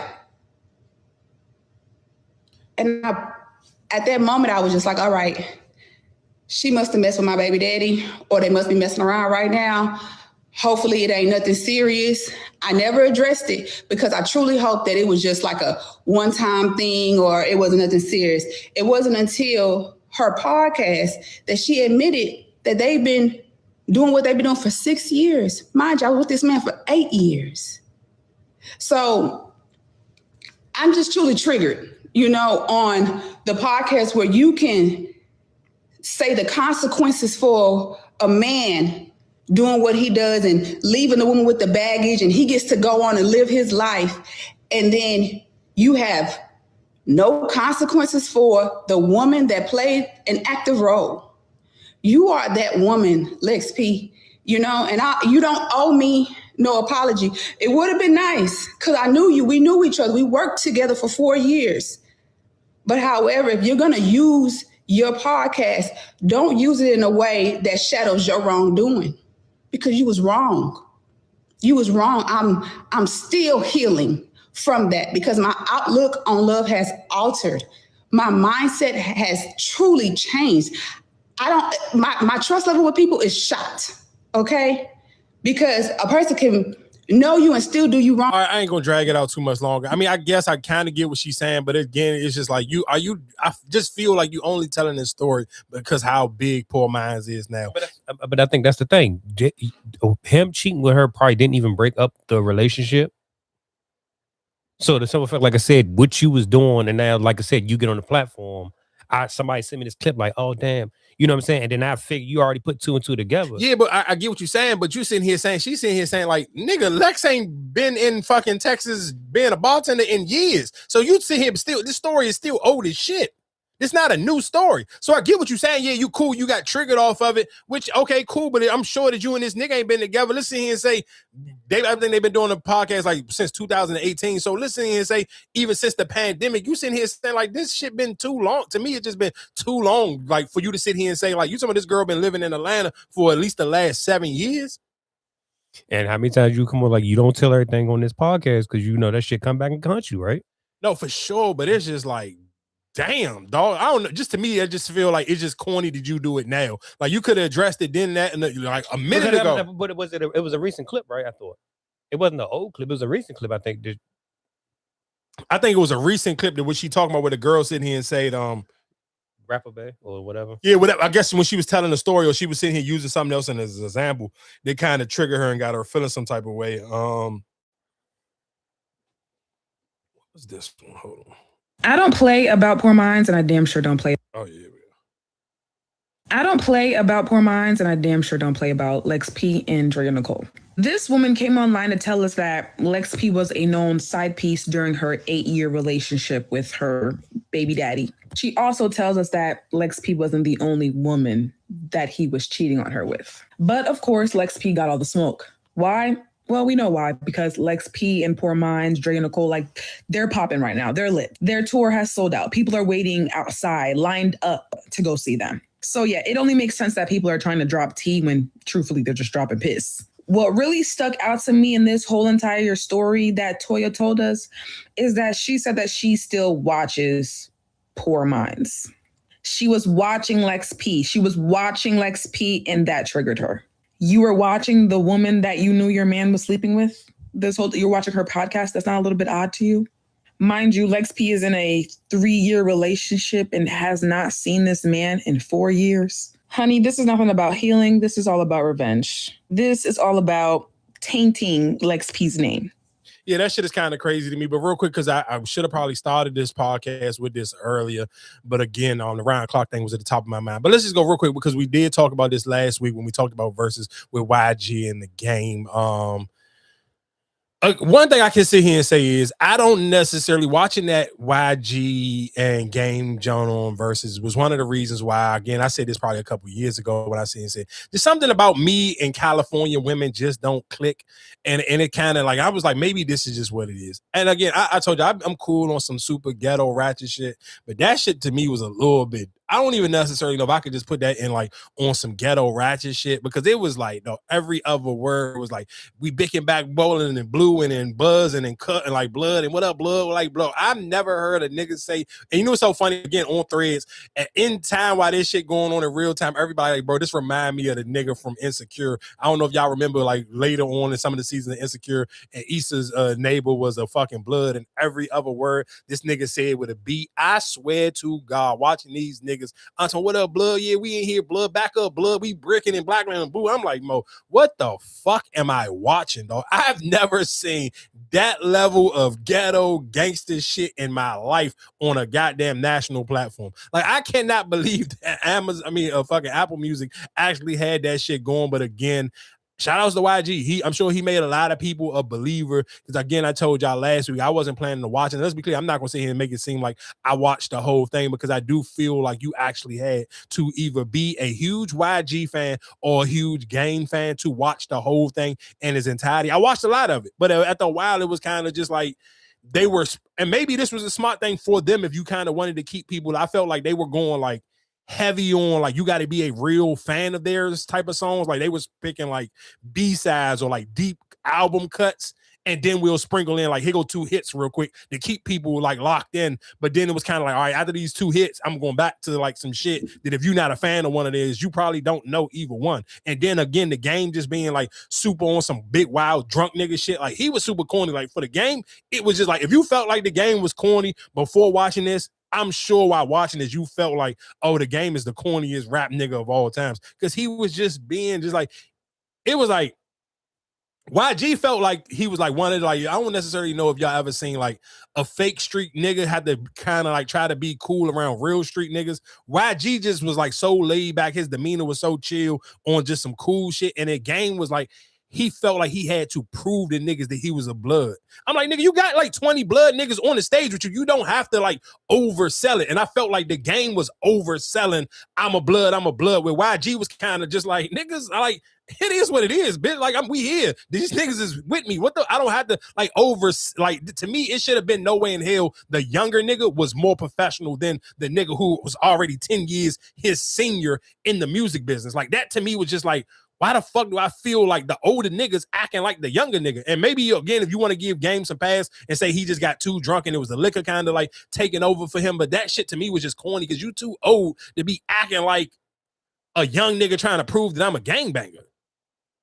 And that's all I took away from that shit, where it was like, this old ass nigga is still trying to be. And again, maybe in the West, again, that's one of the reasons why I sit here and say I would just never want to go to the West Coast, because maybe that's just like those niggas, like you a gangbanger until the day you die. So it ain't no age limit on gangbanging and how you give it up. Because it may be, because I'm sure they had older niggas who was even on that stage who was even older than the game. So again, I'm not from the West Coast. I don't gangbang. I live in the DMV area. We don't do gangbangers. We do neighborhoods. So I don't necessarily know if that's their shit.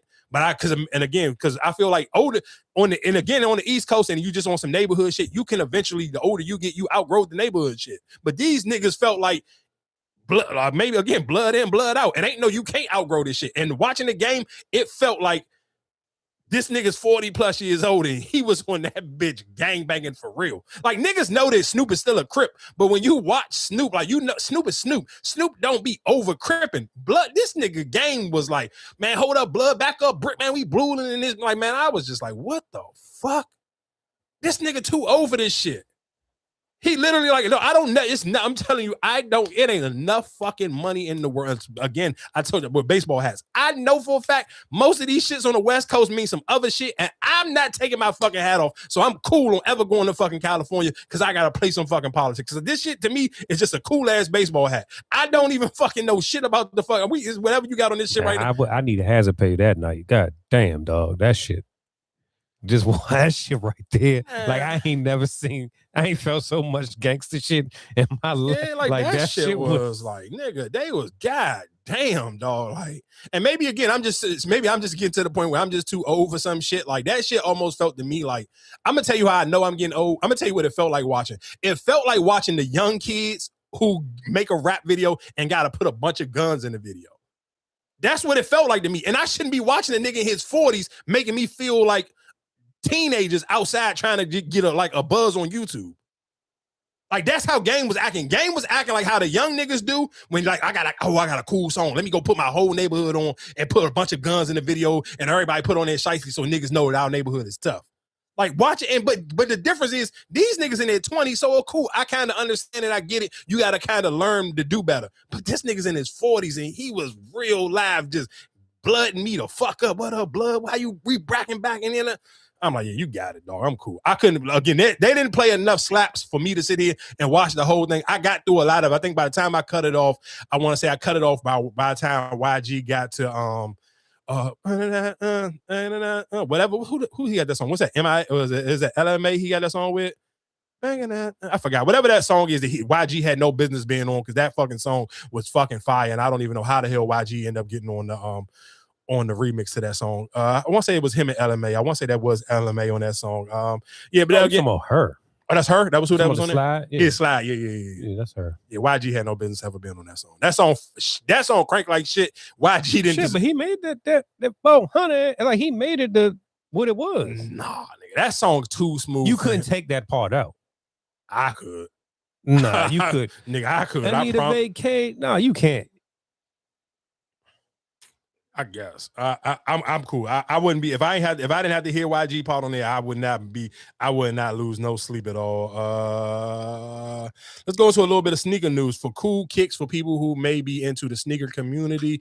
They got busted for Turns out this whole time, Cool Kicks were reselling shoes that they'd gotten directly from Nike, except Nike didn't know. Cool Kicks owner and 11 others, including Nike employees, have been indicted over allegations they stole $2 million of Nike sneakers. These allegations come after a year-long investigation between the LAPD and the FBI. It's being alleged that between 2021 and 2024, over 3,100 shipping labels were created in order to reroute packages from Nike's Memphis distribution center to specific Cool Kicks locations. And they were getting away with it for ages too. It was only when a snowstorm hit the distribution center, when things were halted, the stuff was sitting around long enough for a switched on employee to cotton on that the wrong labels were on the shipments. Noticing something was off, Nike and local detectives ended up putting some tracking devices in some of these shipments, which followed them all the way to these Cool Kicks locations. As a result, Cool Kicks owners and others implicated in this federal indictment are facing up to 15 years in prison. This comes after the famous raid on the Cool Kicks warehouse last October, where a deal shams or a sham deal was arrested alongside others for reportedly receiving stolen merchandise. Whether it's allegedly selling fakes, receiving stolen goods, or being implicated in stealing goods directly from Nike, I think it's pretty safe to say that Cool Kicks is toast. It's the end of an era. And I don't think that many people out there are too bothered about that. What do you guys think? Let me know. And real quick, because I did skip over the part there. YG did get locked up before the show. And again, it kind of seemed a little fishy on how fast he got out. But again, rest in peace to Drakeo, the ruler. When I read the story, I couldn't tell if they were sitting here saying if the security guard was snitching and saying that YG actually did it, or he saw YG give somebody the knife to do it. And I felt like I felt like I was trying to figure out, like, I couldn't really figure out, like, I'm reading it, but I'm like, are you saying, like, the way it was worded, I couldn't tell if the security guard was sitting here saying, did he watch YG stab Drakeo, or did he watch YG give a nigga the knife, and whoever YG gave the knife to end up doing it? So I do kind of, that's something, if you are. Is this a cold case? This wasn't recent. Nah, this shit happened damn near almost like 5 years ago. This shit happened a minute ago. This happened at that, what is it, Once a Time in LA. It was supposed to be like a Snoop Dogg concert. And I want to say YG's. In the back. And he got stabbed. Well, what? I thought 100 Whack 100 had something to do with that. I mean, Whack 100. No, I don't think so. Real quick though, Erica, before you leave, I do got a question. I got a question for you, real quick, because it's two cases going on right now when it comes to families and lawsuits, when you're talking about not having, I guess, the proper paperwork done, or maybe the paperwork wasn't done all the way. So the first one is Malcolm Jamal Warner passed away, and his wife is now suing his mother because I guess whatever was in the prenup, basically the money who was supposed to be broke down, basically the estate isn't paying it out, and I guess the mom is ahead of the estate, so she's not trying to send off the bread or give or break bread the right way. So now not the baby moms, but his wife is suing. Now, realistically, for people who don't know, they only been married for 3 years. And realistically, the peak of when he made a lot of his money was when he was on the Cosby Show. The residuals on the Cosby Show, whatever the case may be, because again, let's be clear, Malcolm Jamal Warner ain't been in a bunch of shows or movies since the Cosby Show. So again, whatever money he got, realistically, he had shows. No, but I'm just sitting here saying as big as that. Yeah, because he was on. It was him and Eddie Griffin had a show. Yeah, Malcolm and Eddie, but ain't none of them was as big as the Cosby Show. I'm sure a majority of his residuals, like where can you watch Malcolm and Eddie at right now? Probably Tubi, if that. No, I think it's on Netflix. For real? Yeah. Oh, I ain't never seen it on there. I want to say. I know it's on one of the major ones. Well, I'll check. But again, but she's not trying to break bread, so she had to sue him because, in which I kind of respect what she got going on. I see it two ways, because I guess maybe in his mom eyes, she may be looking at it like, y'all wasn't married for that long. You trying to get money that may not be there. Because again, I think the things that Malcolm Jamal Warner was probably promising his wife when he was alive. Again, it's a man, you're sitting here trying to, be a provider and probably overselling what you could do, or you were stretching yourself thin on what you could do for your wife. Now, okay, he passed away. Mom Duke's kind of like, man, we ain't about to go broke giving you free money. But is it free money though? I think that's the kind of thing where you kind of look at it like, if that was the agreement, that arrangement, it's not free money, because whatever you had going on, I wasn't talking about that. That's between me and my husband. I'm your husband. I mean, that's my husband. No, for sure. But I think what the moms is giving pushback is where the husband may have agreed to certain shit, but it may have been shit that he shouldn't have been agreeing to because he couldn't really afford it. But we that's married. what the agreement That's was. what we then agreed on. You got to honor that. That's agreement. your child. That's not your husband. But I'm the one. But no, listen. What I'm saying. I get what y'all saying. I agree with what y'all saying. But I'm the mother is left to be the head of the estate. So she the one who realistically gets to decide how the money go out, and that is why his wife is suing her. But I'm sure, listen, again, men is be men. You promising a woman the world and sitting here saying, "Oh, I'm gonna give you this amount of money, this, that, and the third." And realistically, let's say you was doing it, but you was kind of like your pockets was tapped.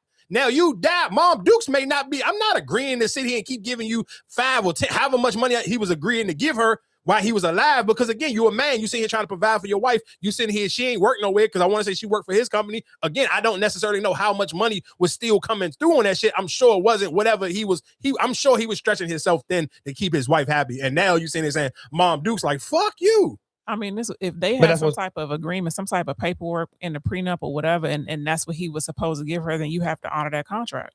It don't matter. Because that's not fair. Matter. Because especially if I'm an employee under that, I should. What you going to tell me you're not going to pay me now? We can go back to court about it. I mean, that's what that's why they in court now. So she's right to do that, because if that's was put in writing, then you have to honor that. Okay, well then in that same vein, now we talking about again, rest in peace to Chadwick Boseman. His parent, well, no, who got the his widow. I think they're trying to get her off of. Yeah, she the head of the state on his end, so she the one who got the final say so, and she ain't breaking bread. The brother and them like, you need to give up the money fast, or you need to give her more money, and she like, nah, she dragging her feet. Shit. Like, what do I do? Like, if he left this to me and told me to do with it as I please and whatever, then that's what the hell I'm gonna do. Yeah, that I guess, and that kind of just go back into our conversation last week when we was talking about with Stephen A. and his daughter sitting here saying she want to put him in a home. Man, death is one tricky thing. And again, we talked about this a couple of months ago when we sitting here saying like that's a rough conversation that nobody wants to have. But it's like, and especially when some of these things come up so abruptly and just like out of thin air type of situation, especially for Malcolm Jamal Warner, it's like, damn, like those like it's just so crazy how money make people motherfuckers be like. Because they got a kid, right? Who, Malcolm Jamal Warner? And and that's one of the reasons why she was suing him, because like, you gotta. That's kind of, to me personally, I think that's kind of fucked up, because you didn't make that money. Who, the mother? Yeah. But at that time, you got to think he was a child actor for real. He was older child actor, but he was still a kid. We're talking about right now. So whatever he's making right now, or whatever he's doing right now, I'm a part of that. But so it's not. But I get what y'all saying. I agree with you saying. Because like I said, I can't remember who I heard was saying like she was. I forgot she was taking a less pay cut or whatever the case may be by being whatever her title is at his company. So that's what I'm saying. You can't sit here and try to shortchange me for what I earn. I don't know what Malcolm Jamal Warner wasn't in nothing in the last couple of years. So I kind of like. I'm sure the mom feel like, nigga, this old money you trying to spend. It's still money nonetheless. So I guess my last question to y'all, do y'all feel like it's kind of fucked up that people kind of get like this greedy with money that you can kind of even tie this in with Takeoff and his parents, where it's like, damn, like somebody dying and y'all ready to go to court over dead people money. Like that shit to me kind of rubbed me the wrong way, because these people are dead. Like y'all sitting here like being aggressive over money that's like, ain't none of y'all really earn this money. Somebody died and you getting this money now. And a lot of people don't. A lot of them probably didn't even really have a relationship with them before they passed. So now I'm sure, and that's the reason. And I'm sure that is the reason why they always got to end up in court, because realistically, y'all as a family as a whole didn't have no real relationship. And this is just people feeling like I'm owed this because this is my son or this is my brother, this, that, and the third. Where it's like, man, that shit just get nasty when it comes to money. Even especially with the Takeoff shit. I know we didn't ever even talk about that, but like for his dad not to be in his life, now he died. You trying to sit here and get some of the money because he didn't have no will. But then it's nigga, that's nasty, dog. No, it's no way in hell you can't. Your mom got to like, nah. But hear me out. But hear me out though. But then, like I said, but you do still kind of take credit. Like nigga, I did make him. Man, I don't give a fuck about that nigga. His famous ad lib is mama. It ain't daddy. No, and that's what I'm saying. But some you have, like you said, men have egos, right? Man, fuck all that. And that's nasty work, dog. That's some trifling, nasty shit, nigga. When nigga, he don't got no ad-libs mentioning your bitch as his signature ad-lib. Drake got on Shebang right now. It's a mama. Nigga, that's not nothing about you, nigga. He never acknowledged you. Fuck you, man. That shit is crazy. Ain't no fucking way in hell. Come on, dog. Like, man, it's just some shit is just nasty, dog. If you, again, like I said last week about the Chris, whatever nigga with the Stephon Diggs, bro, it's just some shit I'm just not doing for money. If you ain't got it, you just ain't gonna get it, dog. I'm not, it's just some shit is just nasty. If you gave birth to a kid and you left this kid for dead, basically him and his mom got to figure that shit out. He figured out, become a megastar fucking rapper. He has an early, like, and he ain't even, again, this not even like some like health shit. Like he died in a fucking gun violence and you in court with his fucking mother, dog. You know how crazy that is, man? Fuck no, man. People are nasty, dog. That shit motherfuckers do for money is some of the most disgusting shit on planet Earth. Like, I ain't even gonna hold you. We did Ron Clark. We did how? We did. Shout out to Ali Sadiq. And again, when we sit here saying building stuff on your own, real quick, I do want to run off of some of these numbers for Ali Sadiq because Ali Sadiq he got 6. He got 6 out of the top 30 specials out on any platform. Number 1 is Kevin Hart on Netflix. Number 2 is Dave Chappelle. Number 3 is Ali Sadiq on YouTube. Number 4 is, again, Kevin Hart on Netflix. Number 5 is Cat Williams on Netflix. Number 6 is Ali Sadiq again. All of these other Jones is literally out of the top 30. All of them Jones is Netflix Jones besides Ali Sadiq again at 12 on YouTube. Ali Sadiq again, number 16 on YouTube. Ali Sadiq again on number 20 on YouTube. And number 25 again, Ali Sadiq. And that kind of the reason why I wanted to mention that, because that kind of goes again back to what we were sitting here saying with Ryan Clark and just sitting here saying in general for majority of this episode is on building your own.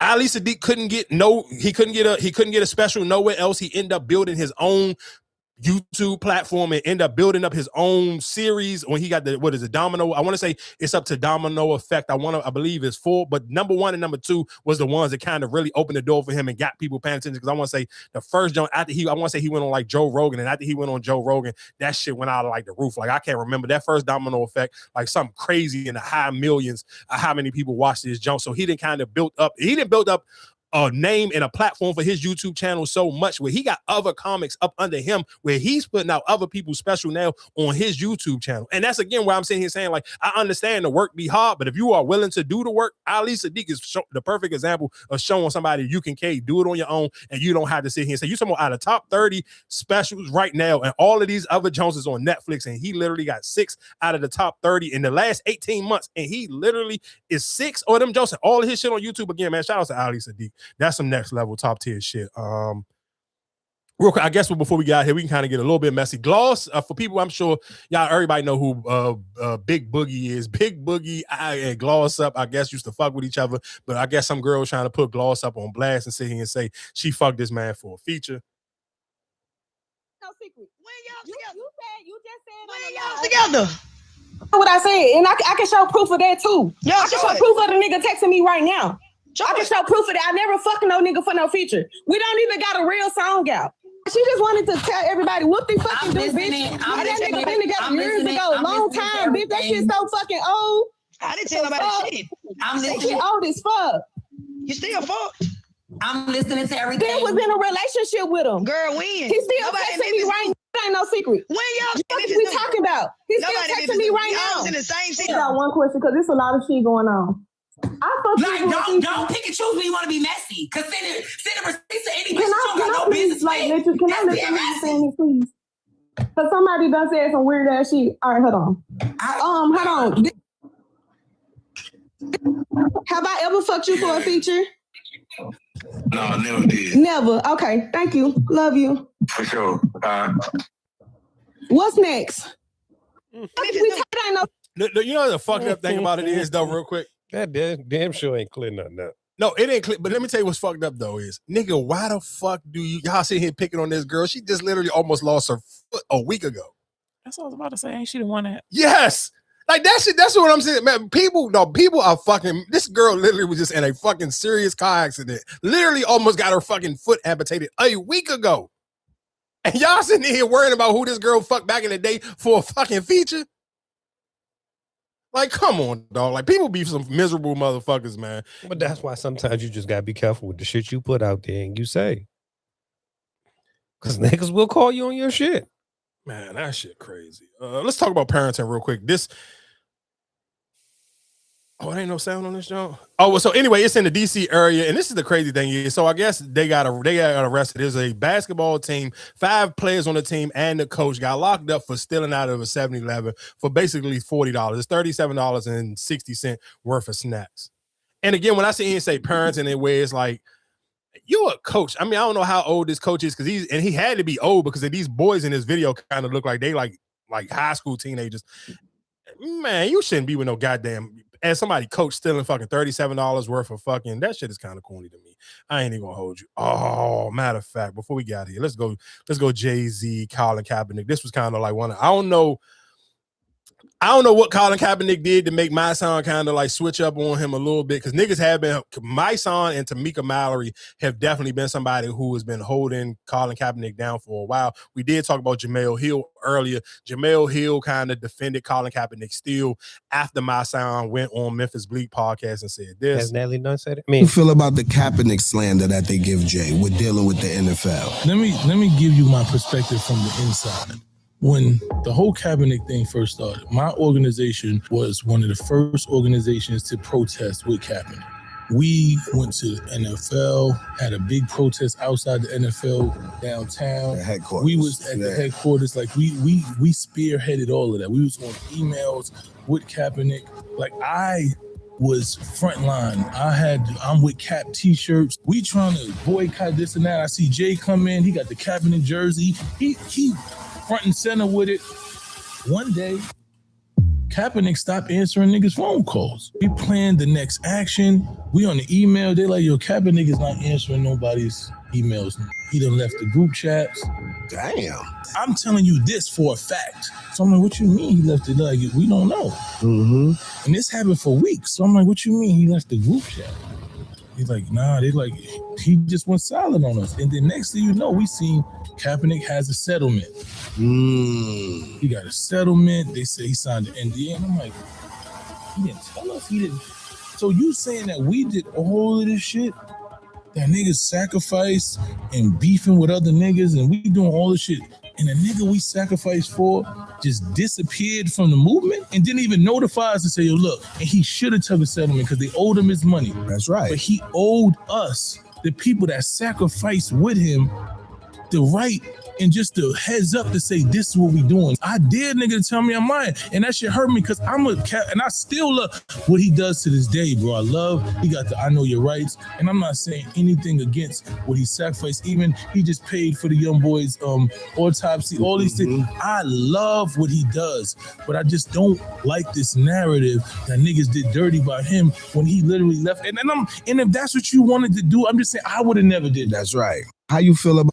And again, I talked about this before. I sit here and said a lot of people feel that way. I guess who was really locked in and was supporting Kaepernick. And again, people because we do live in a world where if you are somebody who just grew up watching football and niggas kind of just like stood 10 toes with you and stopped watching and was holding you down and you kind of like ghost niggas and you end up getting paid and you kind of almost leave all the people who was frontline riding with you with a little bit of egg on their face because you took the money and you kind of stopped communicating with people. Like anybody who's cool with Kaepernick, you hear them all the time say like he don't say shit about none of that situation. Like it's just like they niggas still see him to this day. Like if you listen to enough New York people, because his wife still work on Hot 97. That's what I was about to ask. Has she said anything? Nah, she ain't said shit. But no, let's be clear. She had smoked for Jay-Z and them one time. I want to say he say even Van. Yeah, no, I want to say even Van Lathan kind of took up for her a little bit. Like, but niggas be kind of like. It's like you almost got people trying to take up for you and still fight for you, and you ain't saying nothing to take up for yourself. Like nigga, you ain't mute. You don't come out and say nothing. Like niggas see you, but you don't come out and say nothing. Like he still go out to certain events, but he don't talk. He be there and he just don't say shit. So it's kind of like you making niggas kind of feel like, damn, you want us to kind of like defend you. Do you believe it? He might have it where he can't say shit. You may not be able to, even if let's sit here and say in the contract, if you can't come out and say nothing publicly, you can still say something to some. He know enough people like nigga, him and Ebro cool, him and Charlamagne cool. You are cool enough with niggas who got big enough voices. If you wanted your point of view to be heard, it could be heard. Shit, my song got a big enough fucking voice. So it's kind of like I feel where people coming from, where it's like, damn, like niggas was holding you down, niggas was riding with you.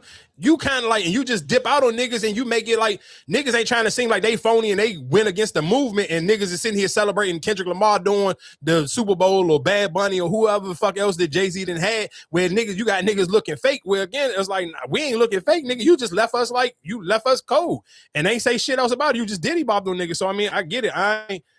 I'm not mad at them. Real quick with this carnival thing, we can get out of here. Again, shout outs to Chloe Bailey and shout outs to fucking Angela Simmons. I want to play this lady talking about it. I'm not from none of these islands, so I don't have no real take on it. I'm just a horny ass old man who see fucking the women with the flag, I mean with the feathers out and their asses half naked online. I appreciate it. But I do know that some people kind of get a little bit on the rocks with it.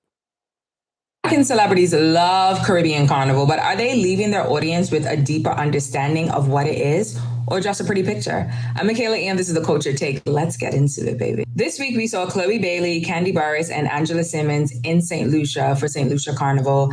Last year, Ciara was in Trinidad. Ashanti has been to Bermuda and famously recorded a song with Masha Montano. So American celebrities coming to Carnival is not a new thing. And don't get it twisted, I don't have a problem with any of it. I think it's great that they come and they want to be a part of the culture. However, if we are going to borrow the reach of American celebrities, shouldn't there be something along the lines of them telling the story of Carnival and a little bit of the history, not just posting sexy photos and videos? When it's all said and done, shouldn't their audience leave knowing what Carnival represents, why mass matters, why the music matters, why we do Juve, and why Carnival and our culture is so much more than feathers, whining in the street, and drinking rum in a beautiful backdrop? Because here's the thing, Caribbean Carnival isn't just a photo opportunity. It's our culture. It's in our blood. It's in. All right, two things. I do agree with her. I do think realistically, because again, like somebody like me, I'm looking, I seen all of them. I seen the Chloe Baileys, I seen the Angela Simmons. I didn't see Candy until I seen her video. But again, I do think that most people, again, if you an old horny nigga like me, you just looking at the pictures and like, damn, they kind of like half naked, and you really don't know what's the purpose of it. You don't understand what's the purpose of about it either. I don't give a damn, but I would appreciate it if you did have some information and you told a nigga. No, because I feel like when it comes to them festivals and parades, I don't think, like I said. No, I get what you're saying, but only reason why I disagree with what you're saying is because some people can say the same shit about 4th of July, or you can say the same shit about Juneteenth. Like some people want to know the backstory. But niggas want to know, why are we celebrating some of these holidays, or why are you doing this shit? I'm not saying I'm going to stop looking at the pictures, but it would be cool to know what's the backstory behind the half naked feather shit. But that's my thing. But before it was a thing to take the pictures and all that, were we even talking about it then? So now, like, people bringing more eyes to it because of how they dress. But was it really even talking about what's the whole point of the carnival? What's the, because this wasn't the first festival. Like, this has been going on for years. So that's my only thing. It's just like, well, you wasn't preaching about it before, or even wanting to know about it. Why now? Because they shine a light on it. You need to know what it's about. Because again, then I think realistically, I hear what you're saying. You saying it like that, but that's kind of almost the same way what people felt about with Lizzo when she did Sexy Lady. Yeah, to the rest of the world, niggas don't give a fuck about who UCB is or what Go-Go is, but to people who live in the DMV who've been listening to Sexy Lady for majority of their adult life, we give a fuck about you telling people where you got this from and not making it seem like this just some sample song. So again, yeah, it's easy for you to say that because you're not a part of that culture. But for people who are part of that, yeah, it's cool. We enjoy the pictures. We enjoy the job bringing the spotlight. But it would be cool for y'all to kind of tell people what's the purpose of the outfits you wear. Or when you go into some of these places, like how long has it been going? How long does it go on for? Because other people may want to go and you may never know because you only feel like, hey, I just see these celebrities randomly one day pop up in the joint. Nobody don't never necessarily know what it is if you're not a part of that culture. So again, like I said, man, if you are new here on YouTube, man, like, share, and subscribe. We record each and every Sunday on YouTube if you're watching this live on YouTube. And then each and every Tuesday, you can re-listen to this on anywhere where you find podcasts. Bulture Podcast each and every Tuesday. I'll holler at y'all next week.